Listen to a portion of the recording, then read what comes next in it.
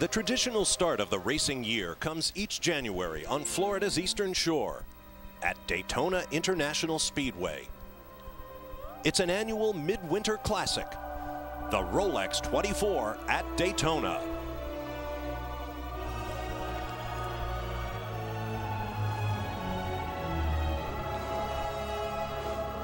Over the past half-century, this contest of speed and endurance has been won both at high speeds and at walking pace. The margin of overall victory has been minute and massive. The mechanical roll of honor includes the most famous marques in history, including Ferrari, Ford, BMW, Porsche, and Corvette. The Great Race has also featured many of the sport's biggest driving stars. Names such as Gurney, Andretti, Foyt, Bell, Donahue, and Redmond. This year, once again, the newest generation of headliners from stock cars, open wheel, and sports cars has made the pilgrimage to Daytona.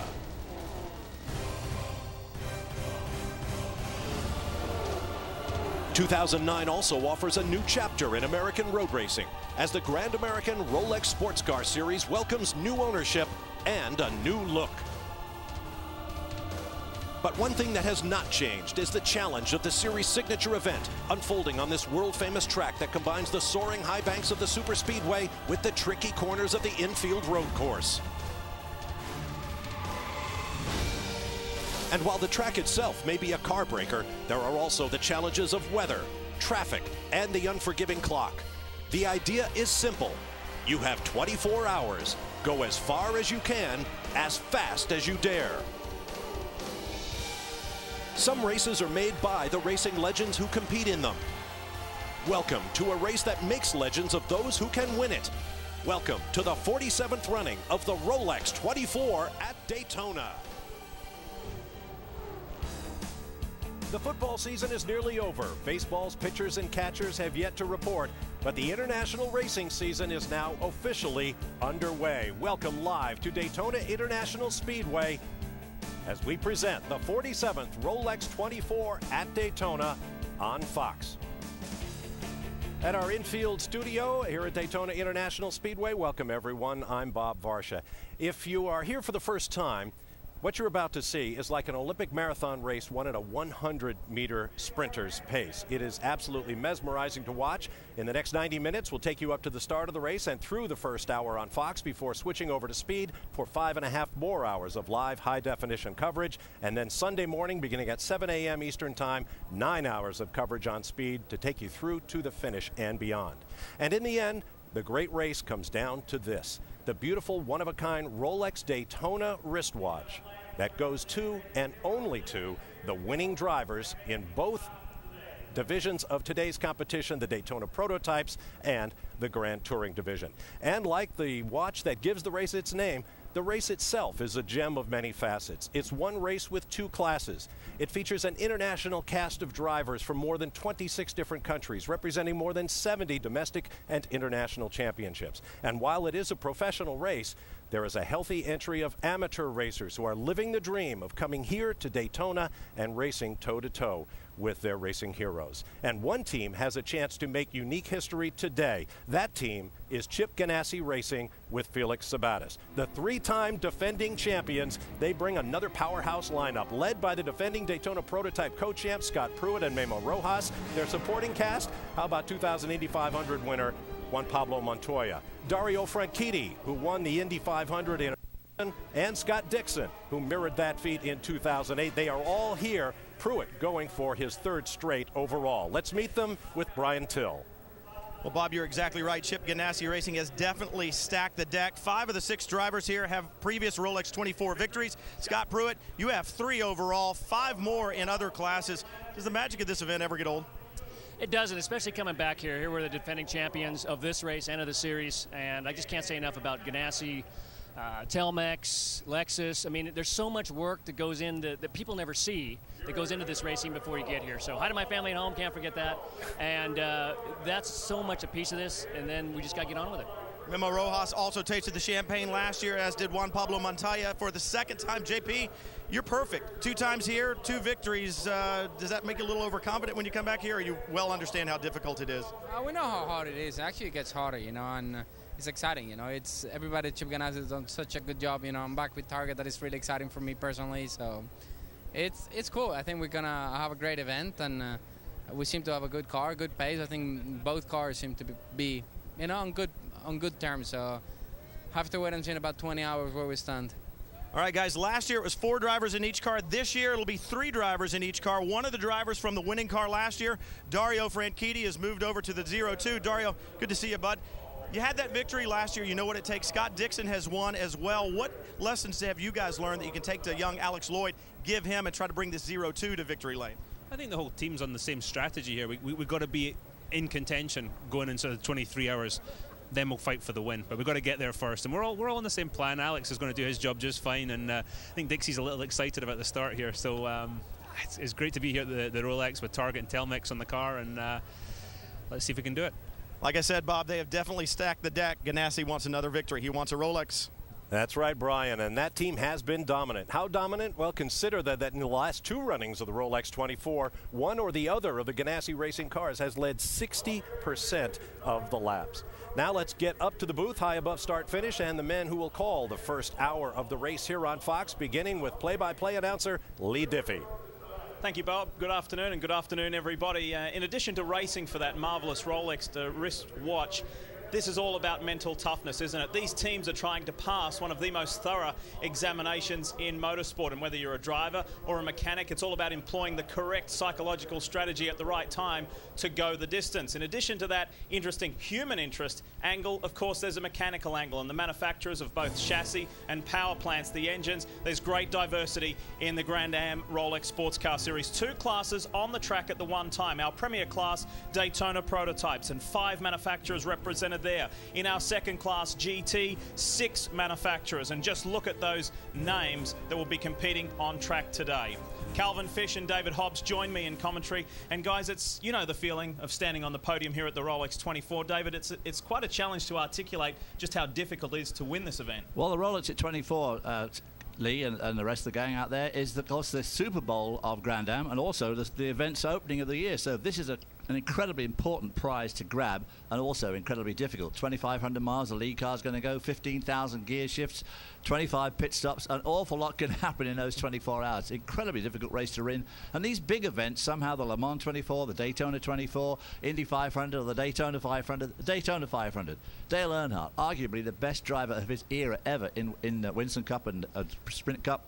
Took him 20 years to win his first Daytona 500, and this is the same sort of thing. Absolutely, David. When you think about it, think about all the obstacles that can stand in your way and winning one of these 24-hour races, and think about Chip Ganassi and his team this weekend. They're going for their 4th straight. It's never been done before, and if they can do it, it'll be sensational. But he always puts together a very fast group of drivers, but he also instills a sense of discipline in these guys where they don't overdrive the car. David, you know the car is not always going to be good for every one of these stints over the course of 24 hours, so you need to be patient, you need to bring the car back to pit lane and have a strong car for the end of this race. And also from the team, while most of their work needs to have already been done, they need 2 very good race cars on the grid today, Lee, and also if anything goes wrong, damage or an unforeseen problem, they need to fix it quickly. We have already heard a lot about Ganassi. There's another team that chased them all the way home last year that starts with G. Bob Stallings, Gainsco Racing, and this championship team, the Grand Am boys, Fogarty and Gurney, the open wheel man, Vassar, and NASCAR's man of the moment, Jimmy Johnson.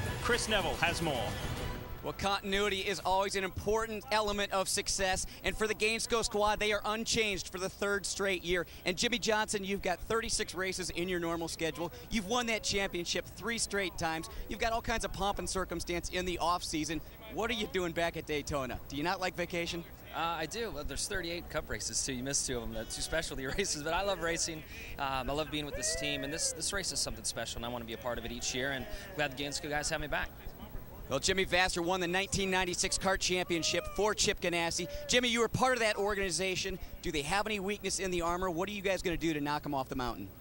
You know, it's difficult to pick any weaknesses that they have. They just keep getting stronger and stronger. They got great driver lineups, and they have 2 bullets in their gun, and we just have 1. But what we have on our side is we're the All-American team from top to bottom, and we probably got about 300-400 people from Gainsco here rooting us on. So.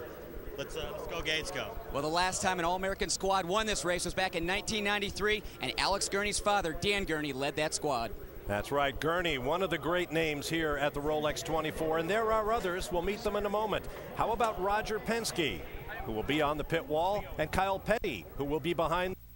And then there are the sort of people who are known by first name only. How about Danica? We'll meet her too when we return.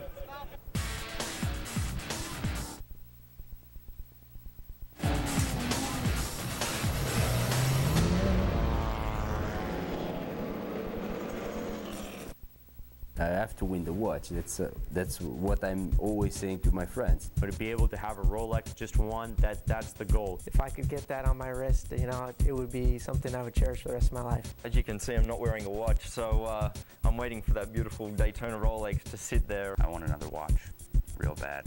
I will not go buy a Rolex because I feel like I have to go earn it and win it. Look, I've been wearing a Timex for about 34 years since I've been living in the United States. I'd love to shift to a Rolex. This is big. That's right, it's all about the watch. Welcome back live to Daytona. There you see now less than 19 minutes to go to the start of the 24-hour odyssey that is the Rolex 24 at Daytona. And that just gets Speed Week started here at Daytona. Don't forget, Sunday, February 15th, the Daytona 500 returns to Fox, kicking off another season of thrilling NASCAR Sprint Cup action. Grammy Award winner and country music superstar Keith Urban will perform during the Daytona 500 pre-race show, and Speed will offer daily programming from Daytona during the week leading up to the 500, including the dual qualifying races and the Camping World Truck Race.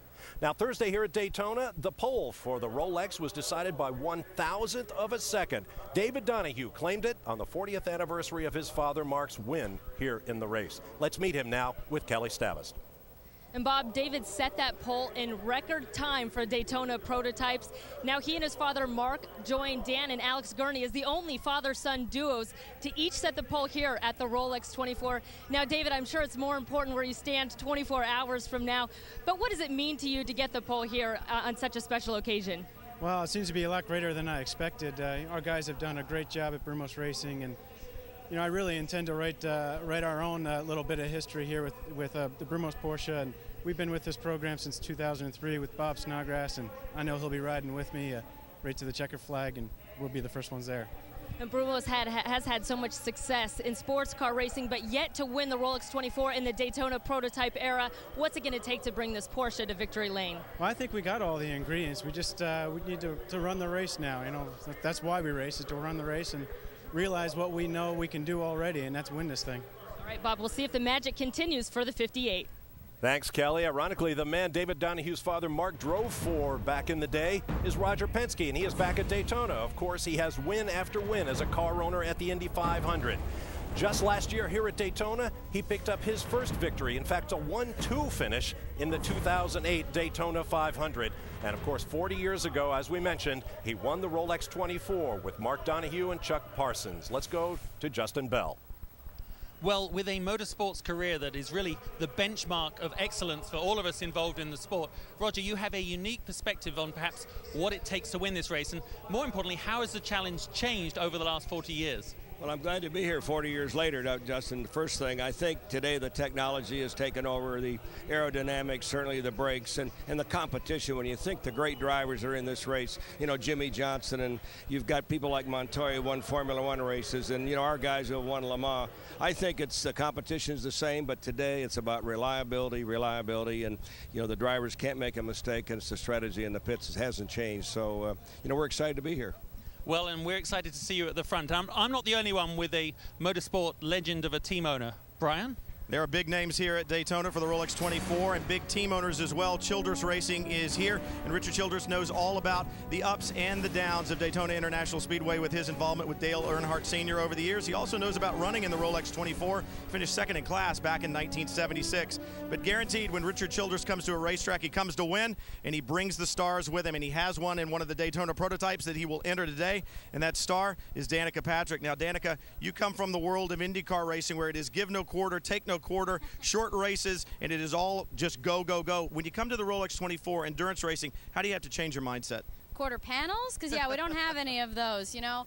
Everything I just keep hearing is that stay out of the pits. But it's, you know, it's survival of the fittest, no doubt, out here. But it's cool to be able to drive in a car, you know, run by Childress Howard that, you know they come here to win. You know that. And we're no different. So, yeah, it's cool to be with Casey. He's won this before. Andy's won this before. And Rob Finley. So hopefully we keep out of this area right here. Best of luck. The stars are here, Chris. Well, the Petty name is synonymous with Daytona, and most know Kyle Petty for his NASCAR career, but he's also had a lot of success in sports cars. But Kyle, most of that in the GT ranks. You're stepping up to the big boys today. What's the difference running in the top class? It's a totally different group of drivers, really. I think when you look at it, there's some great drivers in the GT class, but when you step up here, you know, you just came from Danica Patrick. We have Darren Manning and Bill Lester. You look at Juan Pablo.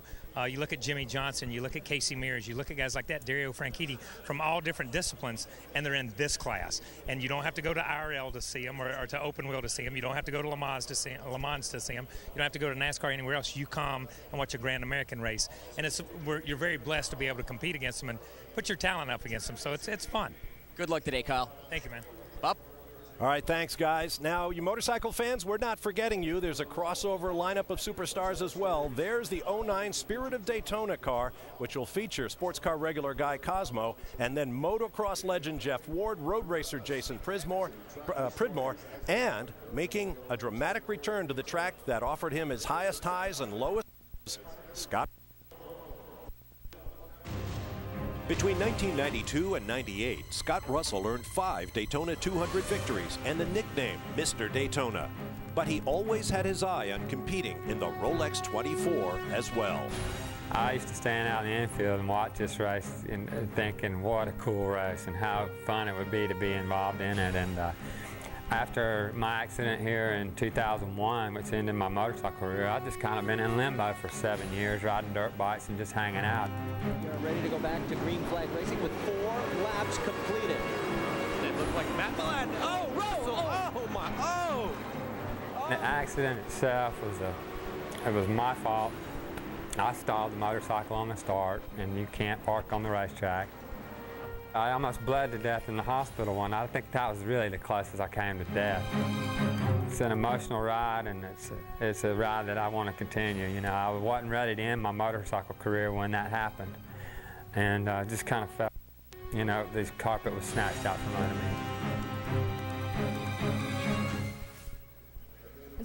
And Scott, this track must hold so many memories for you, both good and bad. You earned your nickname Mr. Daytona with some terrific wins here, but you also almost lost your life here. Now, as you get ready to take the green flag for your first time since that accident back in 2001, what are you thinking? Well, I'm thinking I won't get run over this time like I did on the motorcycle, so I'm pretty safe. I'm not starting the race. I'm feeling really good about it. You know, not too many butterflies. You know, I don't have to start the race, so let the race get settled in, and then I'll jump in it for the second stint, and you know, just try to keep the car on the road and do the best that we can. Stay out of trouble. Well, Bob, we'll see how Mr. Daytona fares on 4 wheels. And you can be sure motorcycle fans everywhere are looking forward to that.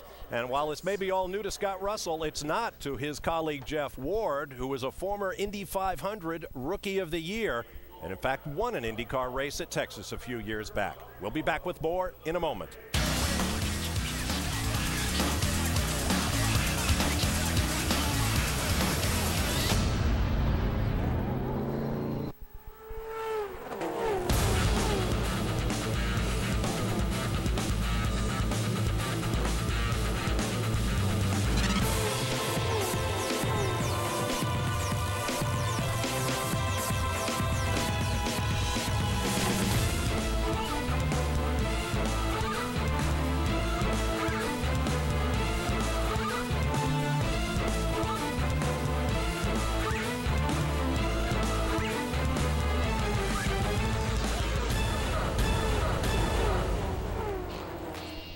There's an example of the action that lies ahead, and a big welcome to the U.S. Navy's VFC 111 Sundowner Squadron out of Key West, Florida.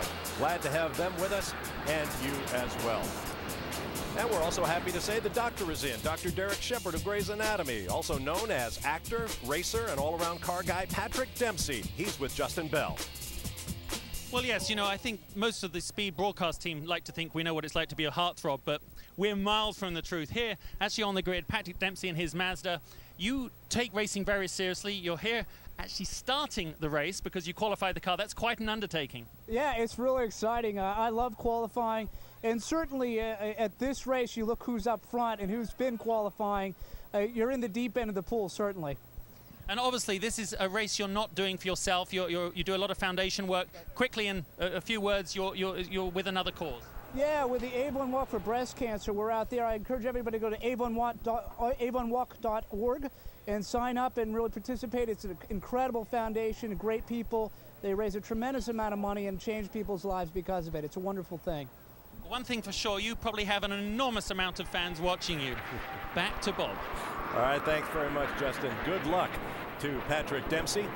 And that charity effort on behalf of raising awareness of breast cancer is just becoming a real tradition here at Daytona, frankly. By rough count, there are more than 6 cars in the field that are raising money for various charities by lapping and raising donations for each lap of Daytona International Speedway they turn. Kudos to them. Now let's go to the Daytona International Speedway public address announcer to meet our Grand Marshal and hear the most famous words in racing. Ladies and gentlemen, start your engines.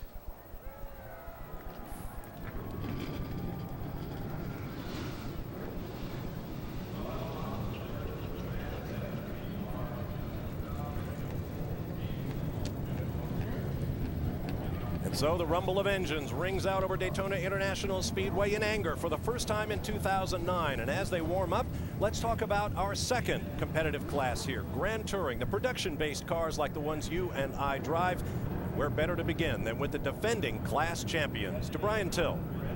The Speed Source team also looking for 4 wins in a row at Daytona, but not in the Rolex 24. They won the sprint race to end 2007, both events in 2008, including the Rolex 24. They'd like to win it again, and they're going to try it from the pole, and it was an emotional pole run for Sylvain Tremblay. He reached down deep as he could, used his emotion and his immense talents, got that car on the pole on the very last lap. And anytime you qualify on the pole or win, it is emotional, but even more so for this team. Still mourning the loss of Sylvain Tremblay's wife in a tragic car accident in December of just last year. He was completely overcome with emotion at the end of it, and I can tell you, if the 70 holds on and takes the victory yet again, there will not be a dry eye on pit road. But to do it, they're going to have to get past a bevy of very fast Porsches. Chris? Brian, you can't forget about the Porsches. Until last year, Porsche had put together a string of 15 GT victories. Leading the charge are the 2 Porsche powerhouses, TRG and Farnbacher-Loos. TRG starts 5 cars with race winners Spencer Pumpelly, Emmanuel Collard, Jörg Bergmeister, and Andy Lally. And then there's Farnbacher-Loos, 6 Porsches and 3 drivers who already wear the watch. Jim Pace, Wolf Hensler, and Dominic Farnbacher. And what about the American ground pounders, the Pontiacs? Carrying the torch, the 2008 GT champions, Banner Racing, and Stevenson Motorsport. Between the 2 camps, Kelly Collins and Robin Liddell have tasted victory at this historic event. That's right, guys. The GT class is always a brand war. Porsche, Ford, Ferrari, Mazda, Pontiac, all represented. As the field rolls off, we'll take another break and return with some of the stories behind the scenes.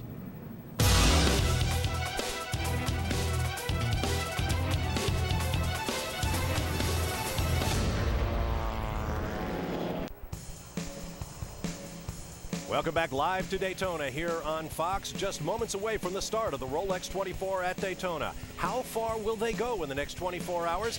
Well, we expect about 2,500 miles from the overall leader. How far is that? Well, if you got in your car here in Daytona Beach, drove 2,500 miles, you could be in Seattle, Washington on Sunday afternoon. Except here, no one is asking, are we there yet? Now let's learn more about what it takes here at the Rolex 20. Kelly Stavast. No question that the athletes and the drivers and teams here are truly athletes.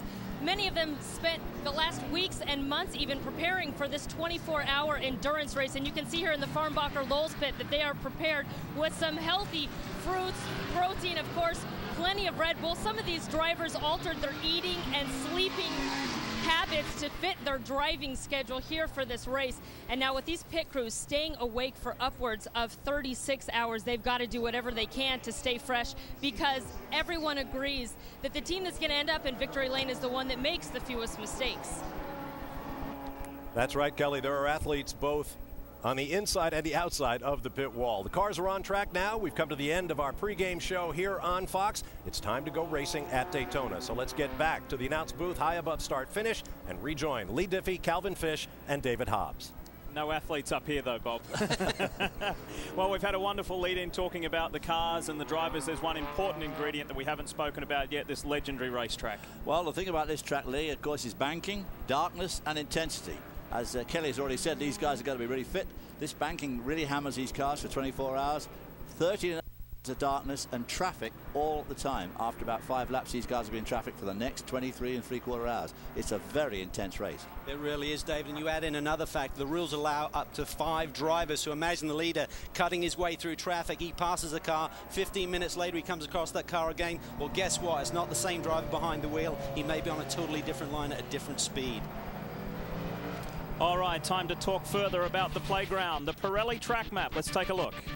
Well, Daytona is just over 3.5 miles, the majority of it up on the banking. That's great for grip, but sustained loads on the components, maybe that'll be fatigue factor. Up to 200 miles an hour for the Daytona prototypes, then heavy braking, and you'll see a lot of that through that infield section. Also, 2 very important corners, the dog leg here and also the bus stop chicane. Critical corners, you have to get through those fast to get a good lap time here at Daytona. Some very interesting figures to take a look at with our race analysis as we count down to green. Just under 50 cars will take the start. You can look at the numbers in the respective classes, Daytona prototypes and GT, and in excess of 200 drivers here at the World Center of Racing. And just look at that split. David Hobbs touched on it before, the split between darkness and daylight, starting 2 hours later this year at 3:30 in the afternoon Eastern. The international flavor of this field continues. The international significance of the Rolex 24 at Daytona. 7 different nationalities represented in amongst the top 10 cars as they grid up nice and tight. This time a year ago, David Donahue was sitting way back in the pack. The view looks very different for the American driver on the right-hand side of your screen. He's starting from pole for the 47th Rolex 24 Daytona, the green flies. He gets a great jump there, David, and you got Timo Bernard. He tucks in nicely. Zonta in that green machine, currently 3rd.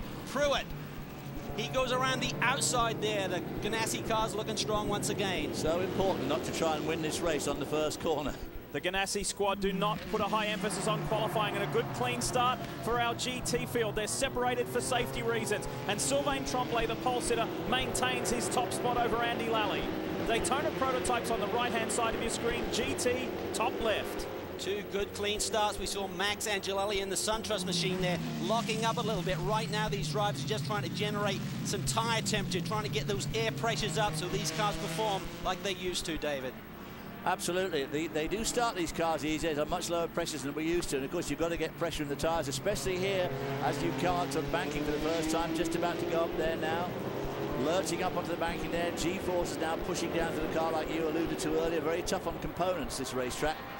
Timo Bernard getting a nice draft there as they come down to that bus stop for the first time. How about the legendary names up front? Brumos, Penske, Ganassi, 1, 2, and 3. If you want to pick the difference between the Ganassi cars, it's Scott Dixon in 3rd with the red face car, the Target logo, and Pruitt is further back with the blue-nosed car. Well, Dixon got a tremendous start there, got around his teammate, of course, in the 02 car. That car won here 3 years ago. The last 2 years, it's been the 01 machine, but 3 years in a row for Ganassi. But right now, 2 Porsches up front. They've got a new engine this year. It's bigger displacement. 4 liters. The other teams are talking about it. They had the cars on the front row, of course. End of the opening lap, and David Donahue nice and composed, enjoying time up front. And Timo Bernard paired with Romain Dumas and IndyCar star Ryan Briscoe. What a trio of stars in that car. There's Zonta, there's Pruitt. Max Angelelli is next. 95 winner Christophe Bouchou. There's Alex Gurney going through. The McDonald's car of Mamo Gidley. And the 6th of Michael Valiente with some fluid coming out of the rear of the car. There was. You could see it there as he accelerated. Now, this is a car that qualified very well, but they were thrown out to a technical infraction. The bodywork was too wide, so they're in recovery mode from the back of the pack.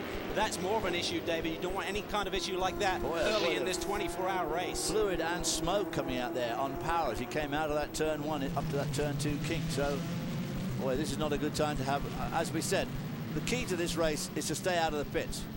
Mike Shank Racing are on a roll. They won the last 2 races of the 2008 season. They're going for 3 straight, but this is an awfully tough one to win to make it 3 in a row, that's for sure. Tucked in behind this blue number 6 of Michael Valiente is one of these stories of the race. 19-year-old Ricky Taylor, who's paired with his 17-year-old brother. We've got a new race leader. Timo Bernard for Penske Racing in the Crown Royal machine leads this race on the 2nd lap. Well, he looked so strong there coming off the infield on the previous lap and was patient on that opening lap, not pushing the issue too hard. But right now, he's out front. And there's a big question mark about this new Porsche motor. What sort of fuel mileage will it get? During the test, the teams are reporting it looks good.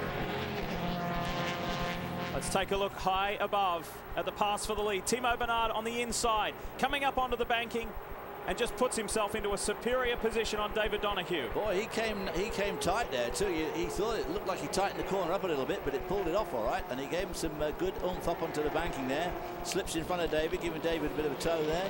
Well, these new Pirelli tyres, they had Pirellis on board last year. They're now manufactured in Turkey, so it's been a little bit of an adjustment, but all of the teams are very happy and got excellent traction there. That's a little bit bumpy there when you actually put the power down to try and get back up onto the banking, so that's an indication of how the suspension is working on that Penske machine. As is the case in NASCAR and IndyCar, all cars in the Grand Am Rolex Sports Car Series run on the same tyre. It is Pirelli is the manufacturer. GT we're talking. Sylvain Tremblay is under pressure from Andy Lally, a multi-time Series GT champion in that green and black Porsche. TRG finished 2nd, 3rd and 4th last year. They were not happy with that. They would love to lock out the podium in 2009. Landy was so pumped after qualifying that not just that he was on the front row, but he was the leading Porsche runner in the field, because the Porsches are stacked this year. They really have the strength in numbers. Last year they struggled to adjust to this new tire, but boy, they've had some adjustments over the off season and they've come out of the box really strong. A lot of the guys running the 09 chassis has a little bit more downforce on the front end. There you see lockup. You don't want to be doing that, David. Sylvain locking up there, putting the flat spot on that tire. He goes wide, runs in wide there, gives Andy Lally a chance to pull up alongside. Can't quite capitalize on it. What happens there when you get under braking, you unweight the right side of the car. It goes kind of light on you. That's why it's so easy to lock up a tire. You can see Sylvain trying to threshold brake there, release the brake pedal and get that tire rolling so he doesn't get that flat spot. Just checked in with Bill Riley, who's calling the shots on the 70 right now. I asked him, how hard do you run early on? Because we saw Andy Lally really applying the pressure. He said, as hard as we can without doing something stupid. We're not going to lay back on this one at all. Bill Riley is thoroughly enjoying calling the shots on the pit stand for this car that he built along with Speed Source. He does not have a race team here this weekend. He is here in the capacity of a manufacturer, and there's a little less pressure on him. He's having fun with the Speed Source boys, who currently run 1 and 3 in GT. However, is your overall leader. Penske Racing's Timo Bernard. There's Bill Riley calling the shots for the GT race leader at the moment. This is the Rolex 24 at Daytona. You're watching Grand Am on Fox. The Rolex 24 at Daytona is presented on Fox by Pirelli. Power is nothing without control. Brought to you in part by Rolex, a crown for every achievement. We welcome you back to Florida as we remind you aerial coverage, we say thanks, is brought to you by DirecTV. Now get over 130 of your favorite channels in high definition. We're back, and things have not changed up front. It is still Penske Racing's Timo Bernard, but it has changed in GT. Andy Lally is up front for TRG in the 67 machine. Hotly pursued by pole sitter Sylvain Tremblay, and there's been a change for third. The very fast Austrian driver Martin Rogginger has got by Jeff Siegel for that third spot. So good, tight, hard racing in GT early on. Well, Sylvain, I would have to think, is just playing it cool here, David. They've won the Daytona races 3 times in a row. Not 3 24-hour races, but there's also a midsummer race. They won that last year. They also won it the year before. So they know what it takes to win here. That Mazda is so strong. This is a long race. He doesn't want to get in a dogfight right now. Well, absolutely. And of course, it's such a temptation to get involved. But as you can see there, 23 hours and 51 minutes to go. There's plenty of time to win this race. You just can't let yourself get too far behind. You don't want to go get yourself a couple of laps down or something like that. But if you just hang in there, all the race is going to come tomorrow afternoon. Guys, the other thing to think about is since the sprint race here in July, the Mazda got a rev limiter, which it did not have before. It runs at 8,600 RPM, rev limited now. And I was talking to David Haskell, who builds the engine. He says it does hurt our top end right here through the tri-oval.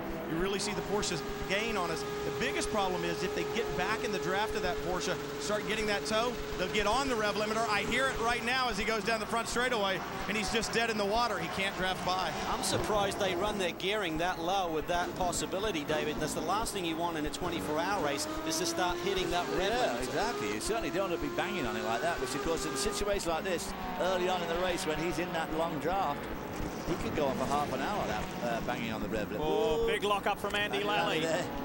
Porsche Mazda, that's how it sits in GT.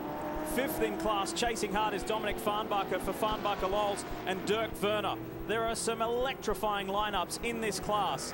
People may refer to it, and it's not correct. They may say GT is the secondary class, but the depth of driver talent in this field is just superb. We go up to our premier class, the Daytona prototypes. Race leader Timo Bernard has a little over a second and a half over David Donahue. There's the margin right there. Then it's back to the Ganassi pairing of Scott Dixon first. Scott Pruitt has got ahead of Ricardo Zonta, as you can see, who's fending off Max Angelelli in the SunTrust Dallara. Well, that's an interesting combination right there, because Max Angelelli is actually Ricardo Zonta's driving manager, so he's got his mentor right behind him there. So this should get tight, but they certainly have a lot of respect. They will have discussed the strategy. They're on different teams on what it takes to win one of these 24-hour races. Certainly Max has done it before, and Zonta is looking for his first victory here at the 24-hour race at Daytona. One of the key points about Grand Am competition is you can choose which chassis you buy, which power plant you buy. Leading the race is a Riley with a Porsche power plant, the same in second place. Then it's 2 Lexus powered cars, also Rileys for the Ganassi squad. Then you get back to a Ford powered Lola, and then also a Ford powered Dallara. There's great diversity. As we ride aboard with one of our French drivers, Christophe Bouchou, in the Supercar Life Level 5 Motorsports BMW powered Riley. Steve Dinan has really made a lot of strides with his BMW motor. It's always had great horsepower, but he's really lightened it up, and that's really a great advantage to have when you got good horsepower, gets good fuel mileage as well, which is key to success in this form of racing. But when you lighten up the engine, David, as you know, it's just a big gain in terms of the suspension working well and not overstressing the tires. Absolutely, but of course every time you lighten something too, you've got to be very careful you don't make it a little bit too weak, because that banking there really takes it out of these cars. These are road racing cars. They don't often go on banking at that steepness, so it really does knock these cars around. Even through the tri-over hill, it's 18 degrees, which is a lot of banking for these cars, so a lot of load goes through these cars, and of course through the drivers.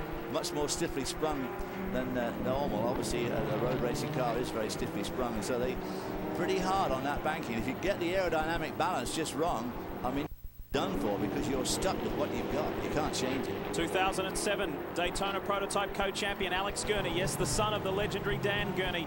Here he is in the Gainsco Pontiac powered Riley. This is the car, folks, that Jimmy Johnson will drive. We've got someone off track. That's it's the 45. It's the Orbit car, the BMW Riley. Boy, they've had a pretty hair-raising weekend, one way or another. It's in the bus stop there. It's Leo Henry behind the wheel, making his Daytona prototype debut. Fierce businessman. He's had success in sports car racing as well. Won the GT2 class at Le Mans a few years ago. This is where he has to be careful, because if he gets out there and stalls her, he's in the target zone. He's got to be patient and just wait for a big gap. Just waiting for the GT traffic to go through. Whoa. Don't go out there, sunshine. Our Leo finally gets the Coca-Cola Daytona prototype going. This is what happened, boys. You see him coming in all by himself. It could have been just a downshift, David. If he went down the gear too quickly, he may have got some real brake lock up. I think Either way, just braked spun a bit late, you know, going into the corner, started to rotate the car, and around it went, going across the new curbs down there, which of course are looking pretty good so far. The drivers like them. 45 car is the car that Kyle Petty is competing in. Max Angelelli on Ricardo Zonta. The ex-Formula One driver is under increasing pressure, and look at Pruitt on Dixon. Scott Dixon trying to hold Scott Pruitt off. We'll be back.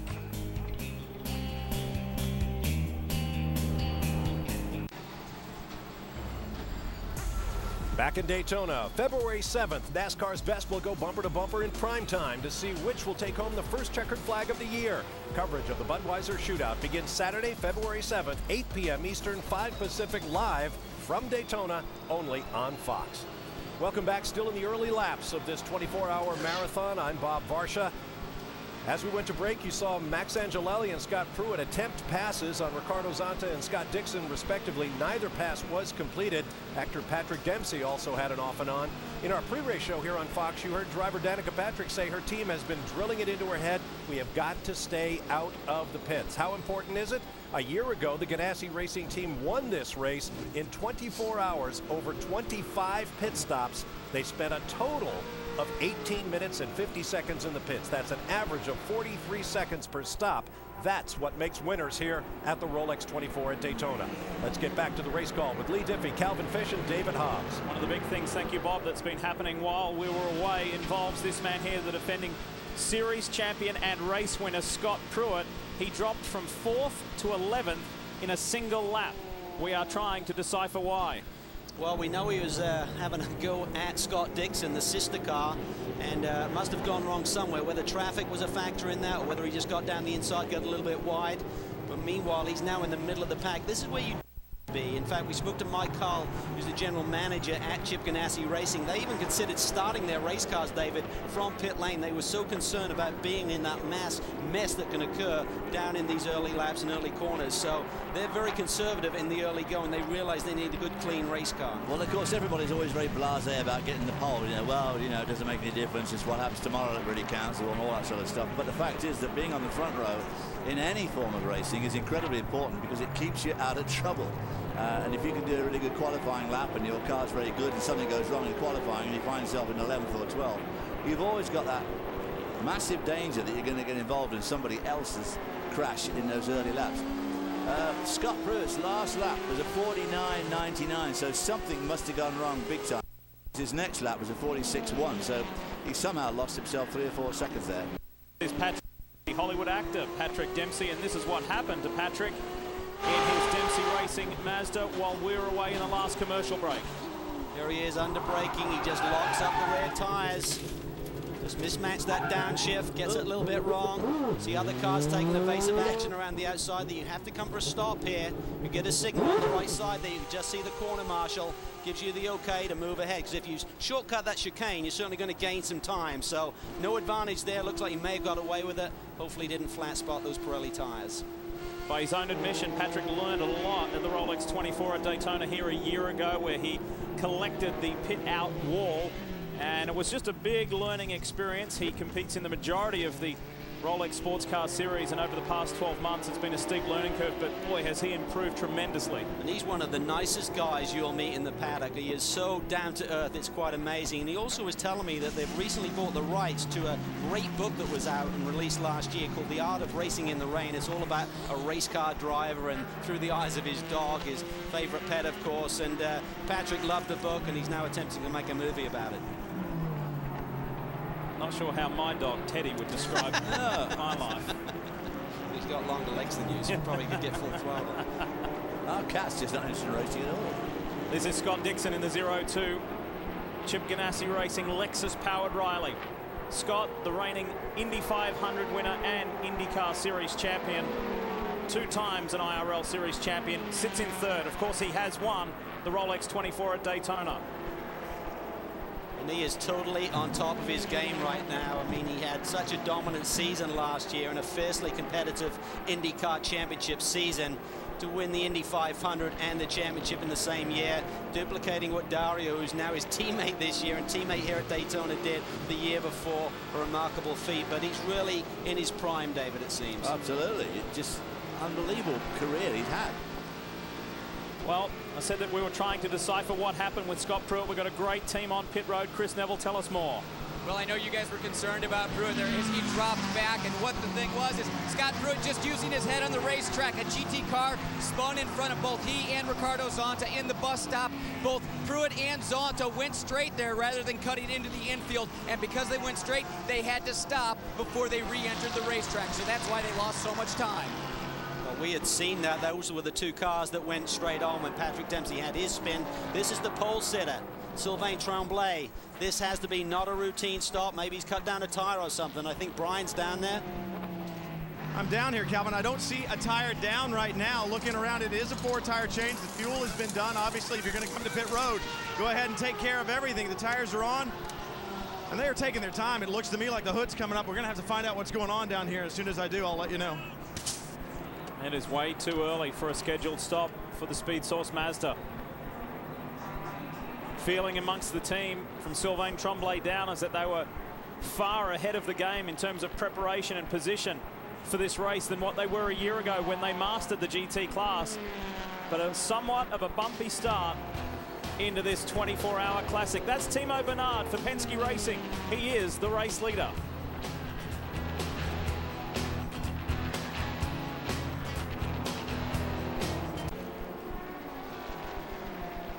You're watching the Rolex 24 at Daytona here on Fox. We're glad you are with us. And Timo Bernard is glad he is here with Penske Racing. An American Le Mans Series champion multiple times. He is here in Grand Am full-time with Romain Dumas in 2009. This is a Porsche-powered Riley.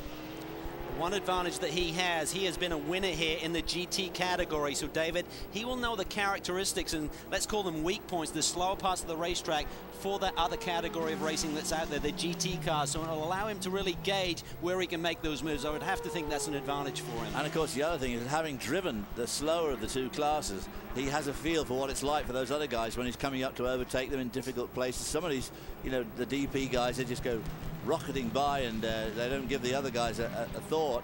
And it's, you know, when you're driving a GT car, it's still going 175 miles an hour. It's still going fast enough to get hurt. So, and you got to keep watching the mirror all the time. And so he understands just what it's like to be in the slightly slower car. When I say slower, that's a bit of a relative thing as well. Speaking of teams that know how to win here in the GT class, I'm talking about Allegra Motorsports. Here we ride with Scottish driver Ryan Dial. Ryan wasn't with Allegra Motorsports when they were victorious 2 years ago in the GT category, but this young driver knows how to win Grand Am races. He won one last year in a BMW-powered Daytona prototype at Mazda Raceway Laguna Seca, and here, Cal, he is setting a blistering pace. He's rocketing up the order, already into 8th. Well, he's another one of the drivers who had their car after qualifying pushed to the back of the grid. They had a ride height infraction. The cars had to have a minimum ride height, and after qualifying, all those checks had gone through thoroughly, and the inspectors found the car was too low, turfed out his time. He starts in the back, but there's a long day ahead of him. He's got a fast race car, and the team has really come to grips here. This is a team that won here 2 years ago in the GT category, so we don't only see drivers moving up to the bigger Daytona prototype class, we also see teams making the same move as well. Well, this seems to be a theme. It's not on purpose by any means, but Dominic Farnbacher also knows how to win here in GT, and he has got his car up to the front. Speaking of GT, Sylvain Tremblay in the Speed Source Mazda is behind the wall. This is the class winning car from 2008, the Rolex 24 at Daytona, and this is not the way they wanted to start their 09 campaign. Brian? Well, they brought it in and the car would not refire. We talked about them changing the tires earlier. They filled it with fuel and it would not refire. They wiggled some wires underneath the hood. It did refire. Sylvain went back on the racetrack. They told me that he had dropped a wheel and had a pretty hard hit and lost fuel pressure, but as he pulled away, they noticed fuel on pit road after the stop. So they brought him back in, and now it looks like when he did that off-road, dropping the wheels at the corner, perhaps he damaged the fuel cell. So that's what the team's doing right now, putting it up on jack stands, trying to get a look at the fuel cell and decide what they're going to do. It looks now they're going to push it back to the garage. When we have more, we'll give it to you. Well, it goes back to what we said at the top of the show and what we keep on saying. You've absolutely just got to keep out of trouble. The driver's got to drive as near a perfect race as he can, and the crew have got to execute perfect pit stops. So obviously it looks like Sylvain put a wheel over the edge there, dropped the car onto the chassis, and has done some damage possibly to that fuel cell. So, you know, just one of those little mistakes that's so easy to make. Here he is, Dominic Farnbacher. We mentioned him earlier. He's climbed all the way from 9th to leading the class, Kelly. And Lee, the skill and preparation of Dominic Farnbacher and this Farnbacher-Lowell's team really showing off now. Now, there's a reason they qualified 9th. Dominic was very unhappy with qualifying. He said they're having a lot of problems with understeer, and the motor wasn't up to full power. Now, here in the pit box, Dominic's father, Horst Farnbacher, who's also quite an accomplished racer, is calling it from the pit box. Dominic Farnbacher won here in a GT class in his first ever Rolex 24 back in 2005. But unlike some of these other guys who can't wait to wear that watch, he barely made it off the podium before his father, Horst, snatched it out of his hands. So Dominic's not wearing the Rolex, but certainly looking to get one he can keep for himself. It is the hot item here, of course, at the Rolex 24 at Daytona. Will young Dominic Farnbacher, who's teamed with Eric Lux, Matthew Marsh and Kevin Roush, stay there? Such a long way to go. Stick around.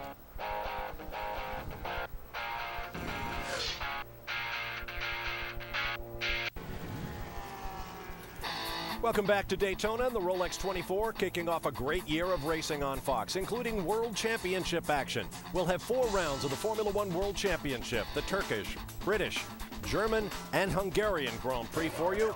And we'll also have 2 rounds of the MotoGP Motorcycle Road Racing World Championship, 2 rounds of the United States at Laguna Seca Raceway in California, and the historic Indianapolis Motor Speedway. Great racing coming your way on Fox this year. Now let's get down to the pit lane and Chris Neville.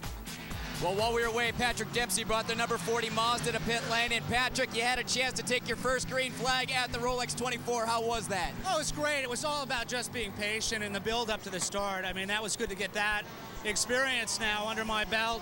And then just try to be patient, which I didn't do in certain places. I try to get a little too greedy, I think, when you try to make up spaces when the DPs come up, and just got caught out. And then developed, I think we flat spotted the tires, and we got a really bad vibration. It was better to be safe, bring the car in, and start getting the drivers through the rotation. But it's great, I had a blast. Well, he's got to go back and get some rest because he's got a lot of driving in front of him, but Patrick Dempsey already making a good call out on the racetrack, getting the car back to pit lane before that tire came apart. And Joe Foster, the co-owner of Dempsey Racing there, just speaking briefly with Patrick. We're back with prototype action. Timo Bernard still leads the way from David Donahue. IndyCar champ Scott Dixon is 3rd. Max Angelelli is 4th. Joao Barbosa is 5th. Well, Scott Pruitt right now is following the chassis, the 001 chassis. This car in front of him, the A Motorsport car, was actually bought from Ganassi way back when, and that just really says a lot about this series, that the original Riley chassis is still so competitive. The A Motorsport team won 2 races last year. Now, of course, we've got different power plants. That team switched to the Ford power plants, so it was Ford in front of the car. You see, really using all of the curb. That is that new curb there, which saves him putting a wheel over the edge, which has already seen what damage that does to Sylvain Tremblay's car, where he put a wheel over the edge before. As this race progressed, at those apexes, you've got big holes dug up and a lot of dirt on the track, and that new curbing is really terrific. Speaking of Sylvain Tremblay, we need to pay off this story. Let's get an update with Brian Till about the 70 Castrol Speed Source Mazda. Well, Lee, what they're doing right now, it's back in the garage area. They're going to change the fuel cell. I looked underneath the car, and talk about racing being a game of inches. You could just see a light scrape underneath where the fuel cell is, caved in, maybe a ½ inch up into where the fuel cell sits, and it must have just split a seam or whatever, but that was enough to not only leak the fuel, but cause the fuel pressure problem. And any way you look at it, that is something that has to be repaired. The good news is it's early in the race. The bad news is it's going to be a lengthy fix. Well, we talk about the serviceability of these cars. This is something you don't practice and rehearse, David, changing the fuel cell. No. Suspension components, brakes, things like that. This is a big change. Well, this is a huge change. It's very dramatic at this stage of the race, but come tomorrow, it could just play into a very good storyline. Smooth sailing for Penske and Timo Bernard early on, though. We are getting some beautiful images high above the World Center of Racing with thanks to DirecTV. Aerial coverage brought to you by DirecTV. And if you call yourself a sports fan, you've got to get DirecTV. Lee Diffie along with Calvin Fish, David Hobbs, Brian Till and Chris Neville with you here at Daytona International Speedway for the Rolex 24 at Daytona. Look at this here. Pressure on Scott Dixon, Joao Barbosa. They're all mixing it up for the top 5 positions. Look at that car right behind them. Michael Valiente started towards the back of this pack after the problems in qualifying. We saw fluid leaking out right there on this part of the racetrack in the early laps. That seems to have cleaned itself up, and Michael is joining the party. Could have been just a little bit overfull of one of the fluids. There was a bit of smoke we saw a couple of times, but as you say, he's pulled up through the field. He's right. He's going to get him on this next time onto the banking. David, your years of experience are spot on, bud. I checked with Michael Shank early on when we saw that fluid and smoke and said, is there an issue? And he said, no, just a little bit of an overfill. It'll be okay. So, hey, Dave, you still got it, bud.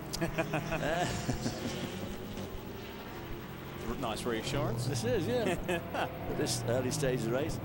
Well, boy, I remember coming into this corner. This corner used to just, I don't know, there's something about this corner. You always catch up with a lot of traffic, and it's a tough corner because you really want to make a good exit because you've got so much fast track in front of you, and obviously you can pick up a couple hundred RPM going up onto that banking. You hold it for 15 to 16 seconds. It's amazing. You're so tempted to just put the car down the inside there, and suddenly that gap goes away and the GT car takes the apex away from you, and then it's hard to get on the power. We talked about the bumps there coming off, and here is where you have to show that patience. The much faster Daytona prototype cars, and that is not a slow GT car. That is the championship, defending championship winner there, the 07 machine. There's a little bit further back in the GT pack here today. Paul Edwards behind the wheel of that Pontiac GXPR. They don't really shine here at Daytona, but they think at the end of 24 hours, they will still be a factor. I think one of their problems is it's a much bigger car than the Porsche and the Corvette in silhouette. It's a good slippery shape, but it's just a bit big. If you cut a section through it, it's just got a bit too much mass to move through the air, and it builds itself a wall, and it's a bit slow on the banking for them. The 99 Gainsco Pontiac Riley. This is Alex Gurney behind the wheel. This is a race that has eluded them. This is their 5th appearance in the Rolex 24 at Daytona. Gurney, who has a championship lineup around him, including himself, John Fogarty, Jimmy Vasser, and Jimmy Johnson in this 99 car. They went as close as second last year. Just 2 laps was the winning margin to Ganassi over the Gainsco crew. They would like to turn that around. They spent 12 minutes behind the wall last year, and they want to make amends in 2009 to take the fight and beyond the Ganassi team and their other rivals here at the Rolex 24 at Daytona.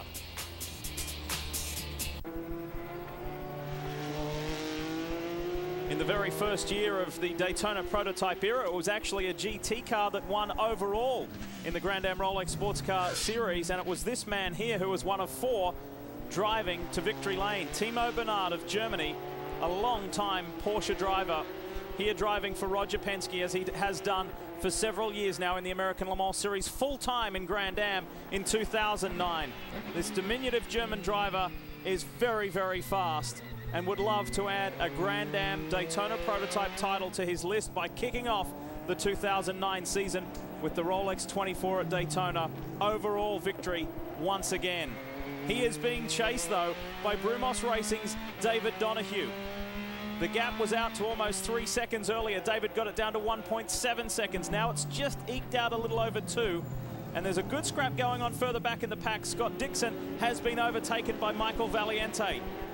Valiente's chance to say, well, Scott Dixon, you're the Indy 500 champ, you're the IRL champ. I wanted to get 2 Indy cars, but here's my chance to prove to you that I am a very good driver. Well, it's a great opportunity for a lot of these sports car racers to really prove to the rest of the motor racing world, David, that they can compete. And there's certainly a lot on the line here today. But here we see now the 55 car, Christophe Bouchou. He's trying to make a move on Dixon. Dixon's car does not look happy right now. No, I think Dixon must be having a little bit of a trouble. Of course, obviously, his main aim here is to lose as little time as possible, but get it through to that first scheduled pit stop. It's Bernard, Donahue. Joao Barbosa for Brumos is up into 3rd ahead of Max Angelelli, then Valiente, then Dixon and Bouchou, who we're looking at now for 6th and 7th. Ryan Dial maintains 8th ahead of Oswaldo Negri, and Scott Pruitt, the defending race winner and champion, is in 10th place for Telmex Chip Ganassi Racing with Felix Sabates.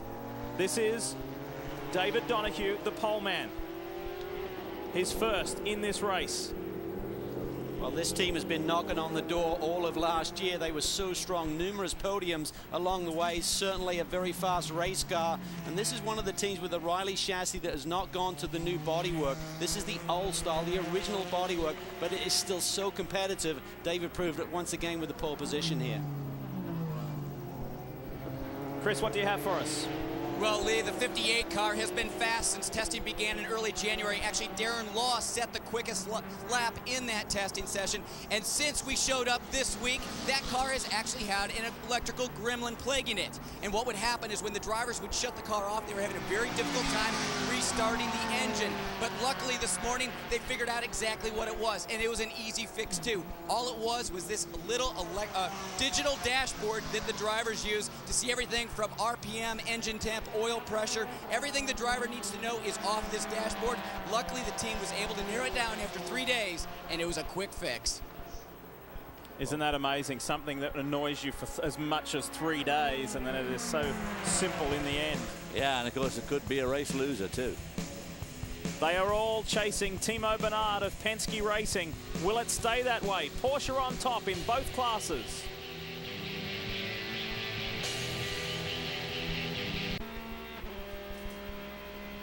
We're back at the Rolex 24 at Daytona, and it's appropriate we ride with Penske Racing's Timo Bernard. Just as we went to the break, the German driver brought his Porsche-powered Daytona prototype to pit lane, and it was a little early. It was at the 45-minute mark. Is that a little conservative, Kelly?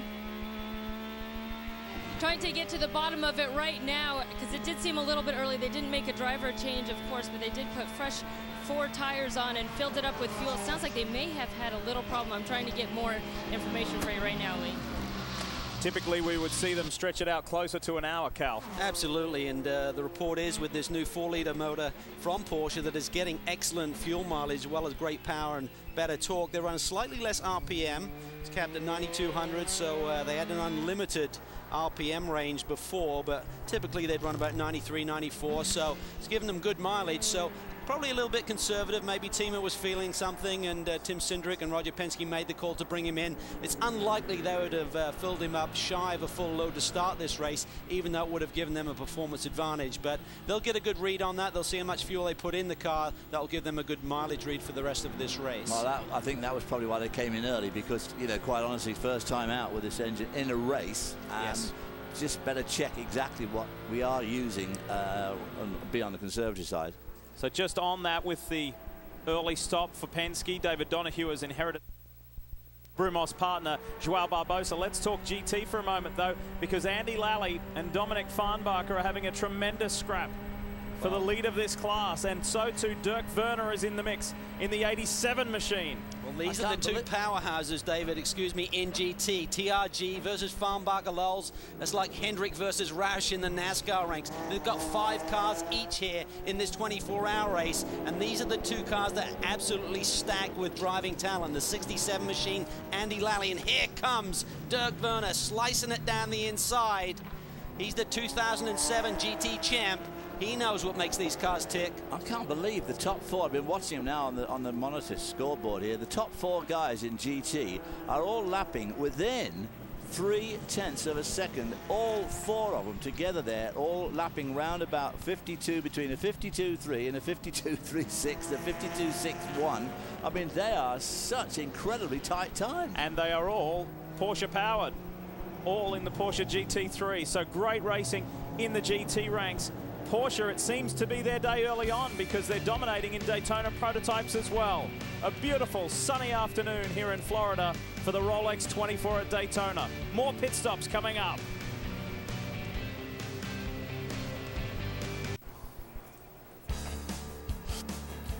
The Rolex 24 at Daytona is presented on Fox by Pirelli. Power is nothing without control. And brought to you in part by Rolex, a crown for every achievement. Shadows beginning to grow long at Daytona International Speedway. No yellow flags at all in the first hour of the 24-hour Rolex 24 at Daytona, and we're glad of that, because we wanted to bring you all of the spectacle and excitement and speed of green flag racing in the Grand Am Rolex Series here on Fox. There's your current leader, David Donahue, with about a 10-second lead. over Joao Barbosa. Both men piloting historic colors of Brumos Racing on those Porsche Riley chassis. Let's get the final moments of our coverage now from the announce booth with Lee, Calvin, and David. And Bob, it's wonderful to have the gentleman Jack Crawford on track. Crawford and the whole team from Childress Howard Motorsports in for the long haul in the 2009 Grand Am season. British driver Andy Wallace behind the wheel, but of course he will team up with his full-time partner Rob Finlay. This is the car that Danica Patrick and Casey Mears will drive throughout the next 23 hours.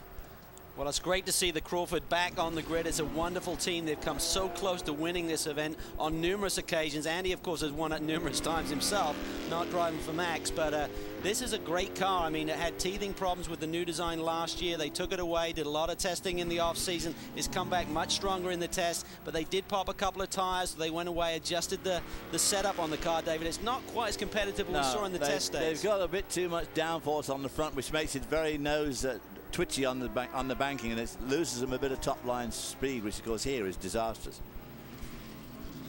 All right, thank you, gentlemen, and once again, thanks to all of you and our viewing audience for joining us on Fox for the kickoff of the 2009 Rolex 24 at Daytona.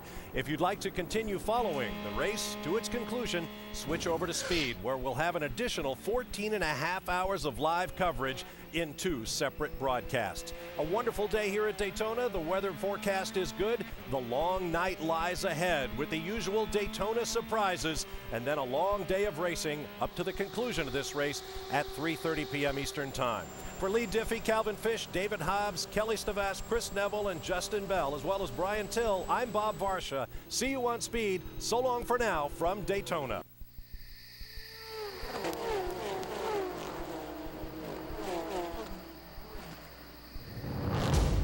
Certainly our sport is unique in that our Super Bowl is the first game. The Rolex 24 is #1 on my agenda to win. To me, it's the biggest race there is. As you look through the lineup of drivers, you can see guys from around the world that have won championships.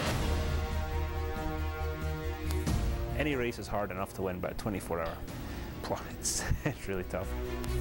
Everything has to be ship-shape, tuned up, on the mark. You're basically running an entire season's worth of time in one race. You gotta be consistent. You gotta try to keep the car on the road. It's hard. One mistake will cost you an opportunity to win. Because all I care about is winning. Winning the race, the 24, it's everything. I've got a burning desire to win it. I'm giving 1,000% to win this race. It's the most important race of my career.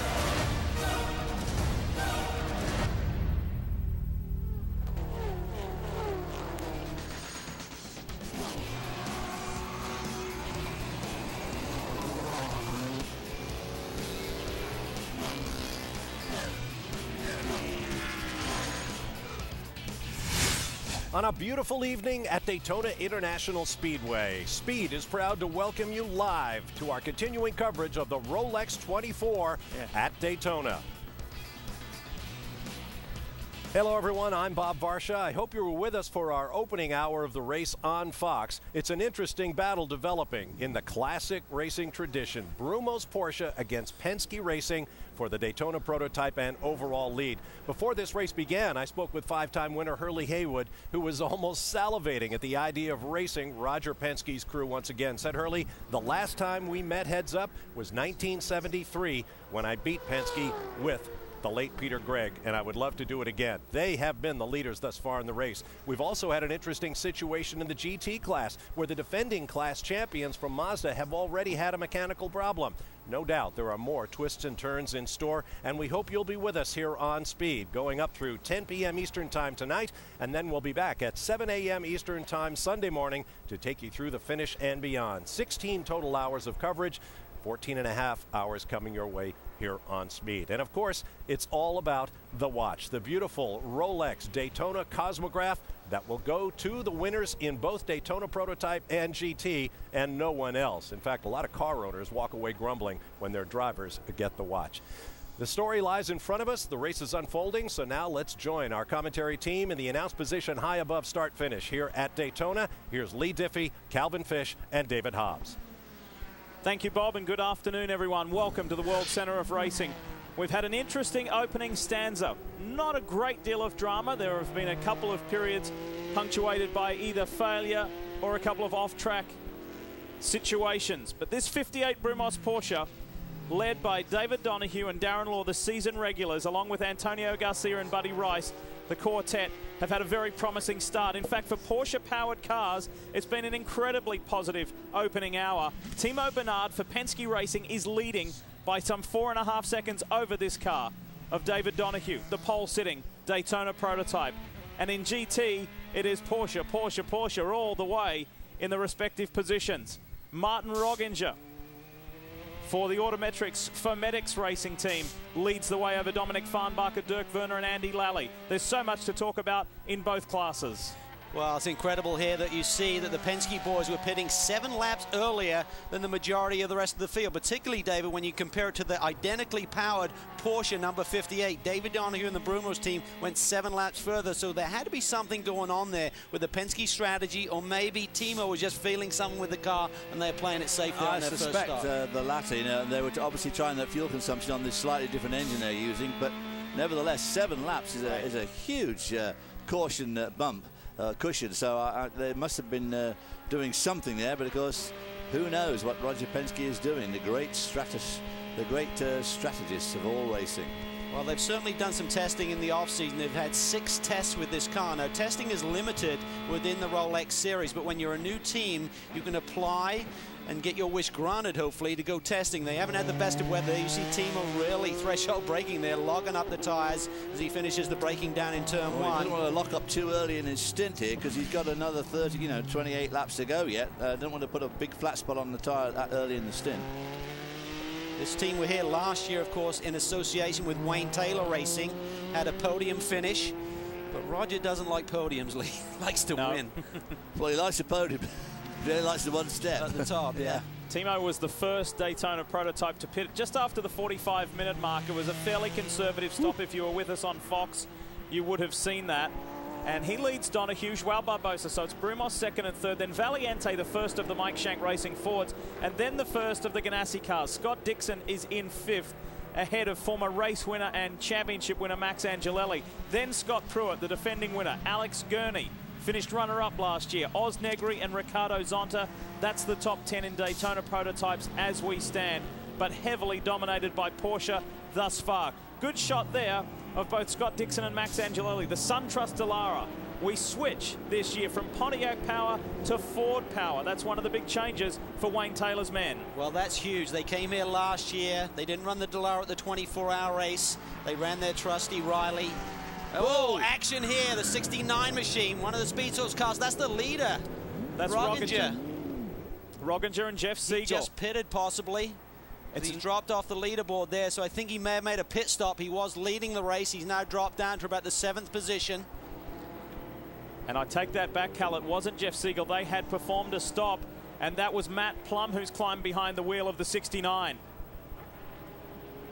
Yeah, because I was just going to start saying, you know, you can see here the shadows are getting very long, and this is the most difficult time of the day for these guys for the next 45 minutes before it gets dark. As they come down NASCAR's 3 and 4, as you come off 4, you're absolutely blinded by the sun, and when you go up onto the banking of NASCAR 1 and 2, you're under the shadow of that wall, so you have a terrific change in light. Well, let's take a look at a replay. We've got a pit stop update coming from Brian Till in just a moment, but here's the replay first. You look at Matt Plum's perspective. Well, this is the corner before, I think, where they have the issue. This is going through the west hairpin, then you come on that final corner. Now, Rogginger's on cold tyres. Oh, jeepers. Plum just misjudged that. Rogginger had just come out of the pits. He's probably got fresh tyres on. He was on the brakes early, David, and just took the 69 car unawares. He was on the brakes early, but the following car should have been a little bit more alert and a bit more ready than that. There it is, top left of your screen.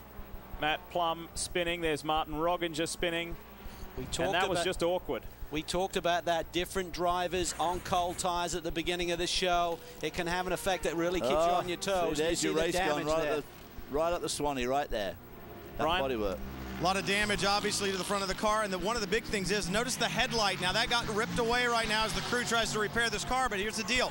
You've got to have one working headlight, one working taillight, one working brake light throughout this race, especially at nighttime. If you're down one already, that's going to be a problem. The other question is damage to the suspension. That was a hard hit, as you were able to see from the onboard camera. You got to believe that Matt Plump just got caught out. Remember, he had some successful runs at the Daytona prototype last year, ran very strong at a second-place finish, I believe, at Mid-Ohio. So Matt Plump, a very experienced driver, just hasn't been in a GT car for a while. I think he just got caught out there by the colder tires on Ragginger. Any way you look at it, the Speed Source team really suffering here early goings in the 2009 Rolex 24. I have not seen Martin Rogginger come to pit road, so perhaps that Fermetics Porsche is okay, unlike this 69 Speed Source Mazda. Well, Matt Plum here last year was in a Daytona prototype running for the Rum Bum team, and he in fact led in the early going there. A little bit off pit sequence strategy with the rest of the front running teams, but what a debut for those guys here. But right now, desperate times for Speed Source, the defending champions here in GT. They've got 2 cars damaged early in the going. This is the fight for 5th. Scott Dixon in the Chip Ganassi Racing Lexus Riley fending off Max Angelelli in the SunTrust Dallara. Brian, what do you have? I was able to look down into the front suspension when they took the tire off. The lower A-arm on the left front is bent. They're going to have to replace it. I think they'll probably take it back to the garage to do that. So it was a big hit. It's going to be a lengthy repair. It is not going Speed Source's way, but it is early days. We're just into the 2nd hour. We need to squeeze in a quick commercial break. When we come back to Daytona to the Rolex 24, American Porsche factory driver Patrick Long is with us.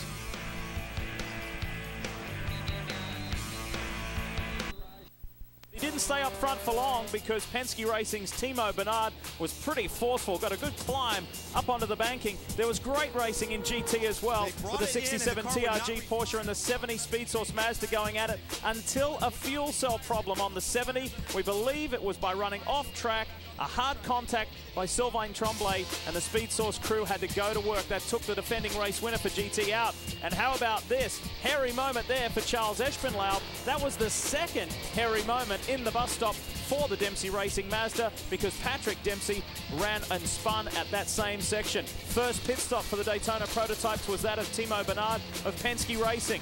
A little on the conservative side, just checking in nice and early for that first round of stops. Get the pit crew through their cycle, and he was sent. He remains the race-leading car. David Donohue in good form. From pole to 2nd, he remains in that place. It's just been good, steady going at the front, and it is Porsche-powered Rileys 1, 2, and 3.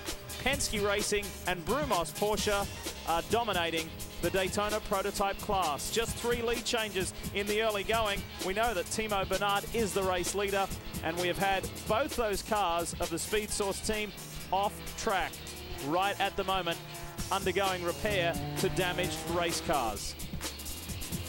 Now we get back to live action, and as we rejoin our race leader, it's appropriate we welcome American Porsche factory driver Patrick Long to the booth. Pat, great to have you up here. Thank you for making the journey up.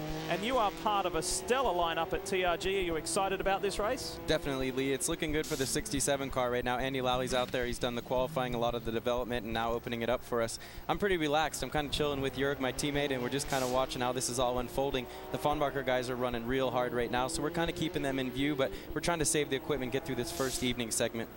If anybody knows, you know just what it's like to drive for Roger Penske. You did it in the American Le Mans Series. How do you see, you're focused on GT, but how do you see this run going for Timo Bernard and Penske early on?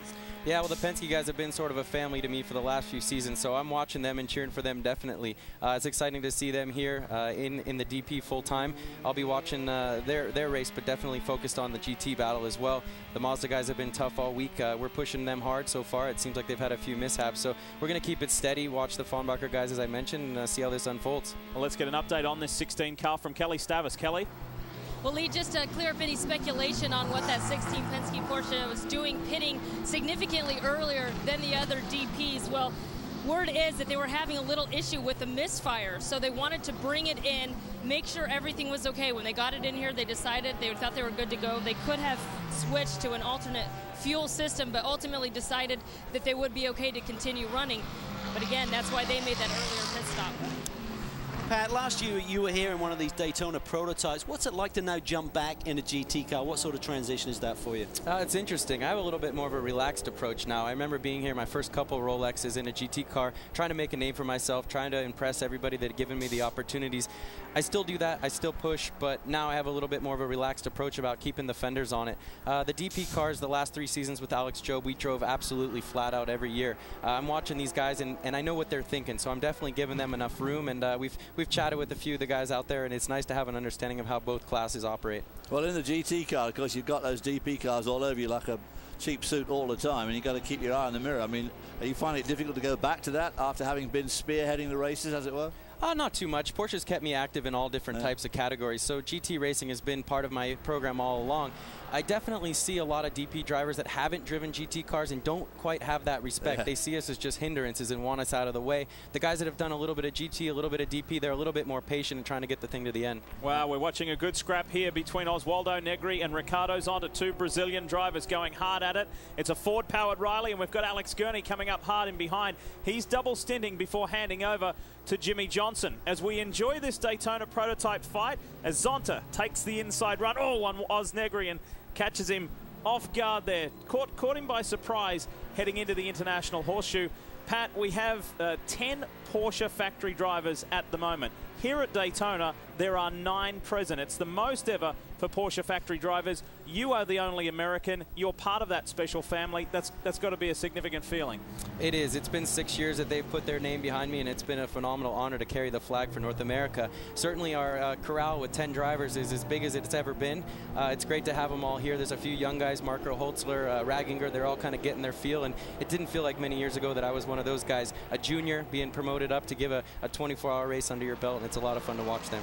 Where are the trickier spots? You talk about dealing with the traffic, the faster Daytona prototypes against the GT. Where are the tricky spots to really mix together around this racetrack, Patrick? You know, I think some of the interesting points are watching them get into the kink, turn 4. The DPs are a lot quicker coming out of the horseshoe. They want to make that move. Some GT guys stay to the left, tracking out. Some guys track back over to the right. So I think the DP guys have a real moving target there. It's a big merge situation, and I think you see a lot of misunderstandings going into a very high speed and narrow corner. Well, it is a quick corner. Of course, as soon as you come out of the corner, you're just still whizzing through the corner with a lot of side load on. You've got to start stopping for the West Horseshoe too, and that's when you get mixed up in traffic. We've seen quite a few incidents over the years where people have had contact there, because you're right, that kink is very, very quick.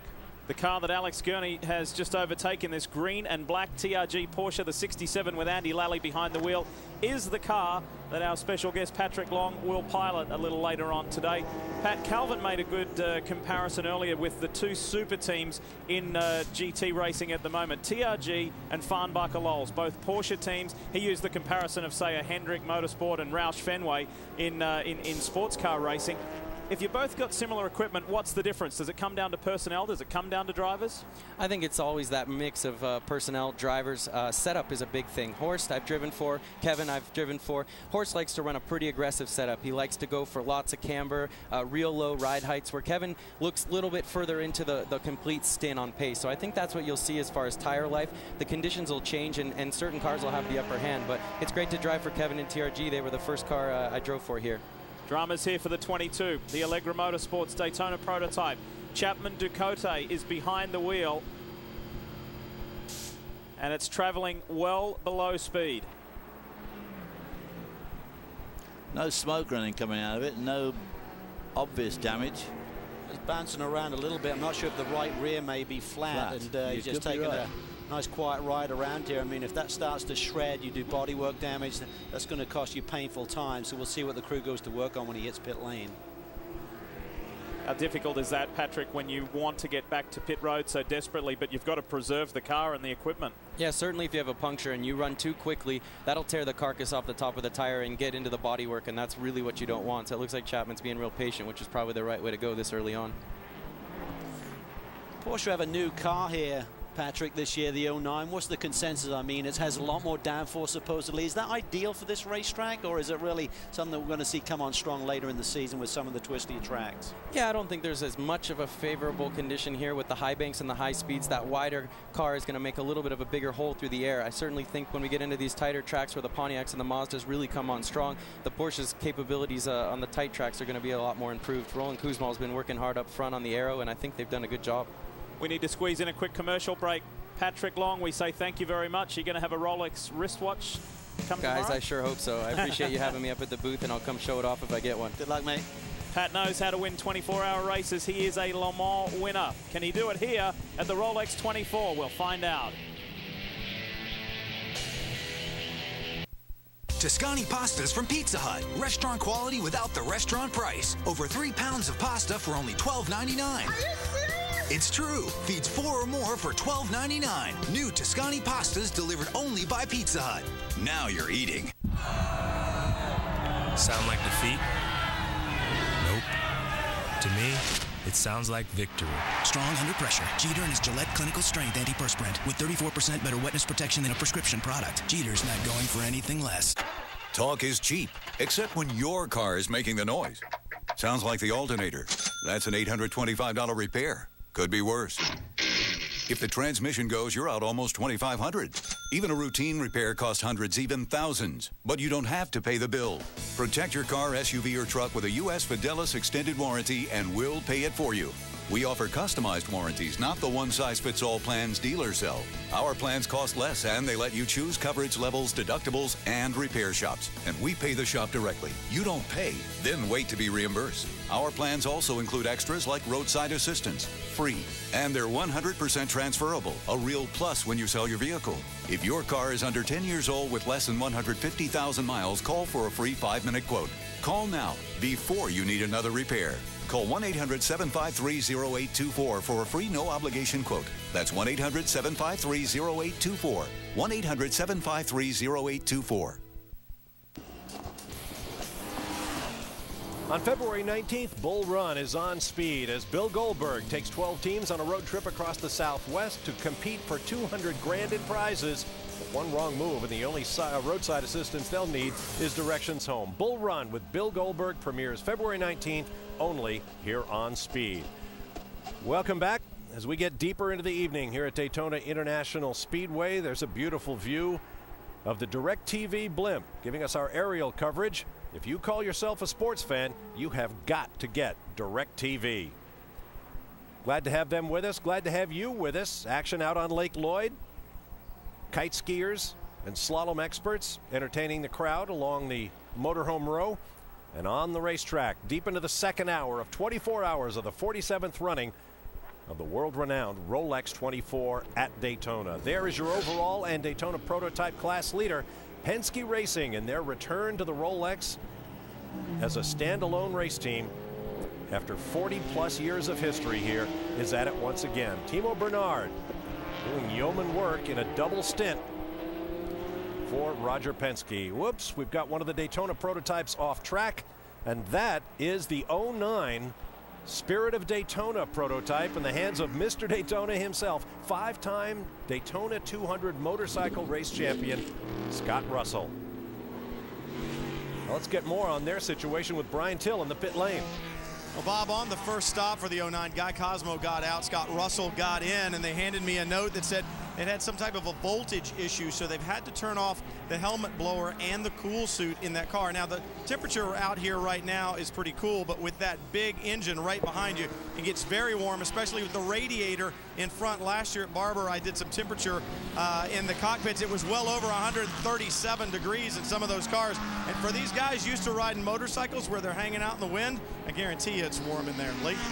And this, while the Spirit of Daytona team does not get the headlines that sometimes it deserves, this car was actually the highest finishing Porsche in last year's Rolex 24. Pretty straightforward spin there for Scott Russell, and he used a lot of grey matter, a lot of brain power in how he executed his removal from that area. Another look from a different angle. Seems to be the trouble spot today, David. Yeah, We've seen does, several cars lose it under braking there, so... I think part of the problem is that they're all trying to run with as little wing as possible to get a high speed around this long, fast parts of this track. And of course, the trouble with that, when you've got low downforce, when you're heavy on the brakes going into the chicane there, into the bus stop, you're already doing about 185, 190 as you go into the bus stop. So the car is pretty much highly balanced. Unlike when you put the brakes on going into turn 1, you've still got a little bit of banking helping you on the initial application of the brakes, although it soon goes away to an adverse camber. But going into that bus stop, if you're carrying a little bit too little downforce, it can lead to trouble. Let's paint the picture for you. Who is where? Timo Bernard leads by 5.5 seconds over David Donahue. Barbosa is third. Michael Valiente for Mike Shank Racing is fourth. Then Scott Dixon. And then we get a little further back, 2 more positions to these guys fighting it out. Oswaldo Negri in 9th, Alex Gurney is in 10th. Here we see that battle for 9th and 10th between Oz and Alex Gurney, 2 of the star names in this championship chase. And for this team, the Gainsco team, I mean, they dominated things, David, back in 2007. Have you ever experienced where you seem to have the world, you know, by the scruff of the neck, and then suddenly things change? It's really hard to keep the whole team in a harmony when you're really starting to struggle. And by struggling, they're still competitive. They're always in with a chance of winning races, but they were dominant on the pole every week, winning races left, right, and center. Well, it's one of those things when, of course, as the slump of what you want to call it continues, that's when the old finger pointing starts. You know, that's the engine, no good. And then the engine guy says, well, it's the chassis installation that's not the problem. And then somebody else says, well, it's really the driver. And the driver says, hey, it's not me, it's the car. And that's when that's when you got to have the team pulling together. And I think this team, the Gainsco team, are a pretty switched on lot. And I'm not quite sure why they are going through this bit of a slump at the moment. Bob Stallings really highlighted and underscored to me yesterday the importance of the KITS program, not KISS, not Keep It Simple Stupid, but KITS, K-I-T-S, keep it the same. Yeah. As we see a spinner here, is it one of the TRG cars? It looks like the 68. Trying to get it back around in the right direction. And it's right on that horseshoe, which is very difficult to chick it. Just needs to get some clear space and then flick spin it and head back in the right direction, which he does. He's got plenty of space there. Yeah, KITS, keep it the same, and Bob Stallings is a big believer in that, whether it be mechanical, whether it be componentry, whether it be personnel. They know what it's like to succeed. We see Chris Pallas. Just looked like he got on the gas pedal a little too hard. These cars do not have traction control, so is really controlled by that right foot. Not sure how many laps he has on those tires. So, and of course, this track here picks up dust and clag, doesn't it? Easy. You know, they run around the inside of that horseshoe to have the inside wheel all around the apex, and it starts to pick up dust. I mean, it's a little bit early in the race for that yet, but it does get very, very slippery there offline. You see that wider front end, that sort of fender flare on these new Porsches. That's one of the 09 cars. Very distinctive look to these. And I think it's real. We talked to Pat Long about this. It's really going to come into play on the tight, twisty circuits that we'll visit later in this championship season. And I think there'll be a factor against the Pontiacs, which seem to really do well on that type of track. Well, they're hoping that's going to give them a better grip at the front, get into the corners, the tight corners. Exactly. That's what they were lacking last year. Because here it can't be helping them on aerodynamically. I wouldn't have thought on these long flat out stints. One of the headline acts of the Rolex 24 this year, Brian, Jimmy Johnson is suited up. Yeah, it's going to be about 20-25 minutes before they're in, but this team always likes to get that driver prepared, because if anything happens in that last 15-minute window, they want the driver ready. They don't want him having to search for helmets and gloves and balaclavas and things like that. So Jimmy Johnson getting ready to get in the car in the next 20 to 25 minutes. Talked to Bob Stallings. They made some improvements in the handling of the car. They said it's not really that much faster, but it's a lot more comfortable to drive. And over 24 hours, David, you and Calvin can attest to that. The easier the car is to drive, the better off they're going to be. Also, David, you were talking about clag. I was amazed at the amount of debris already in radiators and screens that I saw on the first round of Daytona prototype pit stops. A lot of rubber debris, more so than I've ever seen at this stage of the race. So there's a lot of dirt and, as you say, clag out on the racetrack right now. The other thing, the visibility. Very early in the race, remember, we started late, so already visibility becoming an issue as the sun begins to set. Well, and of course, this Pirelli, who had such good supporters at Grand Am Racing, they have a new tyre this year, and of course it might be a slightly softer compound, so it will start to it'll start to wear on the track and start to build up. The three-time NASCAR Sprint Cup champion is ready to roll for Bob Stalling's Gainsco Racing. There'll be a little bit of time before we see JJ, Jimmy Johnson, behind the wheel.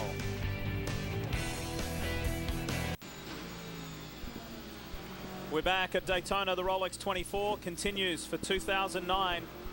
And everybody is chasing Timo Bernard of Penske Racing, who has done a superb job so far, double stinting like the majority of his competitors in the Daytona prototype class and GT class for that matter. It is a very typical and traditional routine here for the qualifying driver to double stint, get the team into a routine and a rhythm, nice and simple.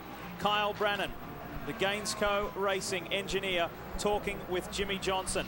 It's quite fascinating, isn't it, just how busy the three-time NASCAR champion is, but he still keeps coming back. Obviously, the lure of the Rolex 24 is just too much. I mean, I wouldn't be here if it wasn't as much fun as it is, and really such a prestigious race, and a win that I won on my resume. The competition is really tough, and as you look through the lineup of drivers, you can see guys from around the world that have won championships. So that's one big element, but I think the largest element is what takes place during the race and what the team does, you know, what the drivers do in the car and the risk you take at different times. So in a lot of ways, I see the most challenging thing is yourself and your own team and what you do out there. Despite his 40 NASCAR Sprint Cup victories and 3 championships, JJ is finding his first Rolex 24 win to be elusive. He hopes to end his 0-for-4 streak this year. I mean, I've been very fortunate to finish second twice now, and it is exciting and rewarding as that moment is to finish the race, to go into victory lane. It sucks looking at those guys getting, you know, when they're presented the watch. I mean, there's just no fun. So I want to be on that top box getting the watch. What was the overriding thing to come out of that? It's not nice looking at the other guys getting the watch. He's right. You know, whenever you have a good spot, whenever I have a podium, everybody says, oh, that's great, you know, you were third at Le Mans, that's fantastic, you know. But I always felt it was sort of the second of the losers, really. Absolutely. I mean, you put it's in just so not much the same. effort. Yeah. Well, he's come close. These boys could have won this race last year, and I mean, the team admits that they made a bit of a bad call in not fixing that gearbox issue under caution. They ended up serving it under green, lost quite a few minutes there, and Ganassi backed the pace off a little bit at the end of the race, so it would have still been a tough one to win, but I think they'd have been an awful lot closer, obviously. Well, it's the visibility now is starting to become very bad, and if what Brian said about the tire, whoa, debris on the track there, we see, look at all that dirt getting swept onto the track there. That itself reduces the grip enormously. All that dust and sand, very nasty little balls of sand. Woo, look at those guys going through it there. That was Jason Daskalos in the Matt Connolly Pontiac, who escaped harm there, as we see Christophe Bouchou in the 55, and I take that back, it's Scott Tucker. That car has come in recently, and they have rotated drivers there. So Scott Tucker, the man behind Level 5 Motorsports, is behind the wheel. So it's Bernard, Donahue, Barbosa, then Valiente, Scott Dixon, Angelelli is 6th. Scott Pruitt just steady in 7th, ahead of Zonta, Negri, and Gurney. That is unchanged. Then Ricky Taylor, Maymo Gidley in the McDonald's Dallara. Then we get to the 55 of Scott Tucker. These guys are on different laps. David Donahue, because of that pit stop by the 55 machine, is 1 lap ahead of the 55 car. But Scott Tucker has put together an incredible operation here. Brand new Riley with Dynon power. They're also looking at maybe developing a Ferrari V8 engine for competition here in Grand Am as well in a Daytona prototype. So that's a very exciting project that Steve Dynon himself is also working on.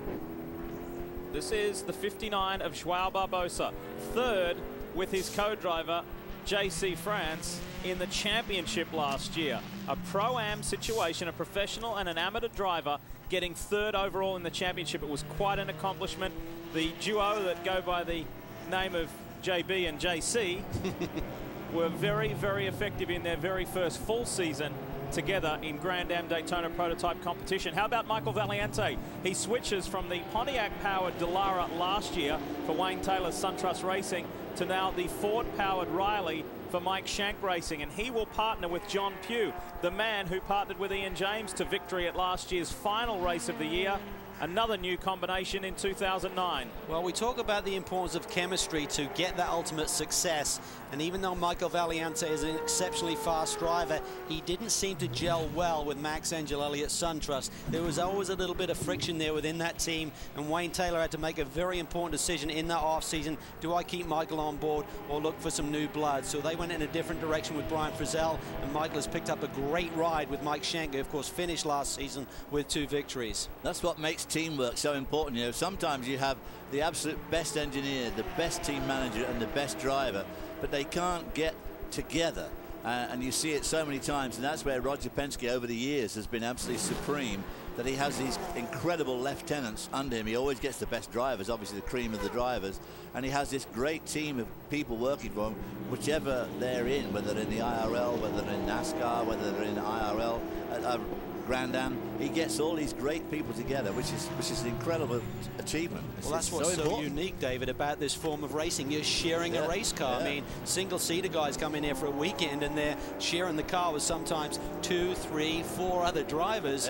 You can't dial the car in just the way you like it. You can't have the seat exactly how you like it. There's a lot of compromise that has to happen to make it a successful operation here at Daytona. Well, I drove for Roger Penske here in 1971, and we were on the pole in the Ferrari 512 with Mark Donohue, David Donohue's dad, and Mark was a good bit shorter than me, and my head was on the roof of that car all the time. But of course, in those days, you know, I was sort of just the lad in the team, so I just stuck it out. But you know, we had the race absolutely locked up. Everything was going perfectly, but then in the middle of the night, somebody else had an accident on the banking, and Mark Donohue slowed up because he could see these cars zigzagging across the banking, and some back marker who we had lapped about 400 times just charged right in the back of him, and we came third. But I mean, we had the race absolutely locked up. But I mean, it's just in these 24-hour races, I mean, there's so much stuff can go wrong. That's why Lee and I could never drive together, because he's so much shorter than I. Well, I know that was difficult. difficult. The same seat. Well, I've noticed you've got the box there for the on-camera piece. Leader is in. Leader is in. It's been a wonderful double stint from Timo Bernard, and it looks like Romain Dumas is kitted up, ready to go. Kelly Stavist is standing by. Timo pulling in here to the pit for the number 16 Penske Porsche. Remember, they had to pit about 7 laps earlier than the other prototypes to check out a misfire issue. Now you see Romain Dumas getting behind the wheel. Don't forget, these two teammates and back-to-back champions in the prototype and the American Le Mans Series. Now looking to grab their first win here in a prototype at the 24 Hours of Daytona. Getting fresh new rubber, some new Pirellis on the prototype. They're cleaning out, as Brian talked about earlier, so much dirt coming off the wheels and the vents on these vehicles, and he's off out of the pits now. Well, I tell you what, this is not good news for Penske. They did 45 minutes on that first run, 50 on this last one. Everyone else of the front runners was getting close to an hour, so I don't know what's going on there. I mean, they're going to keep their cars pretty close to their chest, David, but maybe they've got some kind of fuel pickup issue where they're not getting all the fuel out of the car and have to come in early. That would be a disaster. Well, of course, in a race like this, it adds up. You know, you take a lap here, a lap there, and before you know where you are, you're picking up a whole extra stop. Which, as we've already heard from statistics, that you just can't afford the time in the pits. You can see there those cold tyres, his front wheels working as he went through the horseshoe. We have only seen 2 teams, 2 cars share the lead. Penske Racing, Brumos Racing. David Donohue inherits the lead once more.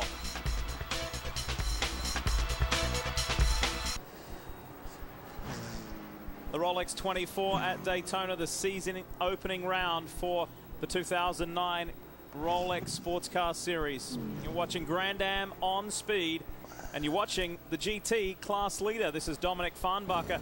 He had an anxious moment just a few moments ago while we're in the commercial break. We'll show you that right now, because it was a lucky escape. There was nobody around, and Dominic was able to gather it back up and get going again. Coming into the east hairpin here, you see him lock up a little bit, and then suddenly car turns around on him, so just pushing really hard. He's driving the wheels off this thing, and we talk about the pace of the race now. I mean, it's a 24-hour sprint race. I mean, these boys are just going for it every single lap, it seems like, if they're going to get victory in a very competitive GT category. In just a moment, we are going to speak with the Grand Marshal and 3-time winner of the Rolex 24, Brian Redmond. But first, let's hear from the driver who led the majority of the opening hour and a half, Timo Bernard. And Timo had a brilliant double stint there, very quickly getting around David Donahue, but you had to pit early once to check out the misfire issue, and you guys have been pitting, it seems, a lot earlier than the other Porsches. What's going on with this car? I mean, the car's running fine. First of all, I had a great start, and could run close with David, and at the end I could overtake him, so that was really good. The car at the moment ran fine, and we brought the car in a little bit early just to play it safe, and so far the car is running great, and I don't know, I can't wait to get out there again. You're not at all concerned with pitting on earlier intervals than the other vehicles? No, at the moment not. I mean, we have very good engineers here, and they will figure everything out, so I'm not worried at all. We talked about you making that move around David Donahue very early. How important is it for you to get out front so that you're kind of the pace setter? I mean, I tried to run safely, but I had the feeling I could warm up the tires earlier, and then I said, okay, in the braking zone I will not attack him, but I really I got a better acceleration, so it was safe for me, and that worked out, so it was fine. But I would have not tried on the braking because the race is too early for that. We've got Romain in the car now, and Reiner Briscoe will have his stint. What do you do between now and your next turn in the car? I will get a rest now and change the clothes, and then we'll lay down, follow the race on speed, and then get in the car again. All right, well, we'll let you get to it. Thanks, Timo. Thank you. Encouraging signs there. Here comes the defending GT race-winning car, the 70. Tell us more. 70 is back out on the racetrack, and I heard them talking as they went out. They said, just remember, it's on cold tires. We need to feel this thing out. Talked to Bill Riley as well. It wasn't just the fuel cell. It also broke the fuel pump. So dropping the wheels here over there in that bus stop, those big rumble strips they put in definitely can do some damage. Well, from Brian Till to Brian Redman. Mr. Redman, it is wonderful to have you here. And have you enjoyed your experience as the Grand Marshal? I know you're experiencing that beautiful new Rolex on your left wrist. Yes, it's been really terrific, and boy, have they kept me busy. It'd be much easier to be driving. Talk about the pace of the race, Brian. I mean, you've won it 3 times, last time back in 1981, and you look at how teams qualify now and the relative race pace. Has it changed a lot over the years? I think it has, because even by, you know, the early 70s, we were starting to run the cars harder. It was really the end of the 60s, where a period when you had to take care of the brakes. And that meant that, let's say in turn 1 at Daytona, you were coming down in 5th gear at probably close to 200 miles an hour. You had to go down through the gearbox to save the brakes. But by 69, with the Porsche 908s and their lightweight cars and pretty big brakes, you didn't need to do that. And so you'd come down in 5th gear and stay straight, you know, make a straight change into 2nd gear, and off you go. So it's changed. Even in 81, with the very reliable Porsche 935s giving 700 horsepower on race boost and 800 if you turned the boost up, you still had to be a little bit careful. You know, you couldn't drive them flat out for 24 hours. And when we won in 81 with Bobby Rahal and Bob Gerritsen, I qualified the car in 15th place. And Bobby Rahal was a young charger at that time. He said to me, Brian, let me get in the car. I can get it higher than that. I said, Bobby, leave it. At 1 in the morning, he came into the trailer. I looked at him and I said, how are we doing? He said, we're leading. I said, Bobby, I told you. And he says, we haven't passed a single car. They've all broken down. Well, you know, the cars generally were so much more unreliable. I mean, at the beginning of the 60s, when you went into a 24-hour race, I mean, the thought of winning it was first, your only thought really was to actually that it was about a 50-50 or 60-40 chance you'd actually finish it, let alone win it. So you didn't get to thinking about winning towards the end. And these guys now, these modern cars, they're so reliable. They just go flat out all the time. We have Brian Redman, 3-time Rolex 24 at Daytona winner, with us. We'll talk more with Mr. Redman in just a moment. But Brian, tell us what's going on with Robin Liddell. Brought that 57 Stevenson Pontiac GXP-R in for a pit stop. Andrew Davis took over, but I also had seen a cooling hose going in. I asked Mac Johnson about it. He said, well, we've got some cooling issues in the cockpit right now. The footwell is just so hot. Robin Liddell's feet were literally melting, and they actually got him out of the car. You can see he's got cold wraps on him, some blisters on his feet right now. We got a long way to go in this race. It's a little too early to cook yourself, boys. Well, this is one of the strategies. A lot of teams have the choice between 3 to 5 drivers. This is one of the teams that only has 3, so this is where you run into a problem. Suddenly one of the guys gets injured, hurt, is not feeling well, and you don't have that backup. I always feel like 3 is great because you get a little bit more seat time during the course of the weekend, but if you have a 4th guy on hand, if something goes wrong, he's like a backup and you can slide him in. 2's plenty. Back in the good old days, right? Yeah. Well, you just didn't want to share the prize money, David. That was your problem. Speaking of yeah, like $50. When men were men and women knew it. Speaking of the good old I knew days, their place. Speaking of the good old days, Brian, you, right from the late 60s through to the 90s, you got to drive alongside some wonderful people, Jackie Ickx, Vic Elford, Pedro Rodriguez, Clay Regazzoni, Peter Gregg, Paul Newman, Bobby Rahal, Bob Chulius, Hurley Haywood, Vern Schuppen, Elliot Forbes Robinson, Bob Wallach and Price Cobb, only to name about a third of them who you partnered with. Was it the relationships you formed or the race wins? What was so special about that time, your time at this wonderful event? Well, it's a very tough event. I think the Daytona 24 Hours was the toughest event in the calendar. Of course, back in those days, it was part of what was called the World Manufacturers' Championship. There were 3 American races, the Sebring 12 Hours, Daytona 24 Hours, and Watkins Glen 6 Hours. All the rest of the races were in Europe, and it was a major series supported by manufacturers. Yeah, there we go. Bring back some memories for you? Yes, yes. Well, that #1 car, that was my car with Joe Siffert, and we had a tremendously troubled race. About 3 in the afternoon, I'm on the back straight. In those days, no chicane. We're doing 215 miles an hour. I shot in between some Camaros and Mustangs, and my left rear tyre burst. It did a lot of damage. It damaged the bodywork and the oil tank. We lost 25 minutes. In 1 in the morning, my rear suspension fell off coming over the bump here on the banking. I spun all the way down to turn 1 without hitting anything. We lost another 25 minutes. We had a fuel leak. We lost 20 minutes. 6 in the morning, the clutch failed, and at that time I went into the other car, the #2 car, being driven by teammates Pedro Rodriguez and Leo Kinnunen, because David York, the team manager, couldn't make the Finnish driver, Leo Kinnunen, understand what we were talking about, and they wanted to slow him down. So they said, Brian, go and do a session. So towards the end of that session, flying past me comes my teammate Joe Siffert in our car, and they'd replaced the clutch in 45 minutes, and in fact, we took 2nd place from the Jackie Ickx Mario Andretti Ferrari with about 30 minutes to go. So in 1970 I finished both 1st and 2nd. What sort of tyre pressure? You seem to have a bad memory, Brian. What tyre pressure were you running that day? A tyre oh, God knows, but my blood pressure was pretty high. Brian Till, go for it. 07 on pit road, running 8th in class when they came in. Remember, this is your GT champion from 2008. You know, I think the Grand Am Series does a great job of parity between the cars, and they'll tell you, hey, this Pontiac, just Daytona International Speedway, not really the place where you want to run it. Doesn't have the top speed that maybe the Porsches have. It's a great championship car, though. Remember, they won it last year. They'll soldier on, see what they can pull out in about, 23 hours, guys? 22? Romain Dumas had to be very patient. He was working away on Tracy Crone for some time, saw an opportunity there and capitalized on it as he makes his way back up through the order in the Penske Porsche. The Crown Royal #16. Making the switch from the American Le Mans Series to Grand Am this year is Romain Dumas. Very fast, very determined, very exciting French driver. Great to have him in Grand Am in 2009. Speaking of speech and communication, Mr. Redman, why is it you have such a beautiful English accent? What happened to Hobbo and Calvin? Well, I think they've been, fraternizing with the Yanks too much. Well, I must say that your enunciation of ladies and gentlemen, start your engines was impeccable. And I wanted to add then when the race started, well, I better do the time-honored boogity, boogity, boogity in English as well. So it'd be something like boogity, boogity, boogity. Did you get DW to sign off on that? No, I'll have to pay him royalties now. We have to get to a break. Mr. Redman, Brian Redman, 3-time winner. Thank you very much, sir.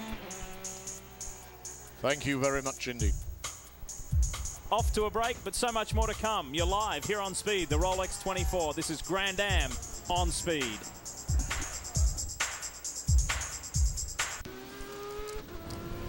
Monday at 7:30 on Speed. It's the season premiere of Pastime, where we salute the men in blue when some top cops play America's fastest game show without the help of a radar. It's Law Enforcement Week, and it all begins with the season premiere of Pastime, Monday at 7:30 p.m. Eastern, 8:30 Pacific, only on Speed.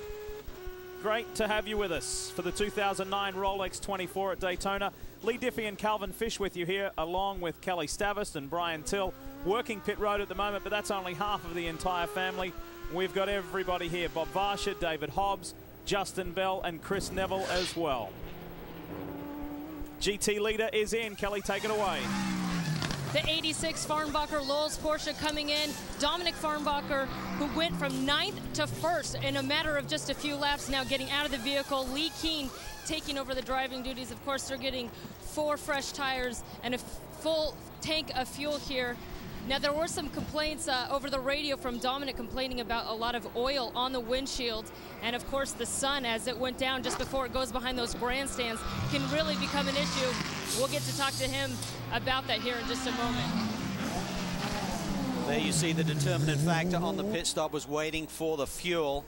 22 gallons of fuel going into these GT cars, 24 on the Mazda only. They actually have a slightly larger fuel capacity on the Mazda RX-8, but all the other GT cars have 22 gallons of fuel. It's a restricted flow, so it takes a little bit longer than the DPs. They actually get theirs in about 30 seconds.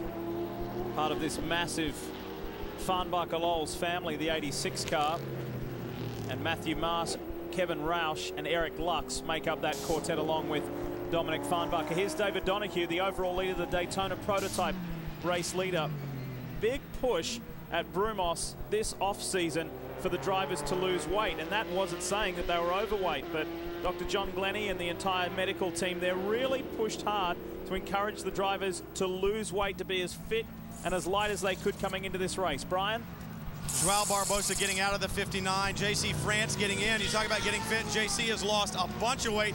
I'm already seeing, though, on these cars, louvers on the front bodywork being pushed up by probably debris, probably more than anything, pickup being exploded off the tires and up through these louvers on the front bodywork. That is going to change the amount of downforce that the front end generates. The more those louvers get knocked out, the more downforce the front end will create. So as we go into nighttime, it'll be interesting to see if we end up with some type of aerodynamic imbalance on these cars as we begin to see this type of damage. Other than that, I don't see any damage on this car at all, except a lot of rubber marks on the front. We were talking about that earlier. And JC France heads back out on the track. Well, a good clean stop. You saw the crew go into the, let's call it the passenger side of the car to put in an ice chest that really just helps the cold water circulate through the cool suit that the drivers need in these torturous conditions that we're seeing. Very hot in these race cars, even though the ambient's in the mid-70s, which you would think is ideal. These race cars still get incredibly hot. And now we see David Donahue, the leader, file his way onto pit lane. So looks like these boys are getting around 34 laps of fuel. They've gone 1 lap further than the first stint. And that's a lot more than the Porsche boys were getting at Penske. David Donahue climbs out of the number 58. Darren Law will get in. Partners all season long in this car. This team really came alive last year at about the 5th round, both the 58 and the 59. I asked Hurley Haywood about that, and he said the pieces have finally come together. We've gelled, and we believe now that we can do it, and they are getting the job done. You talk about the Penske Porsche. I did hear them on the radio switching back and forth between fuel maps, so I've got to believe they've got some type of fuel issue. Darren Law heads back. Don't the Brumos cars look good early on? Approaching the 2-hour mark. Clean, crisp, no major damage. The Mike Shank Ford is in. The 6, Michael Valiente, great opening stint from the Canadian. Same mileage for the Ford Powers. We're starting to see how these different engine manufacturers are stacking up fuel mileage-wise. We've seen the Ford, Lexus, and the Porsche all stop around about the same lap on that first stint, so it seems pretty equal. Meanwhile, this is the GT leader now. Kelly's down there. Dirk Werner getting out of the 87 Farnbacher Lowell's Porsche that had been running second majority of that first portion of the race to its teammate, the 86. And to correct myself now, Lee Keen getting into the 87. It was Matthew Marsh, as you mentioned, that got into the 86. They are also getting 4 fresh tires and a full tank of fuel. Dirk Werner, who's getting out, had a terrific season in 07 here in Grand Am, winning the Drivers' Championship, a team championship for Farnbacher Lowell's, and the Porsche Manufacturers Championship. So a clean sweep in 07 for Dirk Werner. Well, Bob Sanderson is the man, the crew chief who runs this 87 car, and if you want to turn out a top Porsche operation, you put Bob Sanderson on your car. Those guys were so buttoned up yesterday, they didn't even bother going out in that final session. I think they may have done like 3 laps just to bed some stuff in, but they were so buttoned up, so prepared, so ready for this race. We'll see just how far that 87 Farnbacher Lowell's car can go. It has one of the best combinations of drivers, just like the 67 TRG Porsche. It should be an amazing scrap. come tomorrow. Brian? Scott Dixon climbing out, Dario Franchitti getting in. Earlier on the radio, Dixon was commenting, I cannot believe how hard these guys are pressing this early in the race. The 0-1 comes to pit road as well. And this is going to be tight because he pulls right in front of Franchitti. Now Franchitti has to fight to get the 0-2 out. Well, it's very tight this year, Brian. They've increased the amount of pit spots down there, and that has made a decrease in the pit box size. It was 30 feet last year. It's down to just under 26 feet, so it's very tight when you've got team cars pitting at the same time as we just saw with the Ganassi boys. Brian? Scott Pruitt will do a triple. The Ironman staying in the 0-1. This car, too, looks very clean. Even up front, it looks clean, but the crew already, once again, using the air hose to blow out the radiators and get that debris out. It's amazing. Once again, I've not seen this amount of debris this early in a 24-hour here at Daytona. Well, I think this team may want to do triples leagues. They've only got 3 drivers on the squad this year. Last year they had 4. And when you do a triple, it will just allow you to have a little bit more time away from the car because you want to be in position early in case there's a problem with the driver who's currently in there. It doesn't give you enough time to rest. So I'm sure that the Ganassi boys are going to try and work on that triple stinting. That allows 2 more drivers to go in, do a triple stint each. That gives you about 4 to 5 hours to safely be away from that pit box and get some rest. And that was one of the thoughts of General Manager Mike Hull. He said to us the other day that when you have a 4-driver rotation, if you're the last guy in the link, you can have as much out of the car as 8 hours. That's a third of the race. In his professional opinion, that was too long. They're all for this 3-man rotation, so we'll see how it works out for the Ganassi crew. On their previous victories, they've always done it with 4-man crews.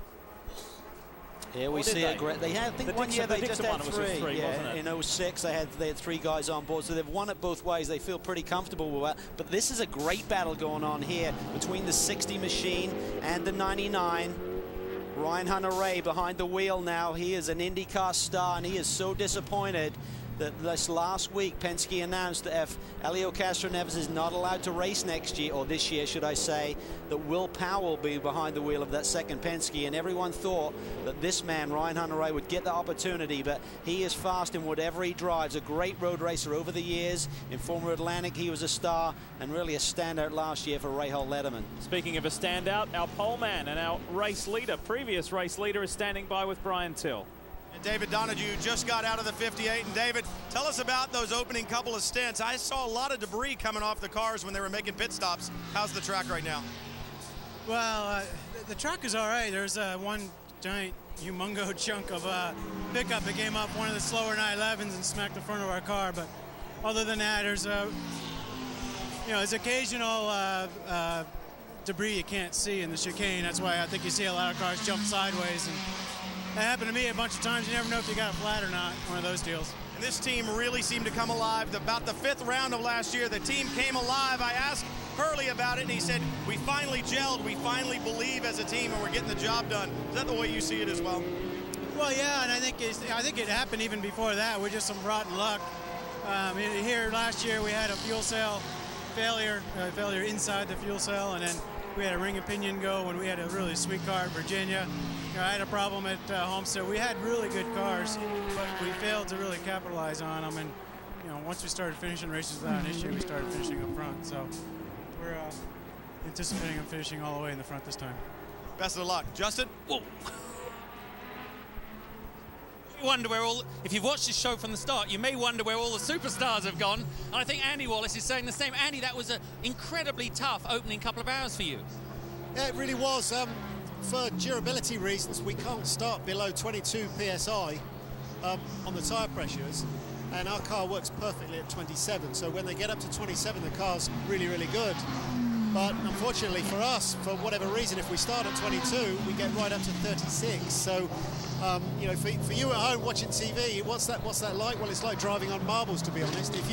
Once the pressures get up that high, if you touch any pedal aggressively, you'll lock a wheel or you'll spin the wheels coming out of the corner. So it's a balancing act. Stay on the road, stay on the road. It's a 24-hour race. Stay on the road. Well, Andy, I know the night time will give you a bigger window, hopefully, so you can pull some positions back up. Brian? Scott Dixon just climbed out of the 0-2. Good run out there, but I was listening to you guys on the radio, and one of the things you said was, I cannot believe how hard people are running this early in the race. Pretty torrid pace out there? Yeah, the pace isn't too bad. Our car, especially in the hotter times, when we started the race, was all over the track.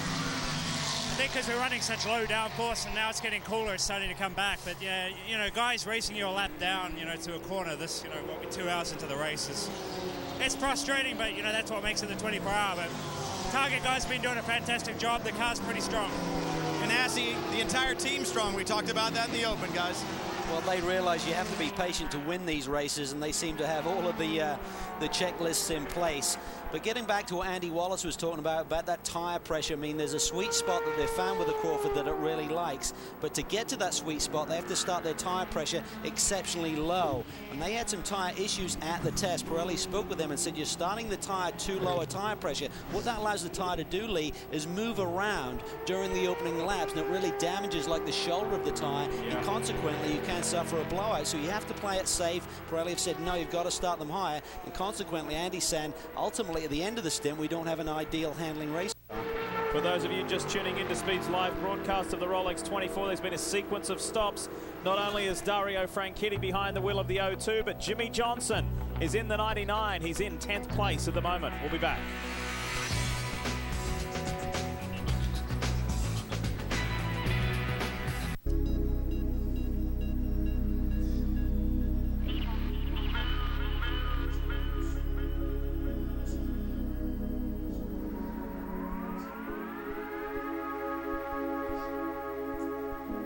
Where it all began, here at Daytona Beach, the home of NASCAR and the home of the Rolex 24 at Daytona.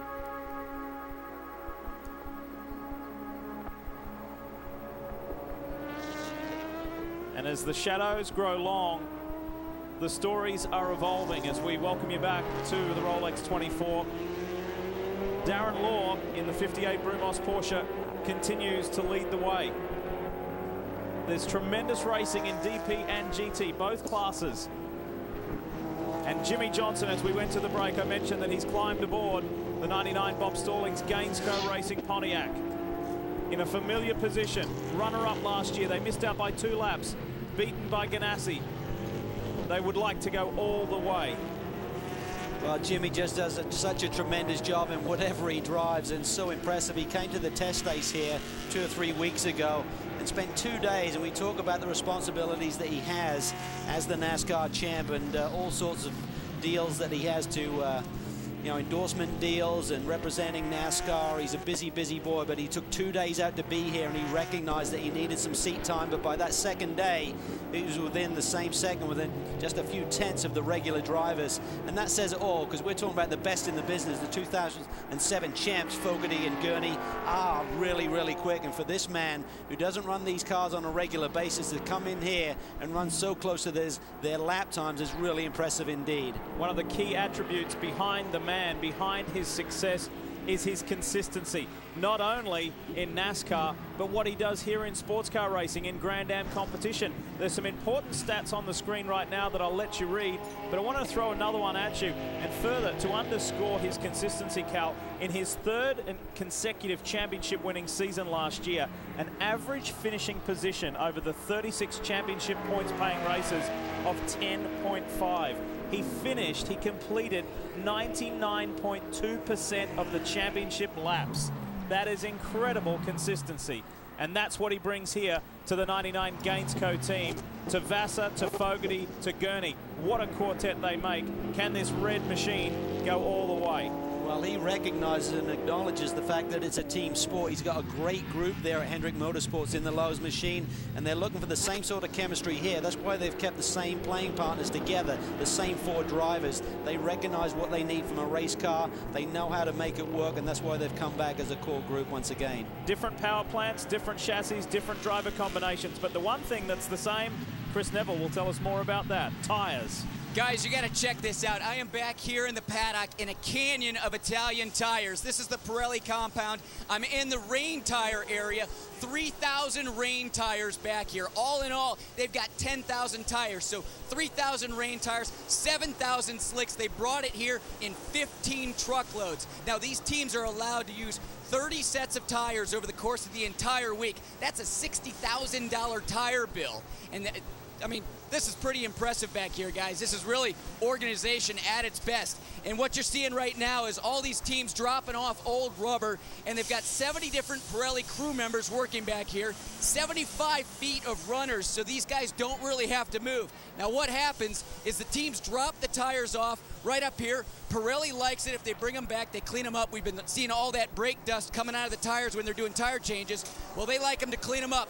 As they drop them off, they come back to this area here where they're going to scan them in and write their orders. Do you need rears? Do you need fronts? Do you need dries? Do you need wets? And by scanning them in electronically, Grand Am can see real time what set of tires the team is on at that point in time. Once they write that order, they pull the tires from these rows back here. So you're going to see old tires and a new tire plopped right on top of it, being sent down both ways. As you come back down over here, the tires end up in an area where they're going to deflate them, break the bead on the old tire, and then they're going to come into this remounting area. And what you're seeing them pull the old tire off, pop the new tire on, then the new tire goes in the center lane on the conveyor here. We're going to work our way a little bit further down into the inflation area, something that Andy Wallace was talking about earlier. Those guys having an issue with their pressures coming up. These guys are inflating these tires with dry air, 1% humidity. And one thing the teams might do is purge that air and put nitrogen in it. Pirelli's saying you don't really need to do that because they've got 1% going in, and what they're trying to do is control that expansion. But these guys are doing this with foot controls, so as they fill these tires up to 40 PSI, they can roll the tire, inspect it, and make sure it's going on, and then you see the bead pop right there. Back on the conveyor, down to the final stage, down to an 8-station balancing area. All these workers here balancing all these tires. Then coming down to the final spot, they're gonna scan the tires back out to the teams.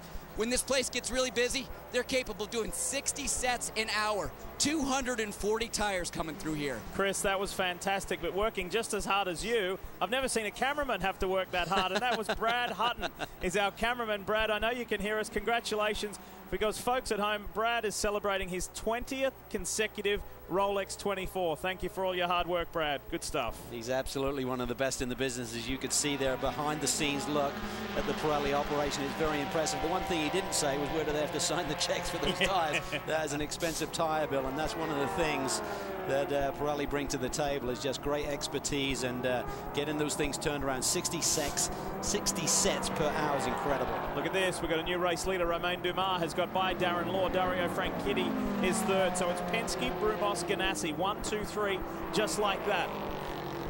Ian James has worked the Mike Shank Ford up into fourth over Pedro Lamy in the SunTrust Dallara. Pedro has won multiple 24-hour events around the world. It's his first time to the Rolex 24. He would like to clinch this one here this weekend. It was Timo Bernard who teed it up for Romain Dumas, and he's taken over. He's picked up where his German teammate left off. Good, smooth, fast running. But as Calvin pointed out earlier, Penske have been pitting earlier than everybody else. They are not running as long as what Brumos is. They're not running as long as what Ganassi is. Will that come into play much later in this race? Well, right now, Romain Dumas has 13 more laps on his tires than does Darren Law. So certainly the car will be lighter in terms of fuel load. You'd also have to think that those tires may not have quite as much bite. Talking to the teams with this new Pirelli tire, they said you can definitely get a good stint out of it. Maybe what they call a stint and a half, where sometimes if you get a yellow and you come in on an unscheduled stop, you're not doing a full fuel load, you could maybe run an extra 10-15 laps on top of a normal stint. So really great durability. Chris mentioned the fact with the Daytona prototypes, you're only allowed to use 30 sets of tires for the complete race weekend. That's not just the 24-hour race, that's all of the testing and qualifying that they've had to do here this weekend. We welcome McDonald's to Grand Am as a sponsor. The car immediately ahead of Romain Dumas is Kevin Doran's Dallara. And it's looking a little twitchy on the banking there. I know that Kevin wasn't exactly happy with the setup. Neither were the drivers, Mamo Gidley, Brad Yeager, Fabrizio Golan, and the boys. They've had some challenging times here, but great to see McDonald's on the 77 and a good, strong, steady driver lineup here to tackle the Rolex 24. That car is just outside the top 10 with Fabrizio Golan behind the wheel right now. And there you see him. He may be hindering Romain Dumas' pace just a little bit, and Darren Lawler's closed right back up on the leader here. So it's Porsche 1-2 again. So we've seen since the start of this race, Penske versus Brumos. And what a story 40 years ago it was that David Donahue's dad, Mark Donohue, won this race with Penske. It was Penske's only victory here in this 24-hour race. And Penske are not just back for a 24-hour race, they won a championship here this year. They are here full time. And there you see Romain Dumas. We talk about the patience that you have to display, but also you have to get on with things. He clears the McDonald's car. A couple of neat nicknames for the two regular drivers this year, Lee. McMamo. Brad Berger. Gonna have some fun with that one. You don't get a choice with your nicknames, right? And let's talk GT for a moment, because there's a thrilling scrap going on. Farnbacher Lowells hold the top 2 positions, followed by TRG.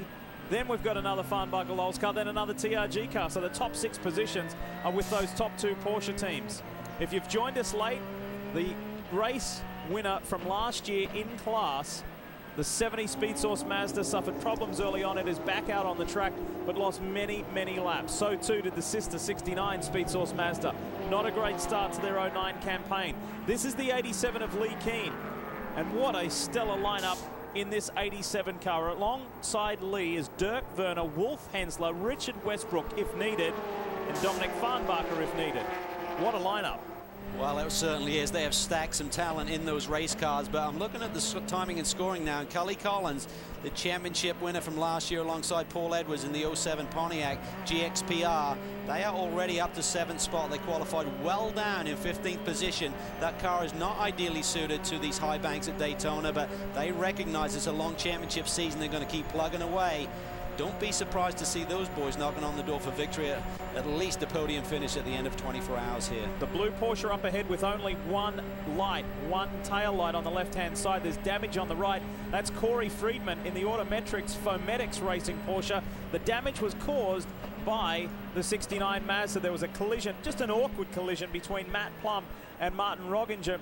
He braked early because he was on cold tyres, caught Matt Plum out.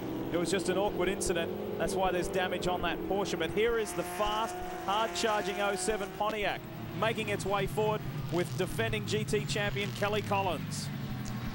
Well, they're down to 1 car this year. They had a 2-car effort last year, the 06 and the 07, of course. Leighton Reese is no longer behind the wheel. They got 3 drivers in this car, 3 of the best in the business. The defending champs, Kelly Collins, Paul Edwards, joined by Jan Magnussen, and they don't come much stronger in terms of lineup than those 3 guys. Another Pontiac there, PR1 Motorsports up ahead as you see Pedro Lamy go high on the banking and whip around the outside of Kelly Collins. Pedro Lamy is in 5th place at the moment for the SunTrust Racing Dallara. It's Dumas, Law, Frank Kitty, Ian James and Lamy, your top 5, with Scott Pruitt doing a triple stint, is in 6th place. We'll be back.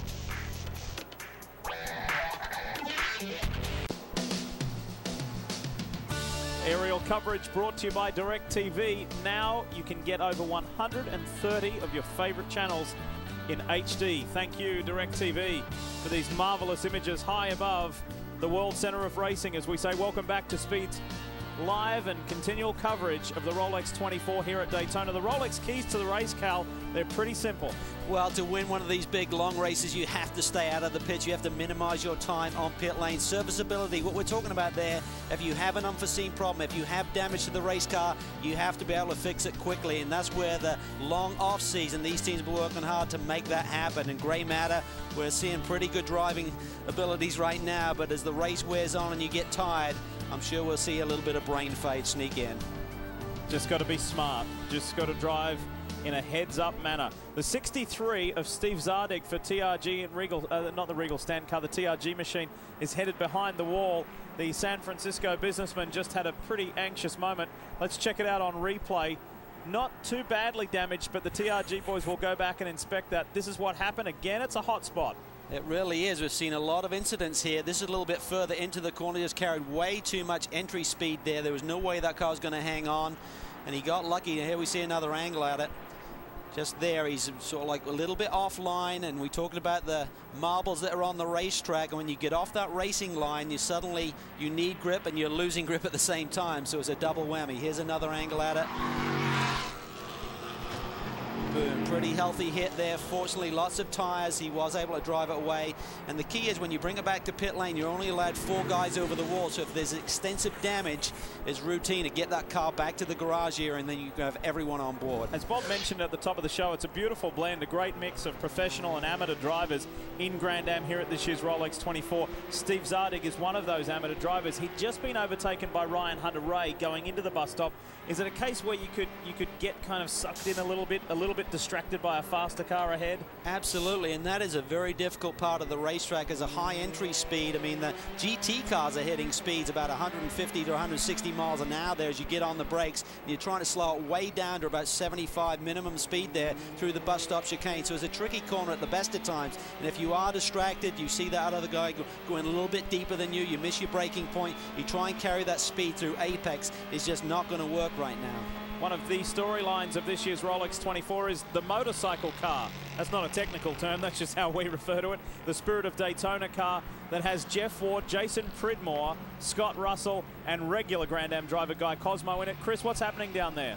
Well, the two-wheeler car has been sitting here for a few minutes now. Scott Russell, Mr. Daytona, sitting behind the wheel. The problem is a throttle cable, and who better to fix that than the team owner, Troy Fliss? So the team has been sitting here, I don't know, probably about 3 or 4 minutes with seeing that car spin on the racetrack. We thought we were maybe going to go full course caution. That didn't happen, so they are losing a little bit more time than anticipated, but at least they got the car back to pit lane. They're going to be able to get this fixed. It's such a quick fix, they don't need to go to the garage. But as you can imagine, the entire Penske team is absolutely ready, like an efficient machine, as their car with headlamps on. It's the first time you haven't been able to see the cars as they made their way up pit lane just because of the way the sun has set. Anyway, it looks like an incredibly routine stop again. I mean, it's such an amazing choreography of man and machinery as they do this. Remember, the regulations limit the number of workers across the wall, so the officials are watching this just as intensely as Roger Penske is up in the box. But it's all looking good. The tires are back on, as you can see. They made sure the vents were clean.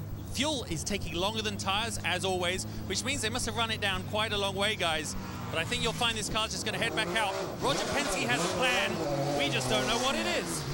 Well, I think when we now look at their pit sequence for their first 3 stops, they went 45 minutes on the first run, 50 on the second, 55 on that one. So they're certainly getting the grips, maybe playing it ultra conservative and getting a good read on their fuel mileage. That first stop didn't really make much sense. I mean, I can see a couple of laps early, Lee, but when you come in some 8 laps earlier than the rest of the pack, something was amiss there. But they'll get it worked out. They've got the experience, they've got the talent on board behind the wheel and certainly in that pit box to figure it out. Let's hear from the captain himself. Justin, take it away. Well, Roger, you confuse us a little bit with the short first pit stop, and you can imagine a lot of speculation up from the guys in the booth. That was all part of a master plan? Well, really what happened is we had a dropout, a misfire, so we came right in because we didn't know what we had. We've run it a couple times now. It seems we got our fuel pumps back working, or we know which ones to use now to give us the full load of fuel. So we stretched it this time. I think the next time we'll be right on track with the other cars. I mean, obviously the drivers are doing double stints, and that's the best way, is it, in your experience as a team owner, get the guys into the race with a nice solid stint? Yeah, 2 stints is fine. We could go 3 if we want to. Car's running great. Just we had this little blip here on the fuel situation, but we wanted to do it, systematically to see exactly what we had, and I think we got our hands on it now. We'll see you the next time. Better to have control of a situation in here than out on track. Well done. Good job. Well, they're certainly on top of things, and as we suggested, there was some kind of fuel pickup issue. I think the misfire was coming from one of the fuel pumps they are running. They have backup pumps that they can switch to, and now they're pretty comfortable that he'll run maybe closer to that 60-minute mark, the same as the rest of the guys. Just to back up what Justin was talking about, the double stints, there are some regulations within this race. You can only do 3.5 hours max. One driver can only stay in the car for 3.5 hours max. One driver can only do 14 hours during the course of the 24-hour event. So certainly the teams need to be on top of that as well. We know that some of you stay with us the entire time. We know that others tune in at various times. So let's bring you up to speed with our 2 highlights. Here we go. For those of you who may have missed them, it has not really been that eventful, the start to the 2009 Rolex 24. Pretty much business as usual. Not a single caution period thus far. And the lead has been shared simply by 2 teams. This one here, the Crown Royal Penske Racing team and the Brumos Porsche team. very solid running from Timo Bernard, Romain Dumas, David Donahue, and Darren Law. Simple as that. This was the driver exchange. Timo Bernard to Romain Dumas. His first look at the Daytona International Speedway as the sun was going down. Long-time GT class leader Dominic Farnbacher with a very elementary spin at the International Horseshoe, and then got going again. He's since handed over to Matthew Marsh. They continue to lead the way. The Rolex race summary shows you just 3 lead changes. That's what I mentioned. Brumos and Penske dominating, and we have completed 85 laps already. Well, a man who knows what it's like to win here, in fact, 3 times in a row, is standing by with Chris Neville.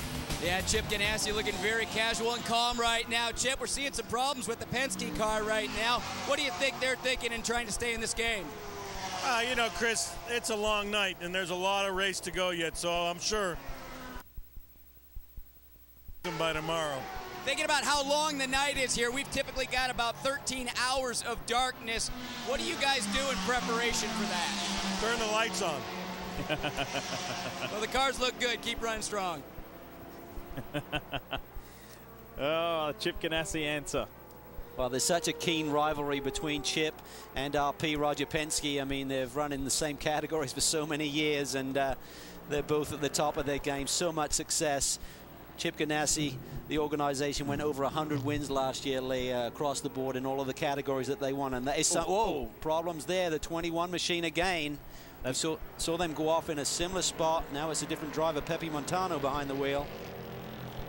And no drama there for Dario Franchitti, who makes the switch from stock car back to IndyCar competition with Chip Ganassi Racing. He's excited about that. Will partner the guy who is sharing the 02 with Scott Dixon, the defending series champion in the 09 series.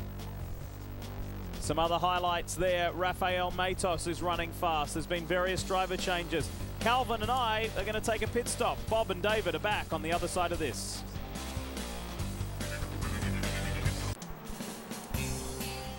Welcome back. There's a beautiful view down on Daytona International Speedway as the transition continues from sunset to complete darkness. The lights are on, and we'll be open all night. Welcome back to Speed's live, high-definition coverage of the 47th running of the Rolex 24 at Daytona.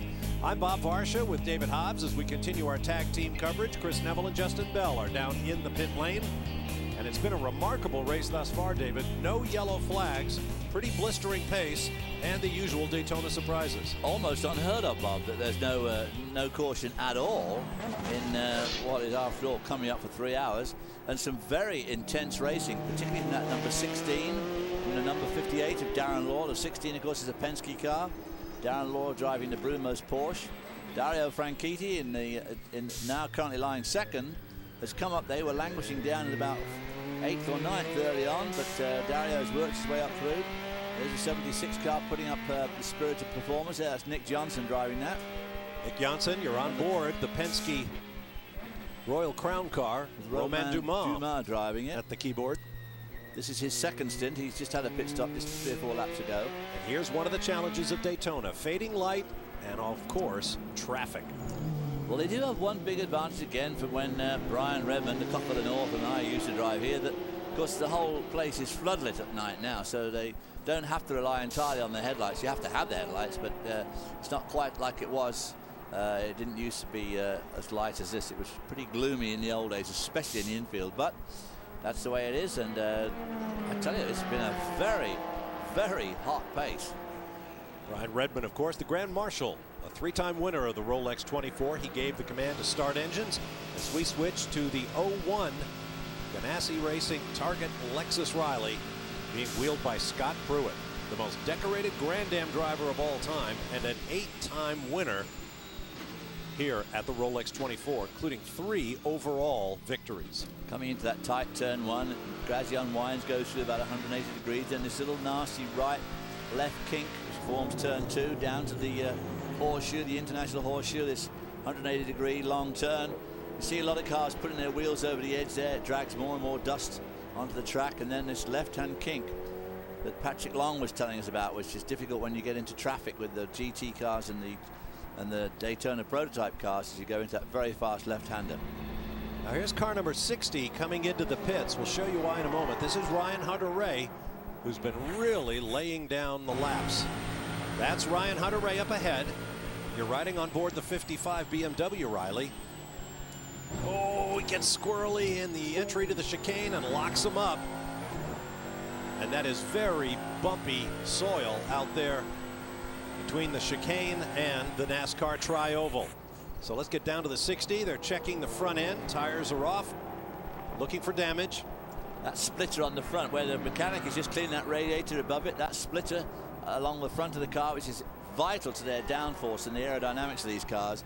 When you go charging across country like that, do some agricultural driving, that's the sort of thing that gets broken. There's Ryan Hunter-Reay behind the wheel, one of the bright young stars of American racing. I think he's got a little bit of a smile on his face.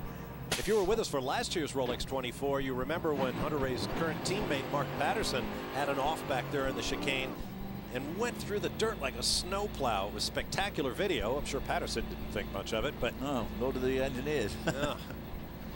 So of course it blocks the radiator ducting. And yeah, Hunter-Reay back on his way. Let's check out the GT action now aboard the 69 Mazda.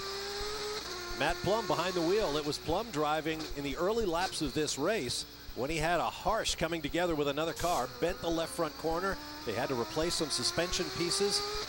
Now here he is back in action, but he's 43rd in the overall running and about 40th in GT. Quite a lot of steering input there. You can see this is hard work driving this car on here. This is the West Horseshoe underneath the banking, tucked underneath the banking. A lot of steering input going into that Mazda there, and Matt did make a pretty serious error early on when he ran to the back of that Porsche. The Porsche braked early, admittedly, but nevertheless, he should have been a bit more prepared for it. He had cold tyres, having just had a pit stop himself, so didn't have the grip that he would normally expect. And it caught him out badly. And of course, his teammate, who was on the pole here, poor old Sylvain Tremblay, put a wheel over one of those new curbs down at the bus stop, and unfortunately went right over the back of the curb and seriously damaged the fuel cell and the fuel pump, which of course has given them a huge deficit now, many laps down. And as you can see, still has plenty of speed as he picks up one of the GT cars. It's in a very different engine note from the traditional Mazda bulletproof rotary engine. There's an interesting view on board. Number 70 Speed Source Mazda. This is the car that put a wheel over the edge early on, and they had to do quite a lot of work to it. David Haskell from Plantation, Florida, now at the wheel. The flames coming out there. Great view, that. We've completed 92 laps, 327.5 miles roughly, and we are 2 hours and 43 minutes into this 24-hour grind. Looks like a pretty smooth ride up there in the high banks. A little burst of flame from the exhaust on the shifts. Sound bouncing back off the wall. Driver's got to wear earplugs. Braking for the bus stop now. Downshifting. Raw fuel in the exhaust. In and out of the chicane. You've got to make a good exit of that chicane. Very important to make a good exit, because from that point on, all the way through NASCAR's 3 and 4 is absolutely flat out down to turn 1 just after you come off the Tri-Oval.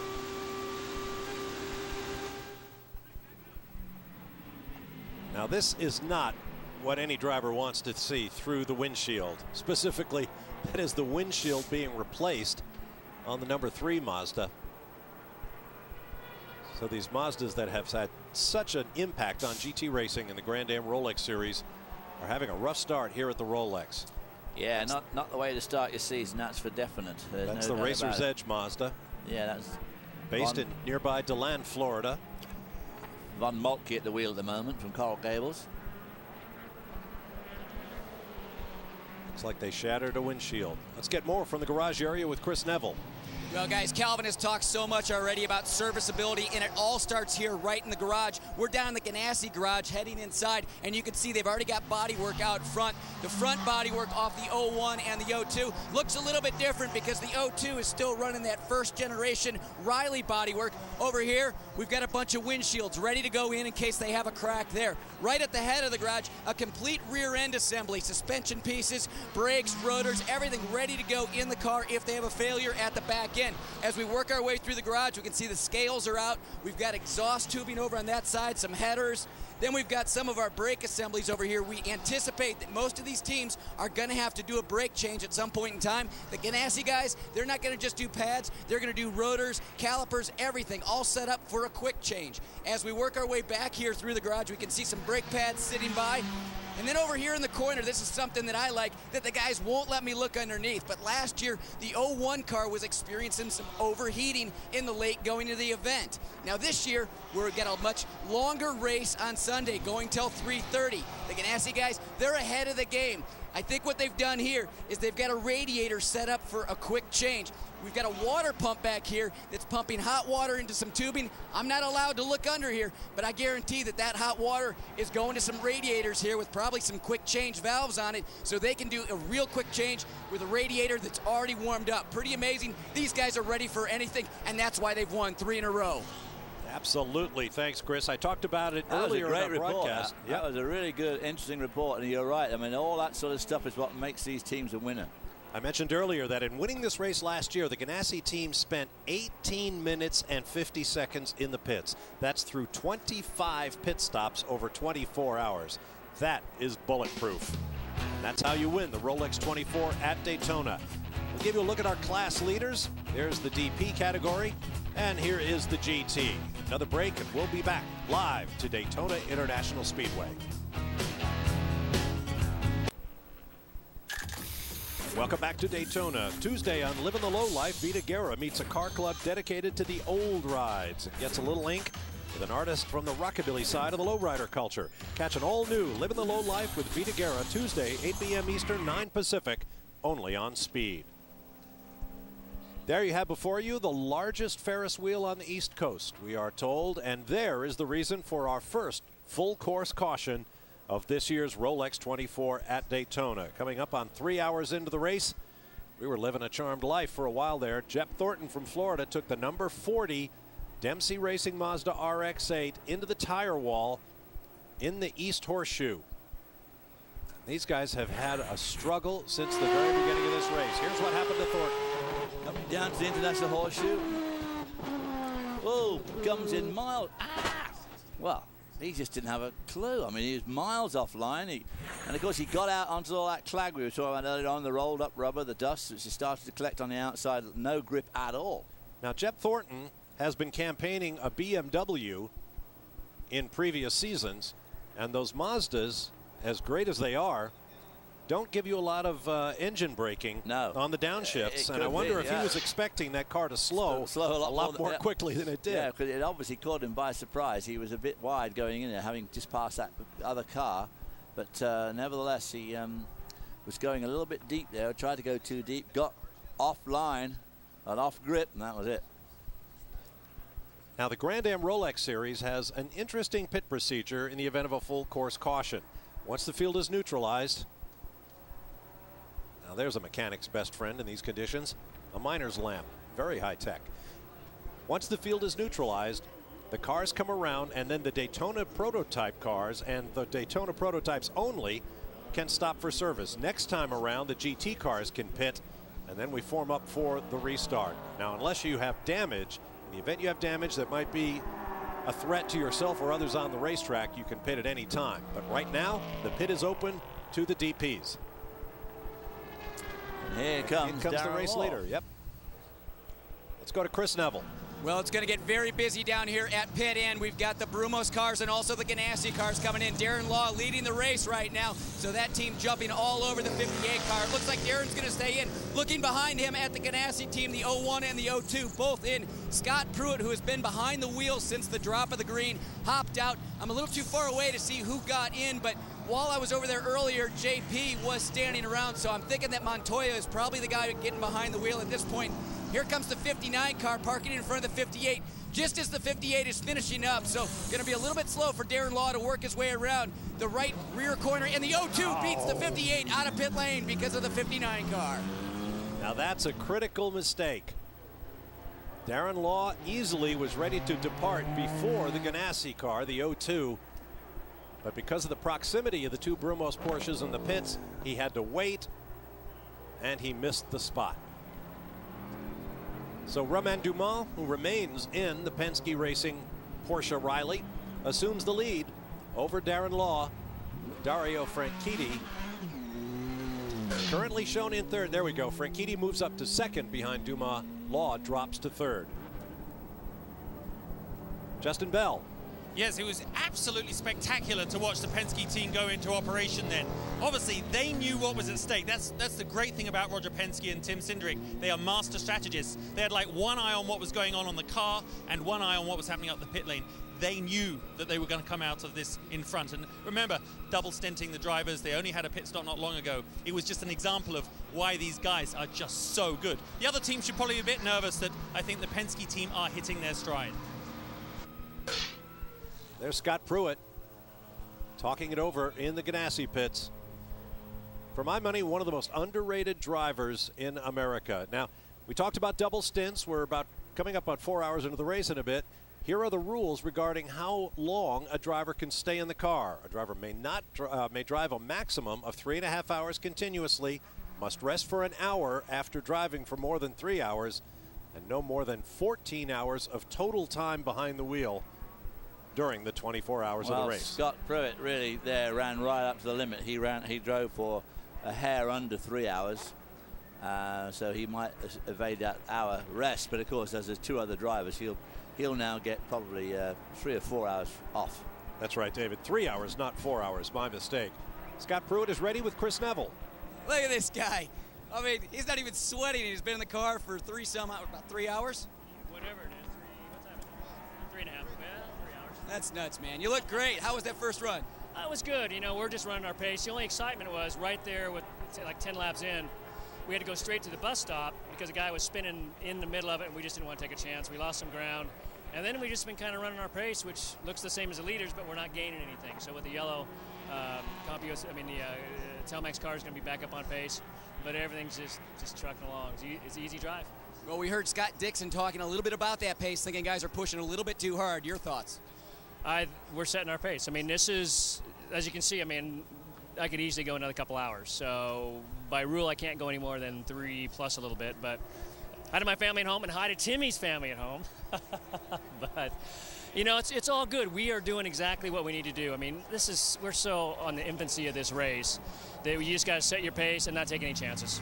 Well, now, we talked back at the test earlier. You said you weren't good after that New Jersey wreck. In fact, you weren't good until midway through December. Now you've had a chance to do some racing. How are you feeling? Real good. I mean, everything really started coming better through November and December, and now I'm back 100%. For a while, it hurt me a lot more than I expected. I mean, I've never had that big of a head injury in my whole career up until that point. I mean, I broke a lot of stuff, but never really hit my head. And it took a long time to come back, and I talked to Dr. Olvey, he's one of the absolute best in the business, about that whole thing. He said, that's textbook. That's exactly what happens. It takes a while before everything starts coming back. So everything's good, and looking forward to a good race here. Well, you look great, Scott. Good job. Justin? It's an outrageous scene here in the Farnbacher Lowell's pit. They have 5 cars, of course, in their garage, and the 86 car came in, and Roush is getting in, and Hensler's getting in the 87 car. This is an extraordinary operation. All these cars, obviously, you know, have got a good shot at getting the win here, and they've proved their pace. They are extremely organized. It's not just the big IRL, IndyCar kind of teams that showcase here. This team is extraordinarily well organized, and the 87 car went out ahead of the 86, so I guess they'll probably have picked up the lead there. Great sight down here. All right, thanks, Justin. And the Dr. Olvey that Scott referred to as being the best in the business is Dr. Steve Olvey from South Florida, longtime Champ Car World Series medical director, and I believe I'm correct in saying he still sits on the FIA International Motorsport Safety Committee, helping to make the sport safer for drivers all around the world. Buddy Rice, looking things over. There is a beautiful sunset to look over until we return. Welcome back live to Daytona. Bob Varsha, David Hobbs with you. We want to remind you, just as we did at the Barrett-Jackson collector car auction last week, Speed has created a special Rolex 24 at Daytona boutique at speedtv.com. Tonight, after David and I hand over the microphones to Lee Diffie and Calvin Fish, we're going to join writer and engineer Marshall Pruitt to chat with you beginning at 9 o'clock Eastern Time. Brian Till will be coming by after we leave the air after 10 o'clock, and Marshall will have other guests as well. So you can find that at www.speedtv.com. We also have trivia games and a whole lot more. Speedtv.com really coming into its own. Go there and have some fun. There's a beautiful view for the DirecTV blimp from the seashore back to Daytona International Speedway. Let's go to Chris Neville down in the pit area. Well, we just saw the 58 in pit lane. Darren Law still behind the wheel, but Buddy Rice going to go in on that next stint. And Buddy, I'm looking at your driver's suit against my new Sparco suit. We're both looking pretty white here, so obviously this one hasn't been in the car yet. But you were here watching that stop. You saw Darren come in the lead, and he went out in third. What happened there? Yeah, it's, pit spots are tight. Got a little backed up, but it's no big deal. Still early in the race. Not to worry about it. We got a good car tonight. Well, that was your teammate up front there that pinched you guys in. Isn't there some protocol, some procedure you guys have gone through to make sure that the car in back has a little bit more room? That's kind of hard to argue. He's also one of the part owners, so really can't complain too much. Kind of got to let him fly. Well, good luck out there, buddy. Have some fun. We are back under green after our first full course caution here at the Rolex 24, and as you can see, the guys are getting after it. Boy, that Chrome Lola gave the 99 Gainsco car a pretty severe nudge, which, of course, with Jimmy Johnson driving it, could well be paid back.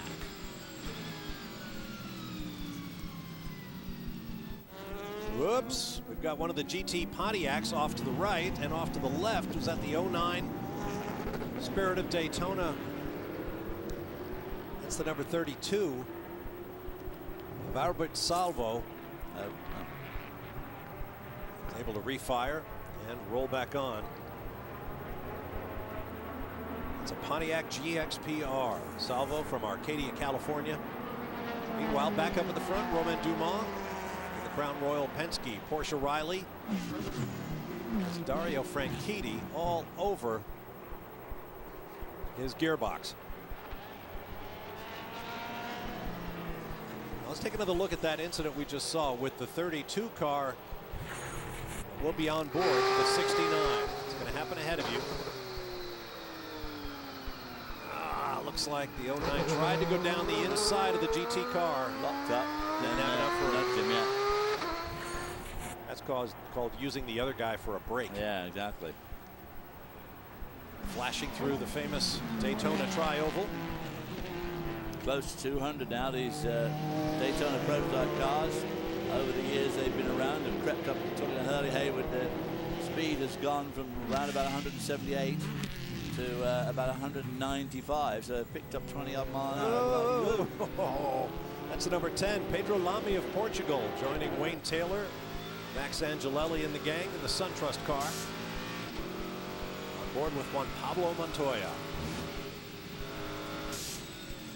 Not a bad little career Juan Pablo is fashioning for himself. Wins the Indy 500 in 2000 at his first attempt.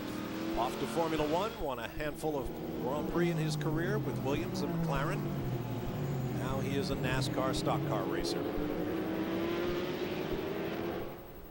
Whoa, whoops, that's the carcass off somebody's car. That's the 45 of Bill Lester, the Orbit Racing BMW. Boy, this car is just having a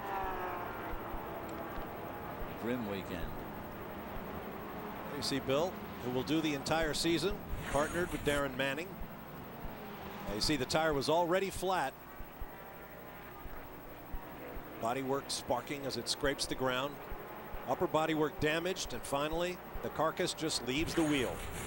Well, actually, the only good thing about that is it won't flare. It didn't come apart and flail around and wreck the bodywork. So, but that running home on the rim isn't going to do bottom ball joints and bottom of the disc. Now that could be a dangerous place for that tire. Very. As cars exit the chicane and head for NASCAR turns 3 and 4.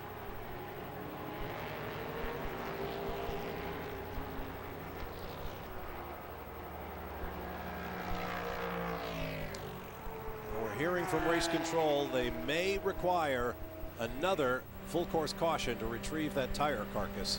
Yeah.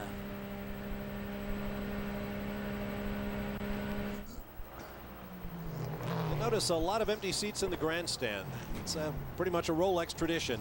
Road racing fans like to be right down at trackside with their motorhomes and campfires. After all, it's a 24-hour race. It gets cold in the nighttime, so you want to have a pretty substantial campsite to enjoy all the action over the 24 hours.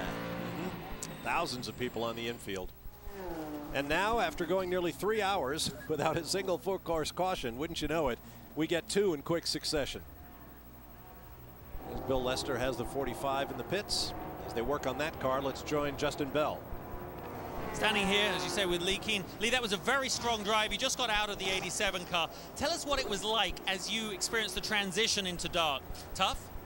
First of all, I want to say hello to my mom. She had knee surgery and couldn't make it down here. And to all of my family in Dublin, Georgia. That stint is kind of cool, actually, from day to night.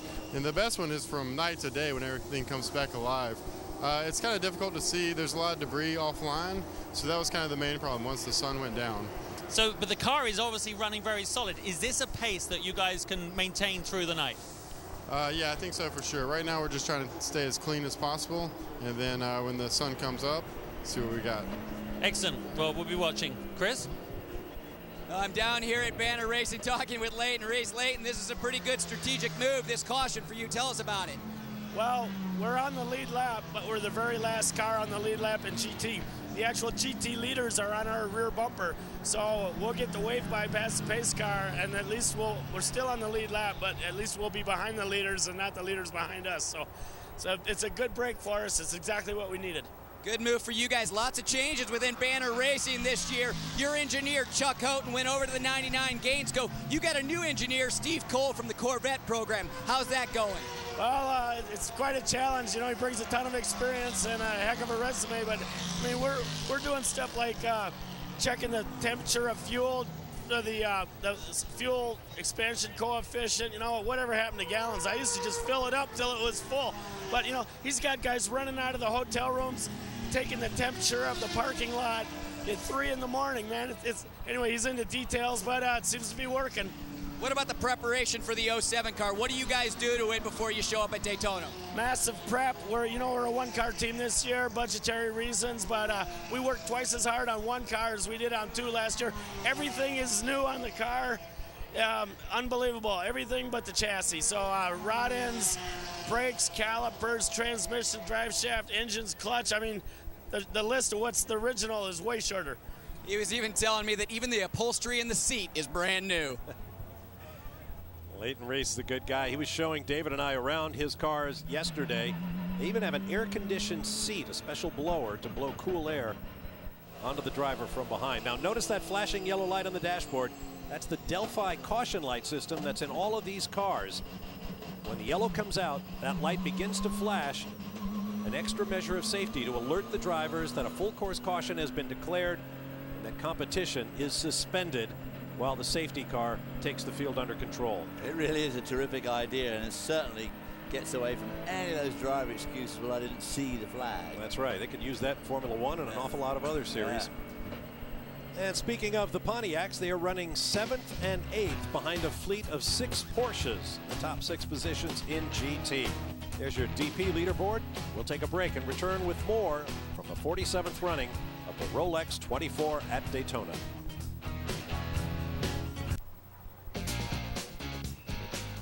Welcome back to Daytona International Speedway for the annual Rite of Spring, the Rolex 24 at Daytona. I'm Bob Varsha with David Hobbs, Justin Bell, and Chris Neville. There's a beautiful look down from the DirecTV blimp. Thank them for their aerial coverage of the Rolex. If you call yourself a sports fan, hey, you've got to get DirecTV.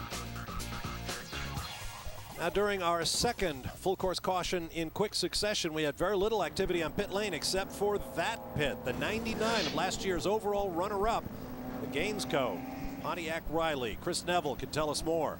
Yeah, problems for Jimmy Johnson. He came in. The problem was the tail lights were not working on the Gainsco machine. So it was actually a lengthy stop. They replaced the whole rear section of that car. They almost got him out in front of the pace car, but Jimmy did stall, leaving pit lane. So he was stuck in the middle of pit lane for a few seconds, and that's all it took. The pace car in the field has gone by, so Jimmy Johnson, the 99 Gainsco, down 1 lap. And there you see the 2 Pontiac-powered prototypes in the field lined up. Here's another look at what happened to Jimmy on the restart, and I wonder if it contributed to that electrical problem with the rear lights, David. Well, that Krone car gave him a pretty hefty belt there, but the lights aren't on there either. Yeah, they're not even working there. So perhaps that had nothing to do with it. Great detective work on your part, David. There's the number 2 Pontiac Crawford trailing Jimmy Johnson in the 99. Oh, nice. Now it looks like maybe he's having a problem getting going. They're telling the 2 to go around Jimmy Johnson. Rob Finley in the number 2 car. They too are a long way down now. Boy, oh boy. Yeah, shown at 42nd. And we believe confirmation now Jimmy Johnson has stalled the car and he's having trouble getting it relit.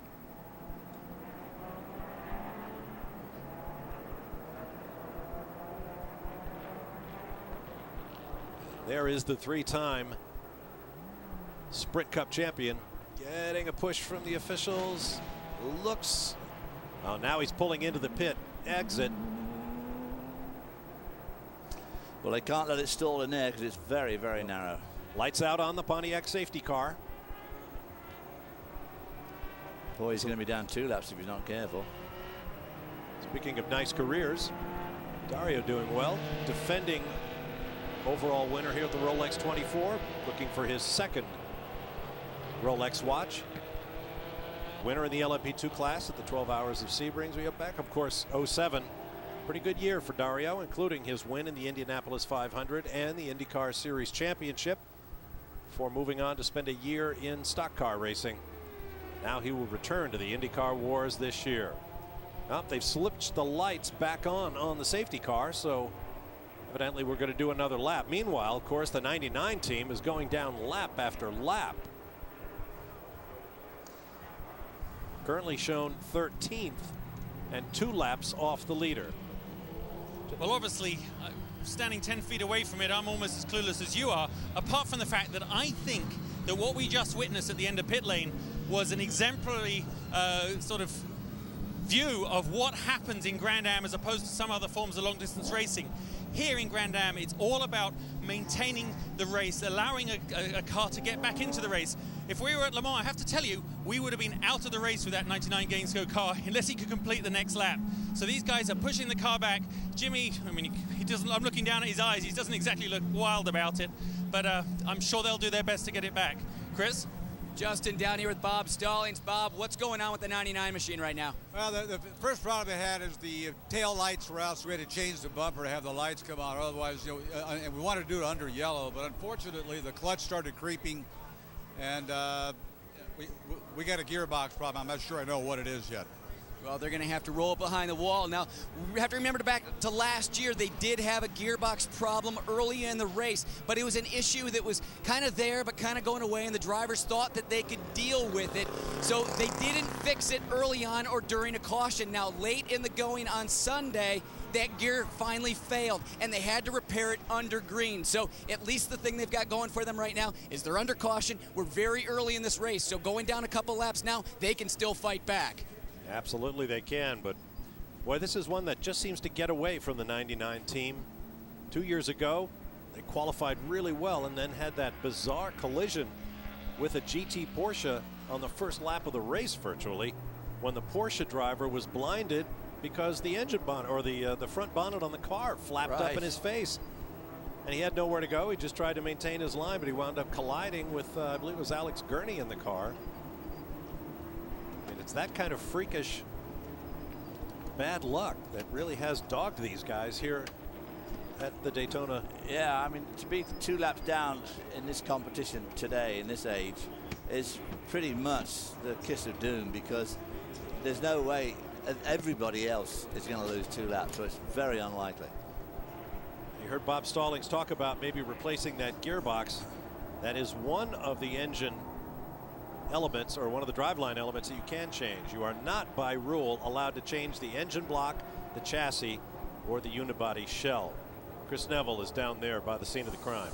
Well, we can see they got the rear deck lid off. They've also got a new rear end gear cluster on the wall. Now, a cluster like this should only take about 2 minutes to change if they've been working on it at the shop. I'm sure these guys have. It's all about winning this race. So what we're going to see is they're going to take off the back end of the gearbox here, try and get all the body work out of the way, get that gear cluster out of the car, get the new one in, and see if they can get Jimmy Johnson back in the fight. Now, meanwhile, they fall into 15th place, 3 laps off the leader. We are back under green, and Romain Dumas leads Dario Franchitti, Darren Law, Ian James, Juan Pablo Montoya, and Pedro Lamy into the infield.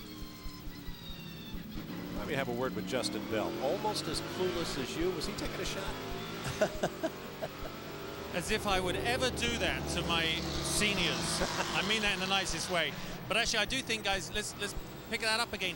Wasn't that fantastic to see this car have a chance to get back in the race? Because they were stranded up a creek without a paddle. Yep. I agree with you, Justin. I think it's, you know, like the IRL here. You know, you can have your car towed in again and you can get back in the fray. And I do think it's one of the problems with Formula One. Don't have self-starters on the car. You know, you spin and stall on lap 1 of a 90-lap race, and that's it. You're done for. And I think the paying spectator deserves better. Well, that's the object of the exercise, isn't it? To put on a show and attract ticket buyers. Keep an eye on the Gainsco team, working hard on that transmission.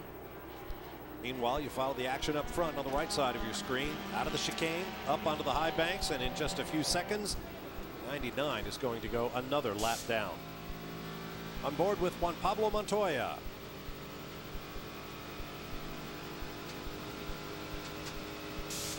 Hear the car scratching on the ground. Under load on the high banks. Through the tri-oval. The low line that's swinging wide for turn 1. Very heavy braking there. Very heavy, doing close to 200 when they come to the braking spot. And very short braking area, these cars. I mean, very braking distance. They don't need much. And they lop off about 110 mile an hour. Okay, there you see the gear cluster being changed. First one's already out. Looking inside to make sure all the rings are lined up. There's no bits and pieces lying in the bottom there. You don't want metal. I don't want a gear tooth off the old cluster to get wrapped into the new lot. Yeah, you'll be doing it again in a few laps if you do. Hey guys, watching this team, it's been about 2 minutes so far, and you can see that they've got that new cluster trying to go in and fit in. Not fitting quite right now, but let's also remember how hot these pieces are. That last gear cluster that came out, probably a couple 100 degrees. They're finally working with the cool one right now, but they're also working amidst all this rear end gear lube, which smells horrible when it's hot, so it really stinks over here right now. But these guys doing everything they can to try and get this car back into the field. Once again, it's all about preparation. As Chris mentioned earlier, they will have thought about this in the shop. They'll have tried to massage the parts and drill the crew so that they know exactly what they need to do when a change like this needs to be made. But this does seem to be a little problematic. Now it looks like it's gone on completely. Meanwhile, we got a battle for the lead. Or second place, excuse me. Darren Law up high in the Brumos Porsche. Dario Franchitti down below in the Ganassi Lexus. Both cars Riley chassis. Law has it. Darren Law did a good job there. Towed, got a good tow all through the banking, and then passed him as they went into that turn 1. And that was a position change. Law into second, Franchitti down to third. And there's the 6 of Ian James. He wants a piece of Franchitti now. This car has been going quick all weekend. It in fact qualified on the front row, on the second row, but they adjudged it to be 1/64th of an inch too wide. Yep, as measured at the front. They put it to the back of the DP group, and he immediately made strides through the DP cars. Qualifying for the Rolex 24 has changed slightly over the years. A few years ago, first round qualifying, I should say, only a 15-minute session. would be a blast for the front row. The front 2 positions only. They would be locked in. And the publicity would begin for the front row for the Rolex. More recently now, they lock in the top 20. So it's far more important that you get out there in that 15-minute first qualifying session. Otherwise, you might find yourself at the back. Chris Neville. Well, guys, these guys, the Gainesco crew, doing a great job right down here right now. You can see that they're tightening the back end of the rear end. They're getting the attenuator set back in there. They're also putting fresh gear lube in since they pulled that other cluster out. All the gear lube is out, so they've got to put fresh lube in. And you can see that red attenuator. Now, that is just for a crash. That's going to absorb energy if one of the drivers backs this car into the wall. That's really the only reason that red block is there. So the team just about done on the rear end. Then they're going to get the body work on and hopefully get Jimmy back out into this race. And I'm looking at my watch. I think these guys are still under 5 minutes for this change. That's great work, but they continue to lose ground. Now shown in 16th place and 7 laps down to the leader. Let's check in on the GT class right now. 87 car of Wolf Hensler has now fallen to second behind the 86 of Kevin Roush. Somebody moving slowly. Was what, one of the Ferraris in mid-corner there? I couldn't quite work it out. These GT guys, boy, I mean, they just battle. As I said earlier on, the times that these guys all set, I mean, they're within just a few tenths every lap. Plus, the Daytona prototypes are the same. All those guys are setting virtually the same laps, which means it's impossible if you get behind, like Scott Pruitt said earlier, you know, you get behind and you're lapping at the same speed as the leaders, but if you're 20 seconds down, it's almost impossible to make it up. Here's another look at the pass for the lead as Roush from Upland, California, drafts up behind the German Hensler, pulls out of line and gets him under braking for the chicane. Those rotors gleaming, yeah, red hot through the wheels. Just past the top of the hour, 7 o'clock Eastern time. A little over 20 and a half hours still to go here at the Rolex 24 at Daytona. I'm Bob Varsha with David Hobbs. Chris Neville and Justin Bell are down in the pit lane. Later on in the evening, Lee Diffie and Calvin Fish will be back up here in the announce booth. And Brian Till and Kelly Stavis will be down in the pit lane. There's the 6 of Ian James. Now, has he gotten by Dario? Oh, no. Yes, he has.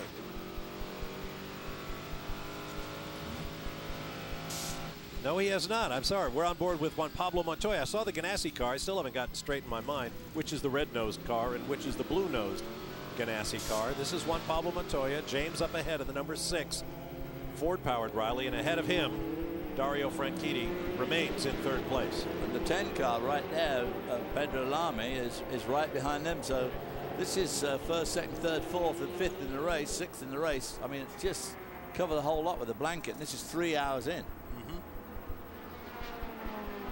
Top 10 cars all shown on the lead lap. Looks like they're buttoning up the 99. But they have now fallen to 22nd and 8 laps off the leader. Of course, they're probably telling those crewmen over their headsets, don't worry about where we are, just get it done right. There's a good view of the speed discrepancy between the DPs and a GT car. And also, this is when the drivers have to be right on top of their game. There goes Pedro Lamy down the inside of Juan Pablo. Boy, side by side in there, can't quite pull it off. Oh, Montoya always a demon on the brakes. Oh, look at the car squirm. Yeah. Lamy may yet get him. Nope. But when these guys are dicing furiously like this with just inches to spare between them and at very high speed, and of course when they come up on slower traffic, I mean, it really is, you know, heart-stopping. Well, it all looked pretty clean, but watch this as they enter the tri-oval. Lamy down low. Oh, there was contact. Did Pedro Lamy go up, or did Juan Pablo come down? Well, you could argue about that all night. 99 is back underway, Chris. Yeah, Bob, Jimmy Johnson heading back out into the racetrack, and I think he was going to try and get out a little bit sooner, but the team had to go back underneath the rear end of the car, actually underneath the attenuator, and changed out a sensor. And what that sensor is a sensor that allows the driver to shift without lifting off the throttle. So I think as Jimmy was going through the gears, they realized that there was still a problem with the car. So about another minute to change out that sensor, and now you have to kind of wonder, was it the sensor or was it the other gear cluster? Oh boy, you're right. Was it the sensor all along? So they may have changed out a perfectly good gear cluster. Yeah, and taken 8 minutes to do it. Well, risk they decided they could not afford. You notice they also changed the rear deck, so they have working tail lights. Here's the battle for the lead. Romain Dumont and Darren Law. Darren Law getting a good tow as they come into the bus stop. Frenchman, meanwhile, taking a nice defensive position in the middle of the track. Nowhere Law could go. A couple of GT cars ahead. Obviously not the bus stop, turn 1, but there again, that traffic, they get caught up in all that traffic. It's very disconcerting for the slower car too, because he's got to keep out the way, but he's still going fast enough that he can't just go driving off the road. That's James Gouet in that white 97 Stevenson Corvette.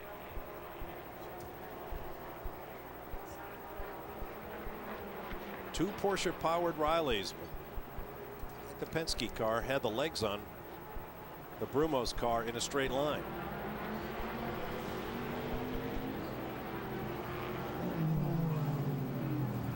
It's actually very interesting when you're out there. You just mentioned that for the GT car as the two prototypes came underneath. When you're in a GT car and you see the lights of the first prototype come up behind you, it could mean 1 car, 2 cars, or 3 cars. And of course that is terrible for you because you stay out wide on your line. You've got the glare of the lights, and the windows and the wing mirrors are no longer sparkling clean. You've got grime and oil and build-up on them. So it's a tremendously difficult thing for these GT drivers. So sitting there in a DP car, you're going, hey, get out of my way. And in the GT car, you're saying, just give me a break. Get me through the corner. It's extraordinarily demanding on the drivers. As you can see, and the blimp gave a great shot. No, Justin just described the whole situation perfectly. You know, when you're trying to look out and you can't see, and the whole car's covered in grime, and of course you can't even see out the front because the oil and rubber bounces off the windshield and makes that a bit of a mess. Joe Castellano in the master car Coast to Costa Racing Ferrari 430 has come to a stop. Now he's just off the track, but he's facing the wrong way, so is that going to bring out another caution unless he can get it going? Last Brumos win here at the Rolex 24 came in 1978. Peter Gregg, Rolf Stommelen, and Tony Hezemans in a 935 Triumph. Good grief, is it that long ago? How about that? Jeez. That is unbelievable. And these two teams, Penske and Brumos, have been battling each other around Daytona International Speedway and the Rolex for a long time before Roger took his leave. But Penske Racing is back. Brumos, as always, is here. Once again, the battle is joined. There's the captain. Let's take a break and return.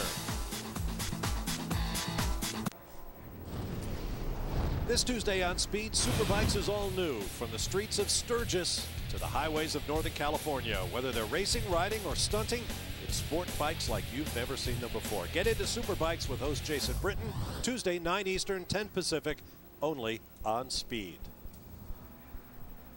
Fully dark over Daytona International Speedway, and we now have our third full course caution. You and I must be some kind of jinx, Hobbs. Absolutely. They were doing fine until you came back. Oh, I'm the jinx. So, yeah. Okay. But I did suggest that they might have to have a full course caution. This car spun around going into turn, well, into the International Horseshoe, and he's on the bit of track that the motorcycles use. But it doesn't seem to be going anywhere. So that'll have to be retrieved.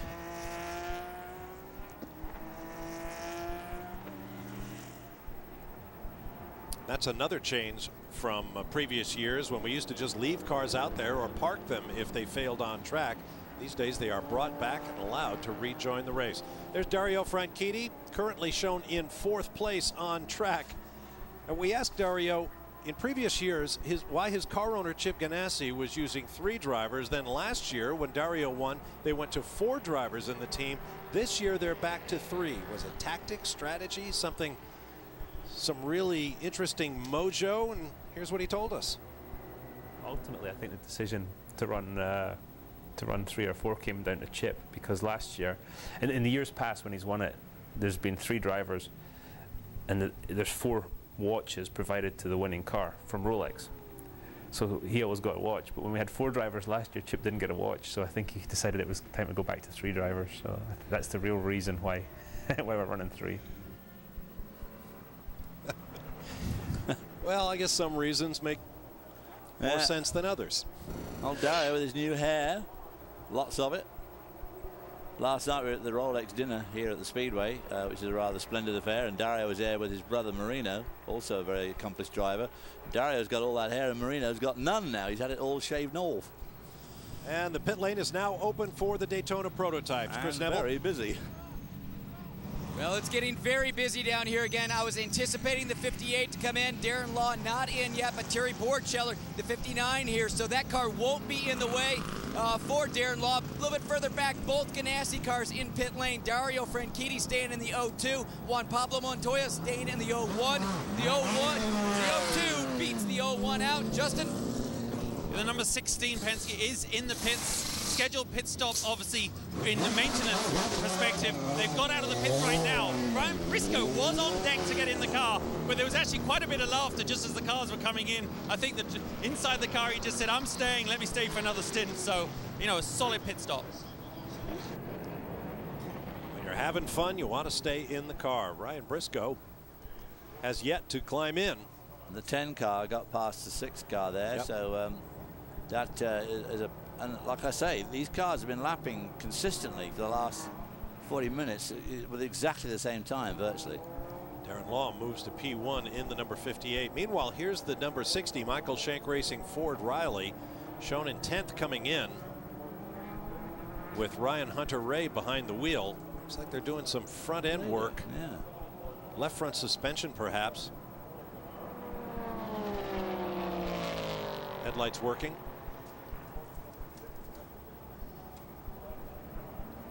Get all the attachment points in place and send him on his way again.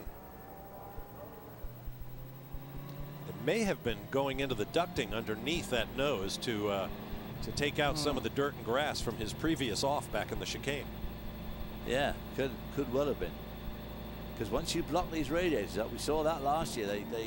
These cars soon overheat, and those radiator matrices get full of rolled up rubber. To Chris Neville. Well, Tim Keene calls the shots on the 01 car all season long. You've led it to a couple championships, and we were watching that great battle between Dario and Juan Pablo in the infield, where Juan Pablo finally got by Dario, but Dario got it back here in pit lane. What happened on your crew? We took the time to add a little bit of oil on this stop, so we knew it was going to be a little bit longer, so we knew we'd give that up. Got a really good car. We had a little bit of downforce on the previous stop, so the balance is really good right now. We got a really fast car for the night, and I think it's going to be tough, you know, because the Porsches are really fast. But I think we got the pace, honestly. And Juan's doing a hell of a job like he always does. Earlier in the event, there was a little bit of contact between one of the Ganassi cars and the 10 SunTrust car. What happened there? I think it was right by the start-finish line. Everything okay? Yeah, he just wasn't aware that the car was there. I think the spotter just missed that one. So Juan let him know about it. So I think we'll be okay. Now, these guys doing great. He's talking about adding fluid to the car. What we'll see over this race, typically about every 300, 400 miles, is teams adding a bit of oil or a bit of water. Also, what we might see in pit lane, other than just fuel and tires, is teams really checking the hubs, maybe re-lubing the hubs, and also checking CV joints, making sure those boots are still intact, because if they lose the grease back there, they'll lose that CV. Saw Chip Ganassi in the middle, and the pit lane is now open for the GT cars. Here's 86, the class leader. Kevin Roush's car. Sharing with Matthew Marsh, Eric Lux, Dominic Farnbacher. Whoops. Not sure who that wheel got away from, but oh, I believe it was the 86 car. Now, this may have been more complicated than we thought. Let's see in replay. 86 parks. Tire guys come over the wall. Oh, but another car coming into the next pit hooks the left arm of the tire carrier. Oh, my gosh. Wow, I hope he's... Well, he got right back into the fray. Crikey. Wow. That was scary. Part of the reason that the crew is required to stay on the pit wall until the car comes to a complete stop is to try to avoid those sorts of problems, but you cannot avoid everything. And as you saw, the 86 slow to get away and lost a position or two. That's how narrow the pit exit is. Chris Neville.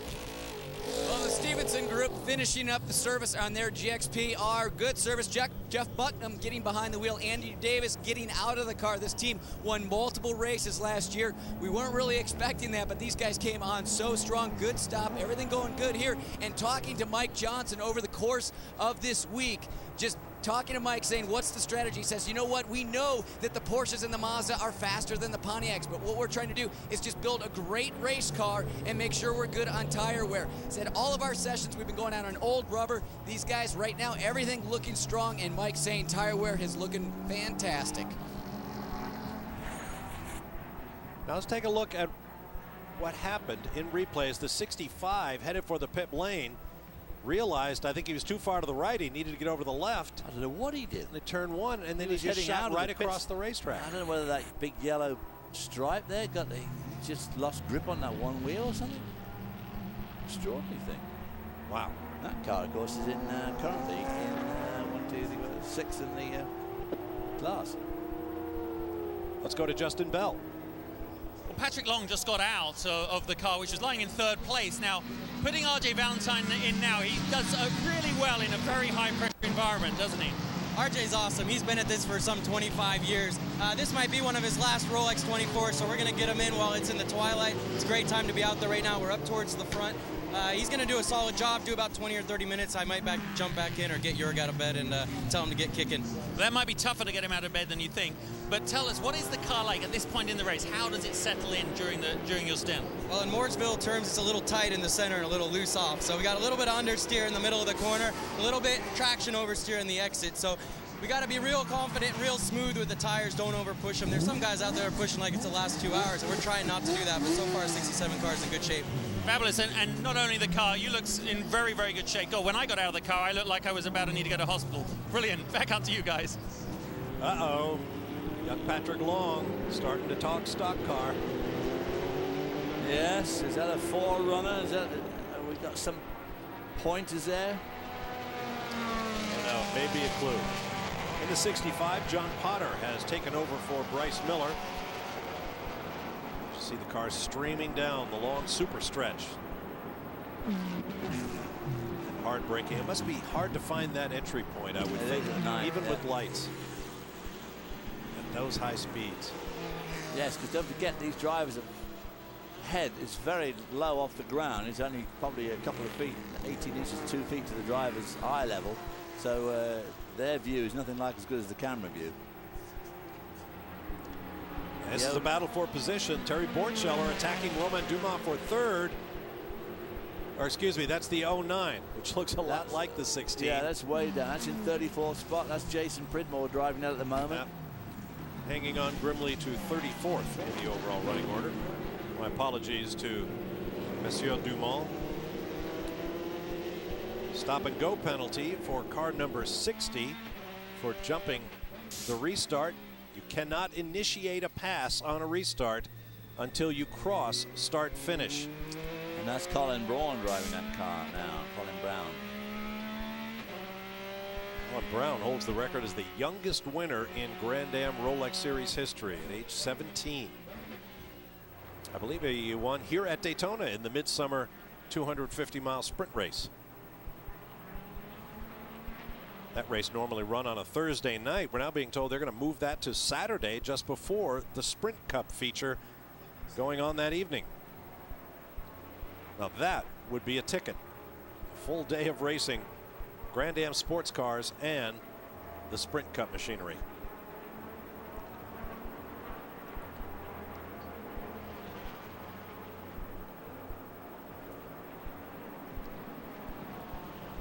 close to 200 miles an hour, and then hard on the brakes, running in close order. Good driving.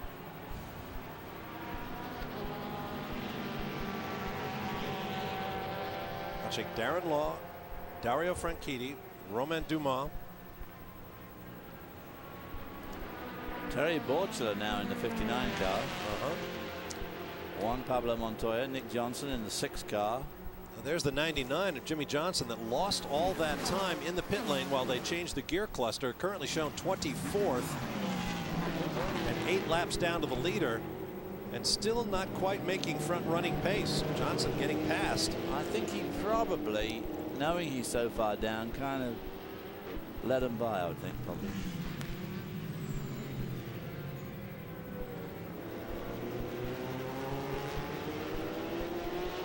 You couldn't fault even a 3-time Sprint Cup champion if he feels a little ill at ease driving this unfamiliar car among guys like the Darren Laws and Romain Dumas and Juan Pablo Montoyas of the world. Absolutely. Not to mention Terry Borchelder, former Daytona prototype champion. We talked about Colin Brown's record for youngest ever winner before. There's a look at Jordan Taylor, all of 17 years of age. Wayne Taylor's younger son, currently shown in 13th place, 2 laps off the lead.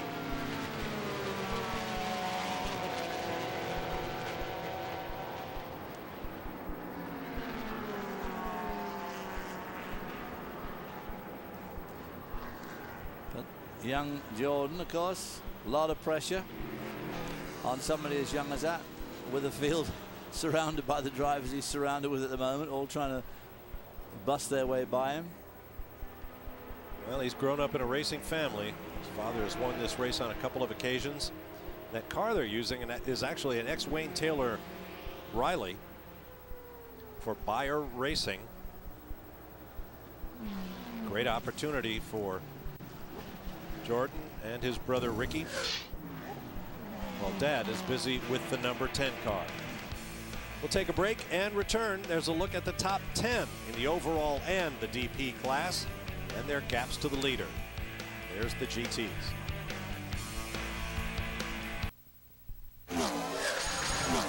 This is all about Brumos Racing.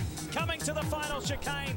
The 5-year drought is finally over. It's the Brumos Porsche. David Donahue and Darren Law get the victory. It's close though. Oh, he's out of fuel! Oh, He's out of fuel! Can you believe it? But the Canadians Wilkins get it. Wilkins wins this race. Oh my goodness! No, they got robbed. But victory for the AIM Autosport team.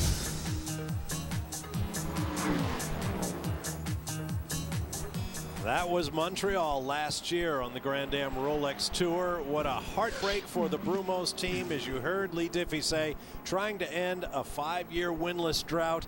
Darren Law, who is now leading the Rolex 24 at Daytona, ran out of fuel, coasted to the flag, hoping to get there first, but he was overhauled, as you saw, right at the last moment by Mark Wilkins, native Canadian, who went on to take the victory, the first for that team, I believe. And the margin of victory, 0.064 seconds, still the closest finish in Grand Am Rolex racing history. And in fact, driving in the Eddie Cheever car that finished in 2nd place was Antonio Garcia. And ironically, he is now on the Brumos team in the number 58. Let's go down to Chris Neville, standing by with the Brumos team leader. Well, Hurley Haywood has won this race 5 times overall, 6 times including his class victory.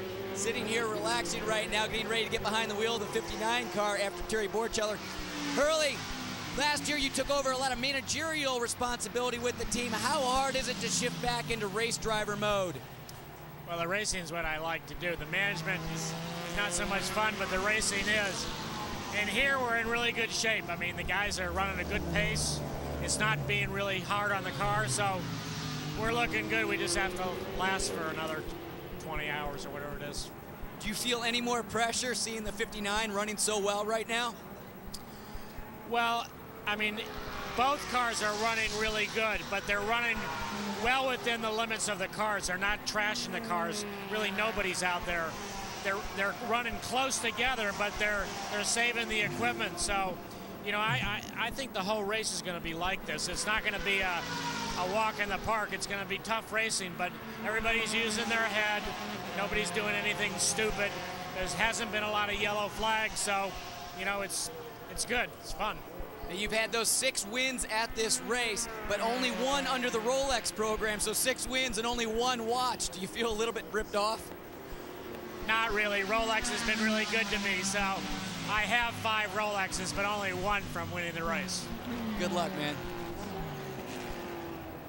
Yeah, a lot of fans hoping Hurley Haywood, 60 years young, could get that next Rolex. He has an incredible career here at Daytona International Speedway. Mind you, he has won his 12 hours of Sebring on a couple of occasions, 24 hours of Le Mans on a few occasions.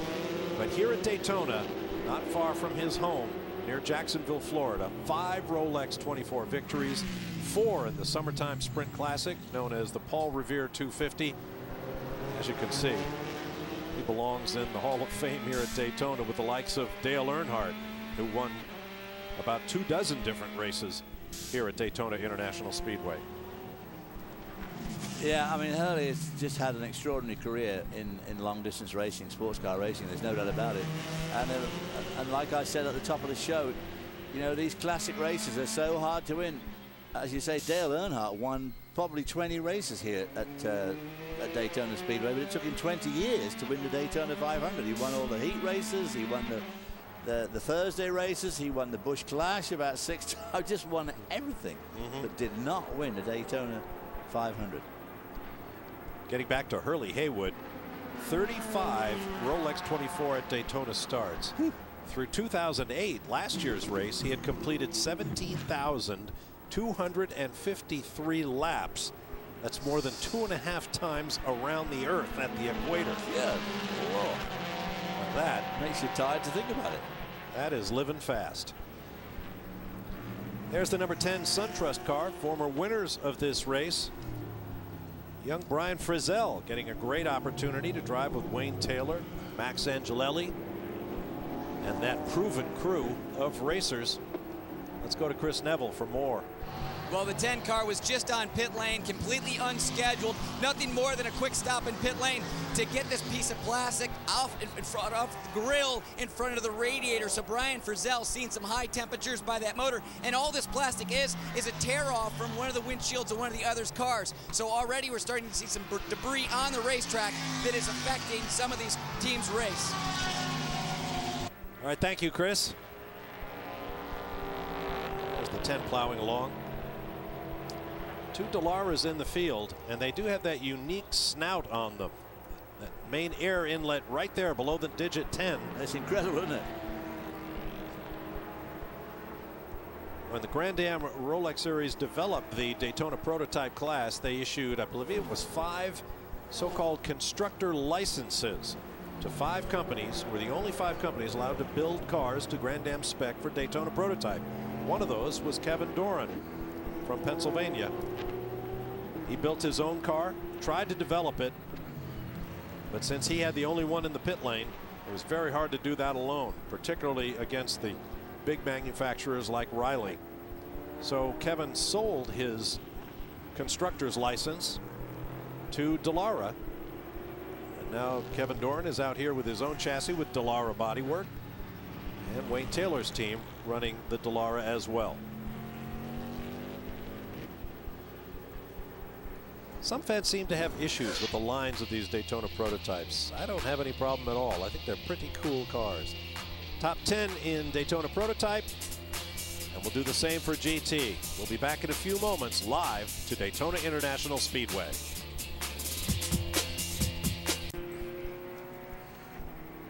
Back live at Daytona. There you see Rafael Matos, former Atlantic champion, now racing in the Grand Am Rolex Series.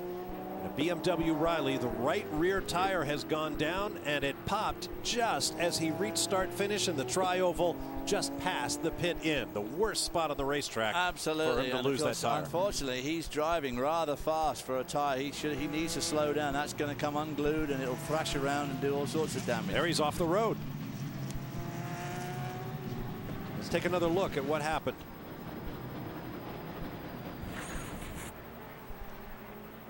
Right side of your screen, just crossing start-finish, and there go the parts. You talked about that earlier, David. Boy. Too much stress on these tires, and they shred, and that's when they do real damage to the bodywork and the suspension. He did it well to get it wound up and get around here, because he needs that right rear tire badly right now.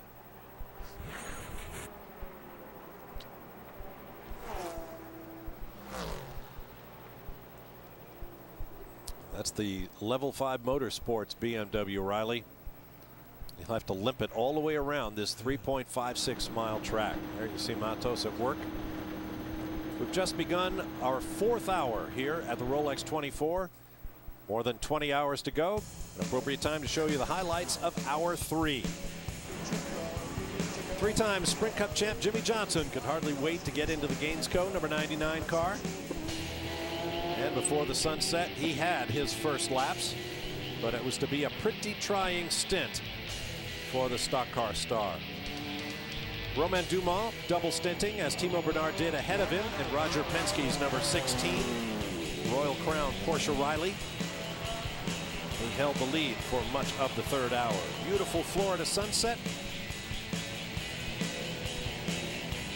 Darren Law and the Brumos team staying close in the number 58 car. Law actually leading at that point, but when Jeff Thornton had this accident in the number 40 Speed Source, Dempsey Racing Mazda, it brought out our first full course caution, followed shortly after by our 2nd and 3rd of the race. Now, the 58 pitted behind its sister car and got stuck. Law slow to get away, and as a result, he gave up a position to Dario Franchitti. Watch as Dario lit him up on the way out, knowing he had a chance to leapfrog Darren Law, move into the race lead. Law has since claimed it back. 3 lead changes in the 4 hours run thus far. 4 caution flags now for 12 laps. 131 laps completed, and a very, very long way to go. Our aerial coverage is brought to you by DirecTV. Now get over 130 of your favorite channels in high def on DirecTV. You see the lights David Hobbs talked about earlier, illuminating the track. No more darkness on the far side for the drivers. The 55 of Rafi Matos has made it to the pit, and you see that mechanic ripping away shattered bodywork and bits of leftover rubber. He's going to have to take a close look at that suspension, though. Yeah, he will have to. Now here's the 01 of Juan Pablo Montoya, running 2nd, or shown in 2nd place right now, as the field lines up behind the safety car in preparation for the pits opening. Moments ago, this is what happened to Montoya with the 16 right there in the left of your picture, accelerating out of the chicane, trying to get around slower traffic. Doesn't get much closer than that without breaking bits off the car. No, it does not. And of course, again, that's that traffic situation. Slowed Dumas down just a little bit there, and Juan Pablo took the opportunity to make some ground up. Saw that tire smoke in the air from Matos limping around. Could also be campfire smoke from the infield. Well, exactly. Yeah, a bit of smoke around now. Tens of thousands of fans out here having a good time. Back on board with Juan Pablo. This time around, the pits will be open to the Daytona prototypes, and it looks like the Colombian is going to head for service.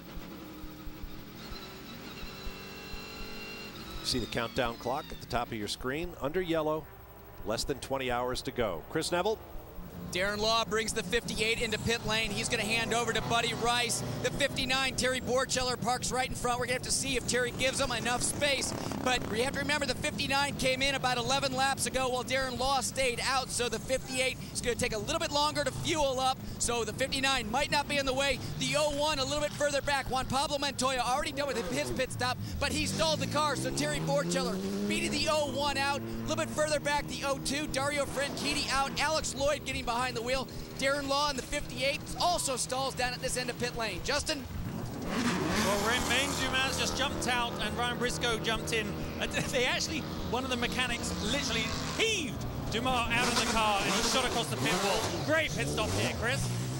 Problems with the 01, guys. They're pushing Juan Pablo back into the pit lane. He just cannot fire this car up. So Darren Law did stall going out of pit lane.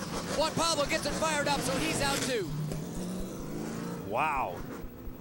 Terry Borchiller picked up 6 spots on that pit stop exchange. Terrific for the Brumos team. On board the 01, here's what happened. Blowing compressed air into the radiators.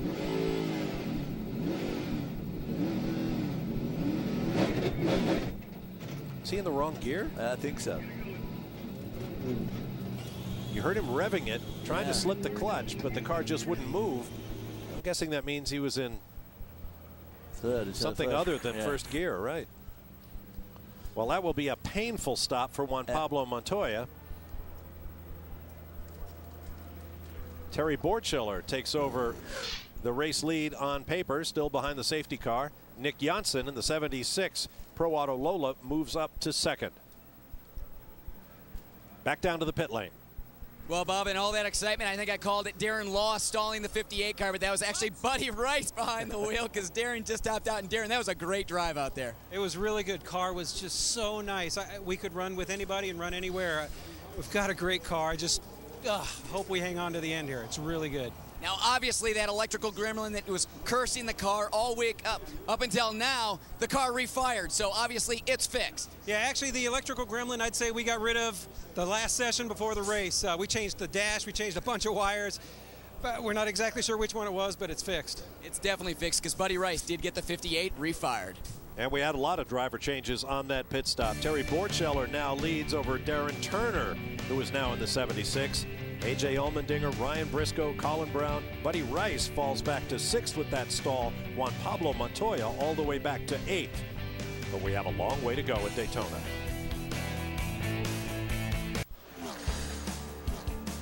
Speed's coverage of the Rolex 24 at Daytona is brought to you by WeatherTech. Find out how easy it is to tech out your vehicle at weathertech.com. Welcome back to Daytona, still under our 4th full course caution of the race after a tire meltdown on Rafe Matos' BMW Riley. Let's go down to Chris Neville with a wee laddie from Edinburgh by way of Nashville, Tennessee. And the temperatures are going down here, so Dario Franchitti's got his little ski cap on. Great stint there. We saw a great battle between you and your teammate, the guy you also won the race with last year. Were you surprised how much pushing around Juan Pablo was willing to do? He was fairly frisky out there, but I was. It's too early to be doing that, to be racing that hard. So I just let him go. He was fine. We knew what we were doing, though. There was nothing crazy about it. I saw him coming. I flashed the lights, let him go, and that was cool. But I hit a tire carcass or something there going into one. I was a little worried about that just before I came in the pits, but. It's a lot of fun out there. A little disappointed by the horsepower advantage the Porsches seem to have over everybody right now. I mean, you can get right under the gearbox coming out onto the banking, and they're 3 or 4 car lengths gone by the time you get into the bus stop there. So that's kind of disappointing, but it's always fun to come out here and race at Rolex. Great run out there, Dario. Now, one interesting thing he had to say is his right foot is cramping up a little bit, and the reason being his teammates are left foot breakers, so the pedals are in a little bit different spot because he's a right foot breaker, and just being that little spot making his foot start to cramp up early in this event. Justin? I'm standing here with Romain Dumas. You just got out of the number 16 Penske. That pit stop, early pit stop, threw the tire rotation out, which was probably ended up in a very hard work stint. Well, it was very hard for sure. I keep the same tires for a long time to catch back this pit stop that we made at the start very early. So yeah, now we are all I would like to say all in the same position because all the lead car fuel now and tires. So we will see. I mean, we have a great car so far. We take care a lot of the car. I mean, it's very hot outside already on the track. It's a lot of good action, but so far we take easy and we will see. It's a long way. And you're with exactly the right team to come back from that. Fantastic. Over to Chris. The Banner Racing Pontiac is in pit lane. Well, it looks like everything is done so far. Just a very empty fuel tank. That was the issue. Jan Magnussen behind the wheel just waiting on that fuel. So that team going for a long run there, and it taking about 35 seconds to fill up that tank. So the Great Dane, Jan Magnussen, gets out there. Flashing lights on that Pontiac GXPR. Leighton Reese, who owns and runs that team, says it's going to be a tortoise and hare act between the Pontiac with great low-end torque, very quick in the twisty sections off the corners, and the Porsches and the Mazdas. with their greater top-end acceleration. Cars making their way through the chicane on the backstretch. That looks like that piece of tire that Dario Franchitti was talking about down into one. A little surprised under this full course caution. They haven't moved. They haven't gone out to retrieve that. There's more. That no doubt from the Matos incident. That looks like an entire. Oh, that's back on in the backstretch. Well, they need to be clearing this stuff up while they're under full course caution. That's not on the backstretch. That's near pit in, entering the tri-oval. A lot of bits of tire rubber scattered around the track. Well, looks like the cleanup is going on. And it's a good thing. 134 laps completed, 119 of them under the green flag. We are now coming up on 4 hours and 20 minutes into the race. Terry Borcheller leads Darren Turner, A.J. Allmendinger, Ryan Briscoe, and Colin Brown.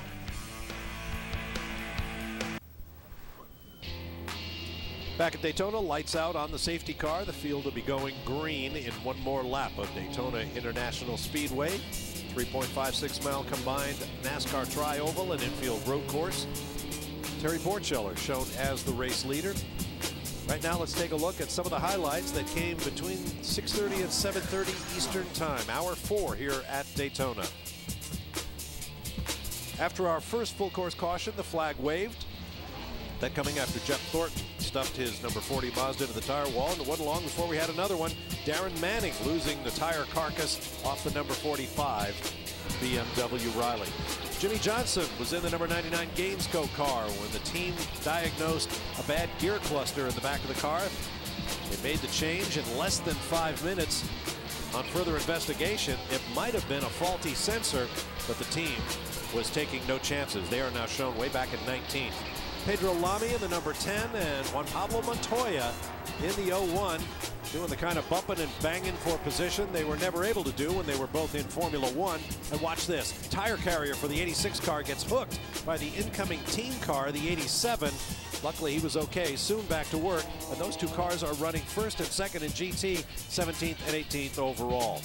Sixth in class is John Potter, who had this embarrassing moment trying to get off the pit lane. As I said, Terry Borcheller leads in the number 59 Brumos Porsche Riley. 4 lead changes, 4 cautions now after none in the first almost 4 hours. We now have had 4, and we are currently under the 4th. 136 laps completed. They were setting an incredible pace for the longest time there before we had that first caution. Then the next caution followed about 5 laps later, and so it's been. But still in all, it's the weather's been perfect. A lovely evening, nice and dry, not too cold, a bit cool tonight. Obviously about to have the green flag. This is our 18th caution lap of the race thus far. Here's a look at our weather conditions. Temperature 64 degrees. Now 2 days ago at this time, it was about 34. Yeah.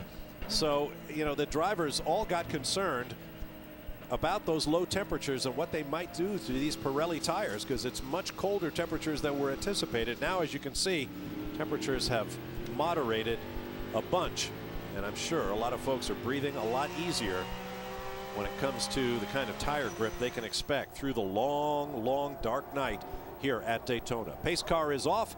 Terry Borcheller will lead Darren Turner, A.J. Allmendinger, Ryan Briscoe, Colin Brown, Buddy Rice, and Alex Lloyd down into turn 1.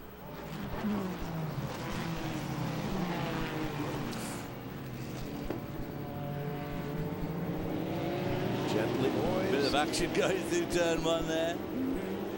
It is not a very wide racetrack through the infield, it must be said.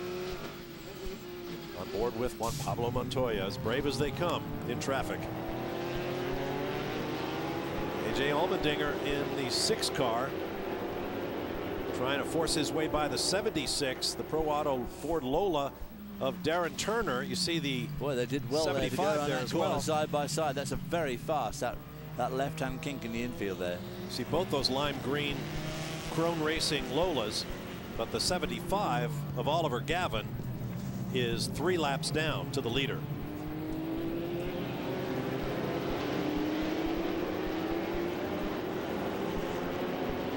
Up onto the banking they go, down in turns 1 and 2 of the NASCAR Oval. That's when these cars really start to accelerate. Approaching 8 o'clock Eastern Time, top of the hour. We hope you're enjoying Speed's exclusive live high-definition coverage of the 47th Rolex 24 at Daytona. Don't forget, go to speedtv.com. Check out all the new things there dealing with the Rolex.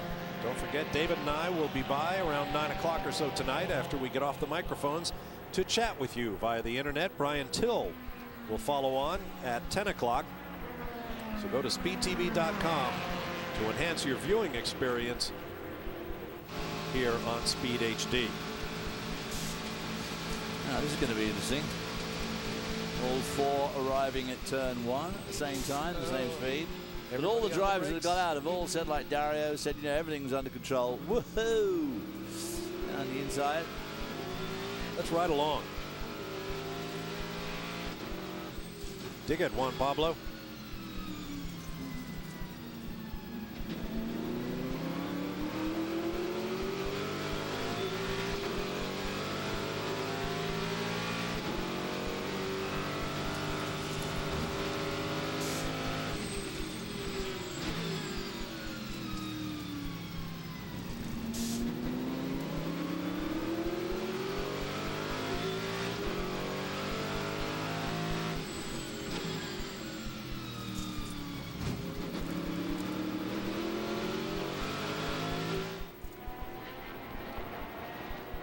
The high banks, this Allmendinger challenging Terry Borchella for the race lead. Ford versus Porsche.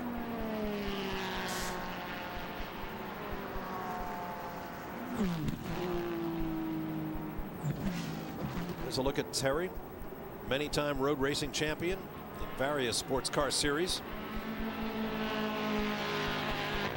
Allmendinger down low. Heard his stock car racing future is being settled.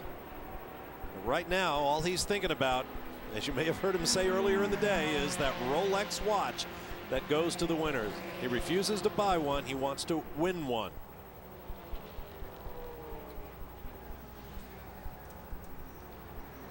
I think it was Paul Horning who said, money won is sweeter than money earned. In this case, AJ can do both as he takes over the lead from Borchella on lap 139. And that puts Michael Shank Racing out into the lead. Chris Neville is standing by with the boss. Well, the boss has got a smile on his face. His team won the last two races of the 2008 season. You're the hottest team in the series right now, and one of your cars is out front. You got to be pretty happy. So far, so good. Both the 6 and the Westfield number 6 are doing great. AJ just put it in the lead there. We're still just trying to be cool here. We almost won it last year with that 6 car broke with 2 hours to go. Trying to keep AJ under leash is a little tough, though, sometimes. As this race is developing, is there anything that's kind of standing out that you guys are wanting to watch? No, but I'll tell you what, this pace is really fast. It's really worried me. We're going to go through easy a couple sets of front brake pads on this deal, maybe a 3 the way it's going right now.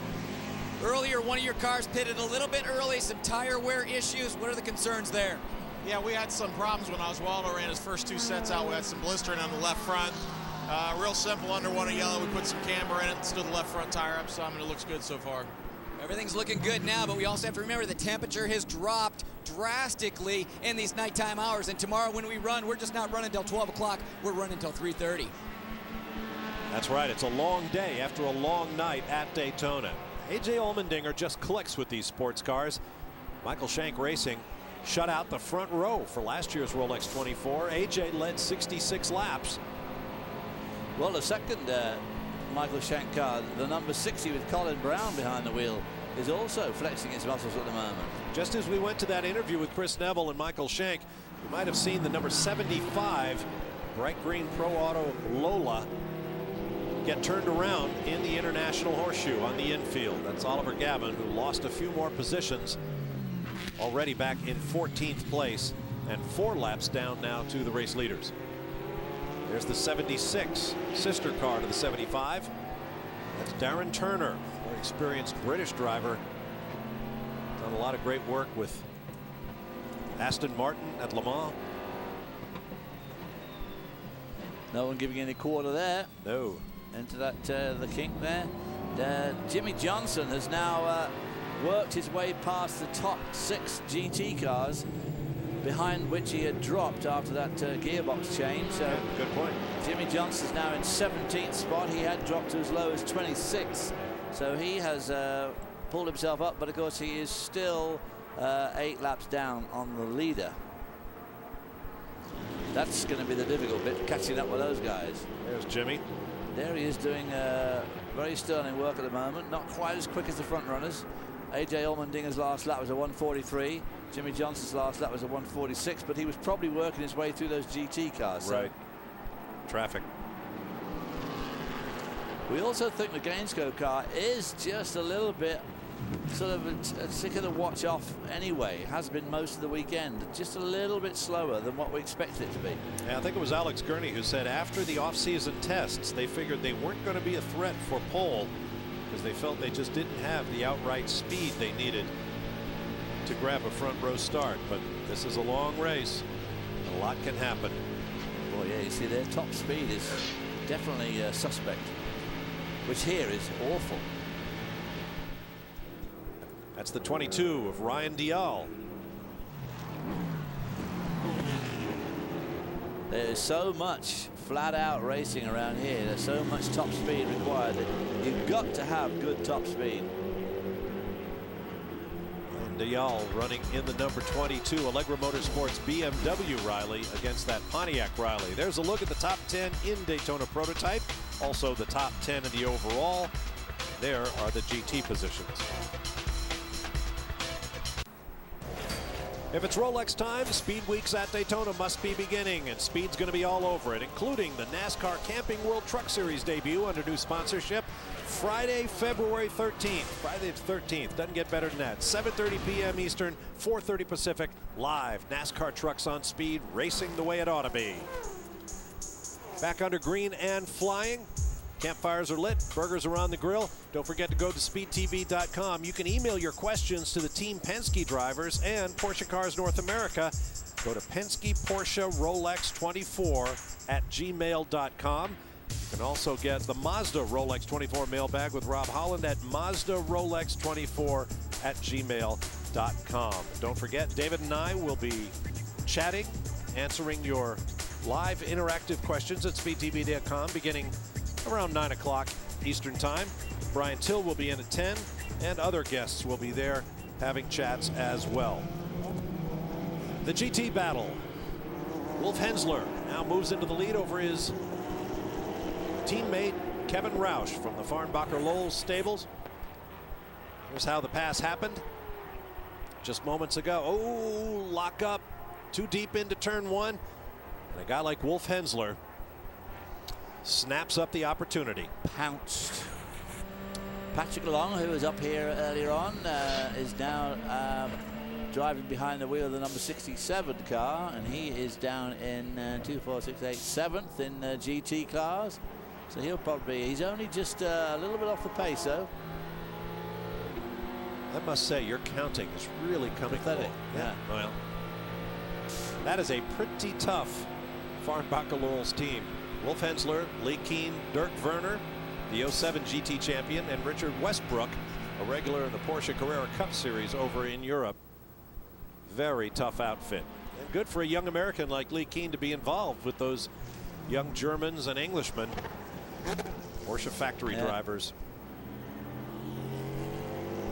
Porsche, of course, has a glittering record in endurance racing generally, but here at Daytona specifically. It was the number 20 overall victories with all those great cars. The 917s, 908s, if you want to go back that far. Of course, all of the 911 products, and of course, the legendary 962. Well, of course, in 1968, they won the race for the first time when the three Porsches, 908s, Sweep. Absolute sweep, yeah. Led by Vic Elford, who I'm sure is looking in. Vic, we hope you're doing well. The race, of course, should have been won by a GT40 driven by Paul Hawkins and somebody who will remain unnamed, but it sprang the fuel tank sprang a leak at about 7 o'clock in the morning. The most bizarre thing I've ever seen. Talk to the boys from the Speed Source Mazda number 70. They had a fuel tank leak. So the Farnbacher Lowell's Porsches run 1-2 in the GT category ahead of Jan Magnussen in the Pontiac GXPR. Let's hear from the team management, standing by with Justin Bell, that Greg Lowles is down there. Well, team management look pretty calm and collected right now. Your drivers are doing an exceptional job. This obviously is all going to plan at the moment. Yeah, so far so good. The pace is about where we thought it would be. So just want the time to go on. Obviously, it's very, very early still. So we did see in one of the pit stops, the viewers all saw one of your guys, actually the tire guys, did get hit during one of the pit stops. Is he okay? Yeah, he's fine. They just, you know, it was a little bit too close and he got nipped a little bit. Actually moved the wing on the car, but luckily there was no damage. Well, the good thing is you've got enough people here. I guess, you know, you can just wheel him out the back and wheel in another one. But you've got some amazing statistics with the team. You have almost bigger logistics than any other team here. Tell us a bit about that. Well, obviously Farnbacher Lowles has a sister company in Europe. So for the 24, we have people coming from all over the world that want to race with us here. And yeah, we're supporting the J-Lo car as well. So I think we're numbering about 120. So it's quite an effort, but so far so good. But obviously it's very early still. Well, I used to do events, and I know that the pre-production was always harder work than the main event. So I think you're well into this now. Well done. Back to you guys. All right, thanks, Justin and Greg. With a team that big, boy, you better be ready. Just look at this lineup for Farnbacher Lowles. 25 drivers in the cars, representing 17 countries. Talk about the United Nations of Motorsports. The 80 crew on hand, managers, parts staff, massage therapists, got to have those. You've got to take care of food, you got to transport people around, and of course you have to maintain, repair, and develop the race cars. That is a big team, isn't it? Oh yeah. It's a huge responsibility, and of course it's to try and keep all the data and the logistics of the whole thing together must be extraordinary. As mentioned earlier, Farnbacher Lowles and their great rivals, the Racers Group under Kevin Buckler, each have 5 or even 6 cars in the race. There's Jan Magnussen in the Pontiac.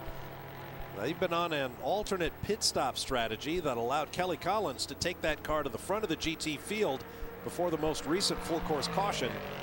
Now the great Dane Jan Magnussen has gone behind the wheel. We all know what he can do.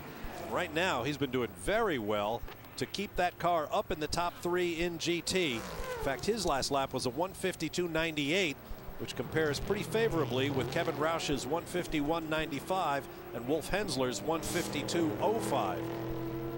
So the Pontiac may be giving up some top end, but in the twisty bits, like the infield road course here, Magnussen makes it sing. He qualified 15th in the GT class and was running there most of the time, and then suddenly, as the race unfolded, I mean, that was a typical case of the race coming to them. I mean, suddenly 15th, 12th, 10th, 8th, 9th. The next thing is they're leading the class. Well, that's what Leighton Reese told us the other day down in the garage area. He said, we're not going to qualify well, but we're going to be there at the end. Didn't he? That's well, right. We haven't wait got till to midnight yet, but yep. If that prediction's right, they're looking pretty strong. And as you said, his laps are very comparable with the 2 leading Porsches. There's 4th place in the GT class. Richard Lietz in the number 66, one of the TRG cars. Another young Porsche star. Sharing with Emmanuel Collard, Spencer Pompelli, Tim George Jr., and Ted Ballou. Collard, of course, Formula 1 driver, a lot of Formula 1 experience, a lot of won Le Mans 24-hour race, a very, very, very accomplished sports car driver. I hope Richard Lietz has caught up on his sleep. He raced in another 24-hour race in Dubai just 2 weeks ago. Several of the drivers in this field did, including Jim McCallion, who runs the Long Beach Grand Prix race. He was over there in Dubai. One of his teammates, a complete stranger to him, crashed his car during the warm-up. He found another car to race. Then he came here to Daytona and got crashed out of somebody else's accident in another car. But he keeps coming back. Oh boy, look at this lolly. It's the McDonald's. Gives you an idea of just how bumpy that track is for these guys on the banking. A lot of downforce, very stiff springs. You can see the McDonald's car there bumping and moving around, as is the camera car. I think that's for position. I think that's Brad Yeager being followed by the 22. No, Mark Wilkins. Brad Yeager's in the McDonald's car, and he had to let up, seeing slower traffic ahead in turn 1. So Wilkins in the 61 right there moves up.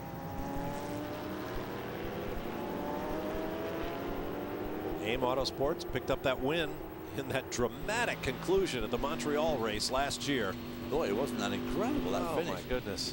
Poor old Darren Law. Darren Law ran out of fuel. You can just imagine him beating his hands on the steering wheel, trying to get to the finish line, watching as those two cars bore down on him from behind, and he wound up third.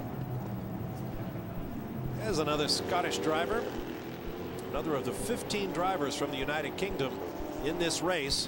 Also see some glowing exhaust underneath. Ryan Dial, a former standout in the Atlantic Series, has raced in a variety of sports cars and open-wheel machinery.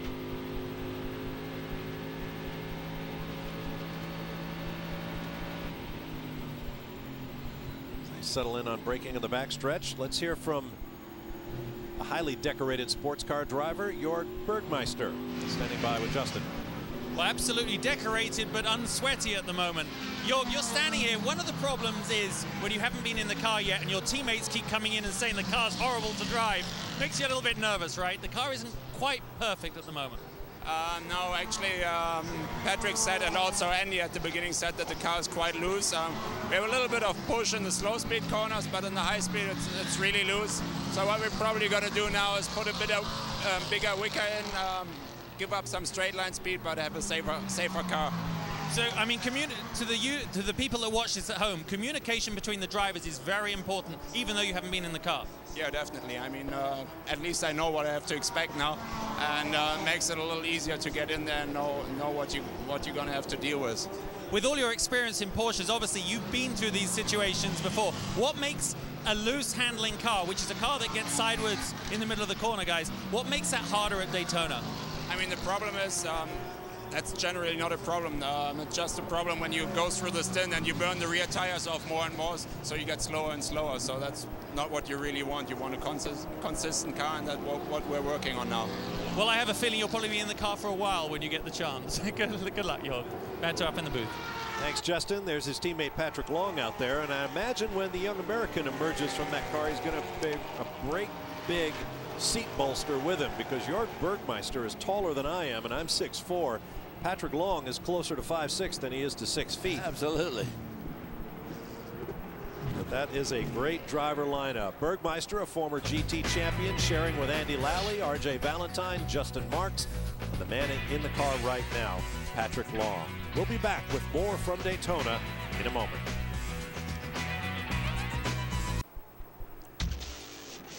Welcome back. There's an aerial view of the battle for second place in the overall. On the left, Ryan Briscoe in the Penske Racing Porsche Riley. On the right, a similar car in Brumos Racing colors. Former Indy 500 champion Buddy Rice drawing ever closer to the Australian Briscoe. Ryan Briscoe just recently announced his engagement to our former Speed colleague Nicole Mansky. Good luck to them both. Our aerial coverage is brought to you by DirecTV. If you call yourself a sports fan, you had better get yourself DirecTV. These two are having an absolutely dynamic dice. They really are. Just absolutely, obviously well controlled. They're both making sure they stay out of trouble, but putting on a virtuoso display of driving here. There's no doubt about it. Don't forget to log on to speedtv.com for all that's there, including trivia games, chats, and a whole lot more. Meanwhile, this guy, AJ Allmendinger, also putting on a virtuoso display. You know, AJ is the perfect example of a guy who has raced in cars by himself his whole life. An absolute demon in open-wheel cars. Of course, now in stock cars. That's a transition in itself. But when we asked him what it was like coming to his first 24-hour race and making the adjustment, he gave us a story that just makes your hair stand up. Here's what he said. I really slept. I just was amped up the whole time, and I think I paid the price for it like about hour 18. I felt like a zombie. They had me do like the 4 to 6 a.m. stint. I think at one point I fell asleep on the banking while I was driving, which isn't really good. But, you know, I was just completely amped up and just never really kind of took that moment to calm down after I got out of the car. I was just wanted to be at the car, wanted to see what was going on, and I paid the price at the end. I was worn out. Fell asleep on the banking at top speed. You ever do that in a 24-hour race, David? I have not. I fell asleep on the grid at the Indy 500, but I certainly didn't fall asleep on the bank. Oh, whoops. Problem. Big What's problem. happened to AJ? Tires okay? No smoke? No. Oh, wow. Whatever it is, it's pretty serious. He's got light. I'm assuming he has power. I wonder if he can't get a gear. There's Michael Shank, team owner, looking on, shaking his head. Oh, dear.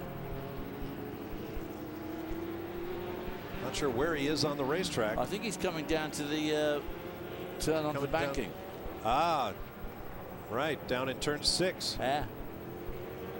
And he is in a dangerous that's place, gonna be obviously. A full course caution then. And he shut it off, trying to refire.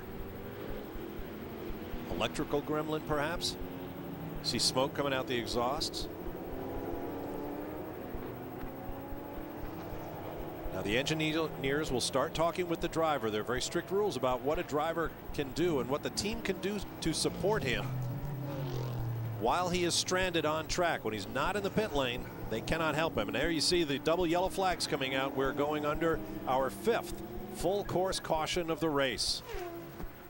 Oh, how desperate for AJ and Michael Shank. They're just having such a good run there. He was a really virtuoso stint. All come to naught. Obviously got plenty of power. Can't see any oil leaking out the back or... Brian Till?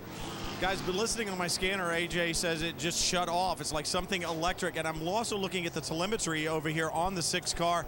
Nothing was in the red when that happened, so there was no warning. I got to believe it may be something electrical. Even though you see power to the lights and that kind of stuff, it just shut down. I saw no oil pressure warnings, no red lights, anything on the telemetry over here. So your guess is as good as mine right now, and I think right now the Michael Shank Racing team trying to get it sorted out. The engineers, the Ford engineers pouring through data right now, but there's no good information. Mark Patterson being rigged for battle. Watch the exhausts.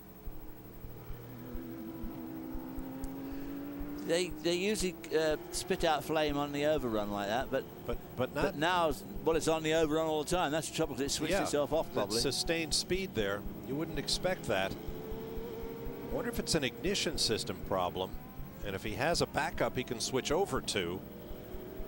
But boy, it looks like that thing just died on him. Yeah. And he is still unable to get it fired. See him talking with the crew. Looks like he's looking down to the center console, flipping switches. Engineers talking with him. Just like that, in those few minutes we've been talking, down from 1st to 10th. Yep, a lap down now. And likely to lose more. You have to admire Michael Shank. We remember him years ago in the Atlantic Series when he was running a very modestly budgeted open wheel program. He's one of those car owners who has pulled his team up by its bootstraps. He is one of the dominant teams in Grand Am racing right now.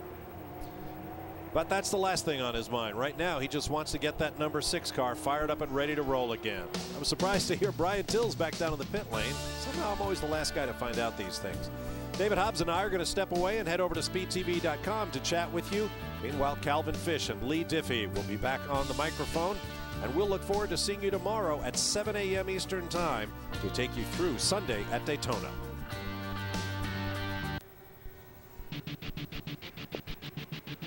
We're back, but we are still under caution. We say thanks to Bob and David for a job well done and some rest well earned. Hi folks, Lee Diffie and Calvin Fish with you here upstairs. Kelly Stavis, Brian Till and Chris Neville downstairs. And if you are a racing fan, not necessarily a sports car racing fan, you would have been thrilled to see the close battles that have been going on for the last 2.5 hours with the likes of Dario Franchitti, Juan Pablo Montoya. They were all in there. Romain Dumas. So many big names here at the Rolex 24. Let's bring you up to date with some important facts and figures here on the Rolex Race Analysis. And you can see that we are yet to lose a car from this 49-car field.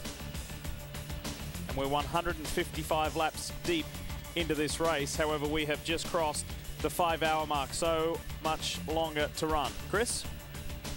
Well, guys, typically we're crawling all over these cars trying to see what types of new bits and pieces these teams are using. But one thing we've seen pop up in just the past couple of years is all about driver comfort. Now, years ago, many, many years ago, when Calvin Fish ran this race, I'm sure he took off his helmet and his suit and threw it in a sweaty ball in the middle of the motorhome. And then when it's probably about 40 degrees at 4 in the morning, he had to put that sweaty suit back on. But Shock Doctor has developed a heated blowing system that the teams are using to dry out these helmets. So you can see these power blowers down here drying out helmets. And not only helmets, they've got a garment bag over here.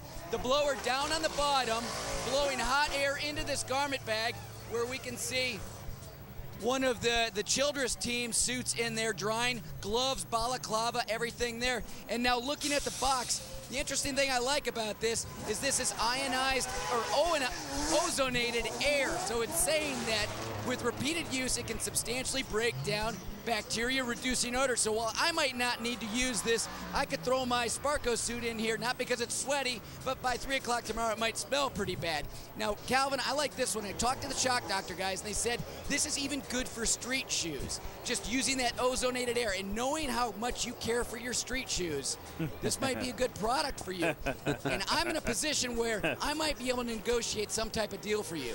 Well, Chris is king of the dodgy side deal, so I'm sure he could. But I remember back in the long time ago, back in the late 80s and early 90s when I was doing this race, I used to look on in envy at like the Tom Walkinshaw Racing Group. They used to have these electric dryers back behind the paddock area, and all the guys would get out of their suits and they'd throw them in there, put a nice warm cozy one for their next stint, and we'd have a damp one to put on. But those were the days. How things change so fast. Let's go to some hour 5 highlights to bring you up to date for those of you just turning on late.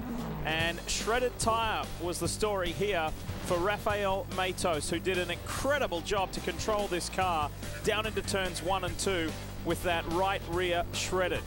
Sequence of pit stops. There has been a lot of activity on pit road and a lot of, well, drama, to say the least, with cars stalling, drivers stalling the cars, electrical problems like this here for Juan Pablo Montoya. And at the moment it returned to its pit box, JPM was able to fire that Ganassi car back up again. Pass for the lead. There was no stopping AJ Allmendinger in the Ford-powered Riley for Mike Shank Racing as he put this move on Terry Borchella for the lead of the motor race. GT action has been hot, most notably between the Farnbacher Lowles cars, the 86 and the 87, with the TRG Porsches chasing them down hard. The rivalry within this team has been something else. The 86 lost the lead of the motor race on pit lane, got it back down in turn 1. I said there was no stopping AJ Allmendinger. Well, yes, there has been. Electrical problems, we are assuming, has brought the 6 to a stop, and that's why we are under this current full course caution. Welcome back, stay with us. We've got coverage all the way until 10 p.m. Eastern right here on Speed.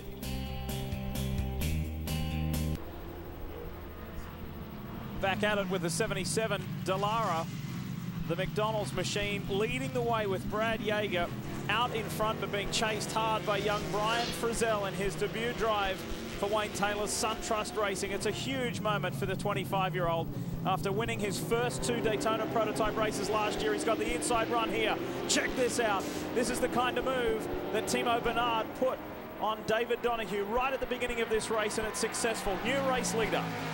Fantastic stuff there by Brian Frizzell. 2 Dallaras up front. We haven't seen that ever in the Rolex series, so this is a big moment for the Italian manufacturer. But look for that 58 machine, Buddy Rice. That car has been fast all day long. Wind the clock back 12 months ago. Both teams that now run the Dallara chassis were not using them here in this particular race. So it's a big moment for Dallara as a manufacturer. Likewise, the Green Machine, just 3 cars further back for Lola. Krone Racing ran their older Riley chassis cars here 12 months ago. So it's big moments for them in the biggest endurance race of the year. And right behind Darren Turner there is Ryan Briscoe in that very fast Penske Porsche. There he is. The Lola really struggled a little bit. Seemed to have too much downforce on that machine, which Ryan Briscoe is following there. Darren Turner takes that position away from Brad Yeager, so he is now up to 3rd spot. We should say the recently engaged Ryan Briscoe. So his fiancée Nicole, they'll get married later this year in Hawaii. Back with halfway that zone between America and Australia. Perfect. Getting back to that Lola that's currently running 3rd. Oh, and he slowed. Darren Turner suddenly slows there on the approach to the dogleg.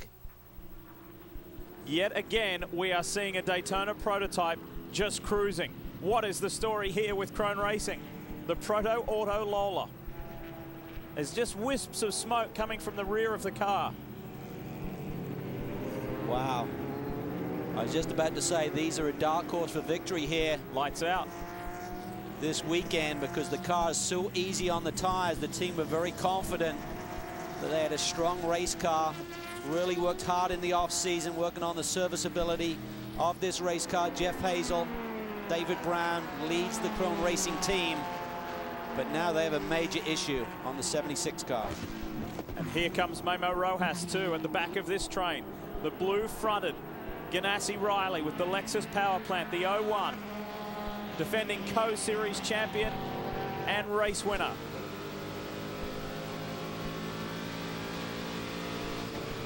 Here are news on the 76 car, no oil pressure. That team, of course, have made the switch to Ford in the offseason, along with SunTrust, 2 ex-championship winning teams.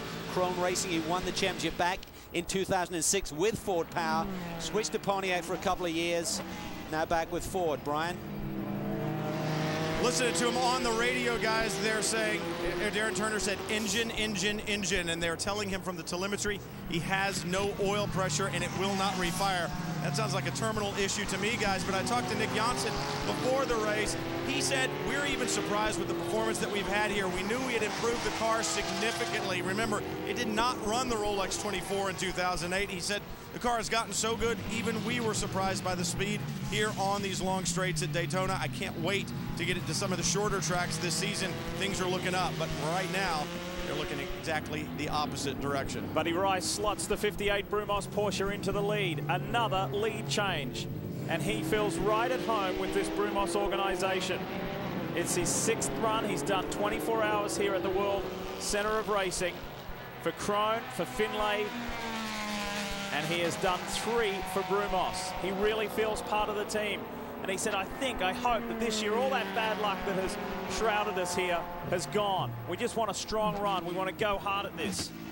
Well, you talk about needing luck. The one thing you don't want is bad luck, because this team, crew, drivers, everyone are fast enough to win this race, but they have certainly been stymied by a rash of bad luck over the last few years here at the big one. I think the Krone car has brought out our 7th full course caution. We're seeing the double yellows once again. And there it is, Darren Turner, the British driver, Le Mans class-winning driver, knows how to do it at a 24-hour, and it is stationary. Frustration for the Atlanta-based team. Had a top 5 finish here with the team last year. Let's take a look. Car suddenly slows. Evasive action there by Ryan Briscoe and Memo Rojas. Can't believe how hard this team has been working. The development curve on this car has been extraordinary. They have not stopped. They have just continually refined this Lola to get it to where they want to be, and this was exciting times. The beginning of a new season, a full season with this car. Not starting with a different chassis and then changing again, as Brian mentioned earlier, to start a full season in the direction you want to go. Well, it's devastating, Lee, not only in terms of this race, but also the championship. You've got to put points on the board here. Johnson and Zonta, the full-time drivers, they are starting 09 in a hole. We'll follow that story when we come back.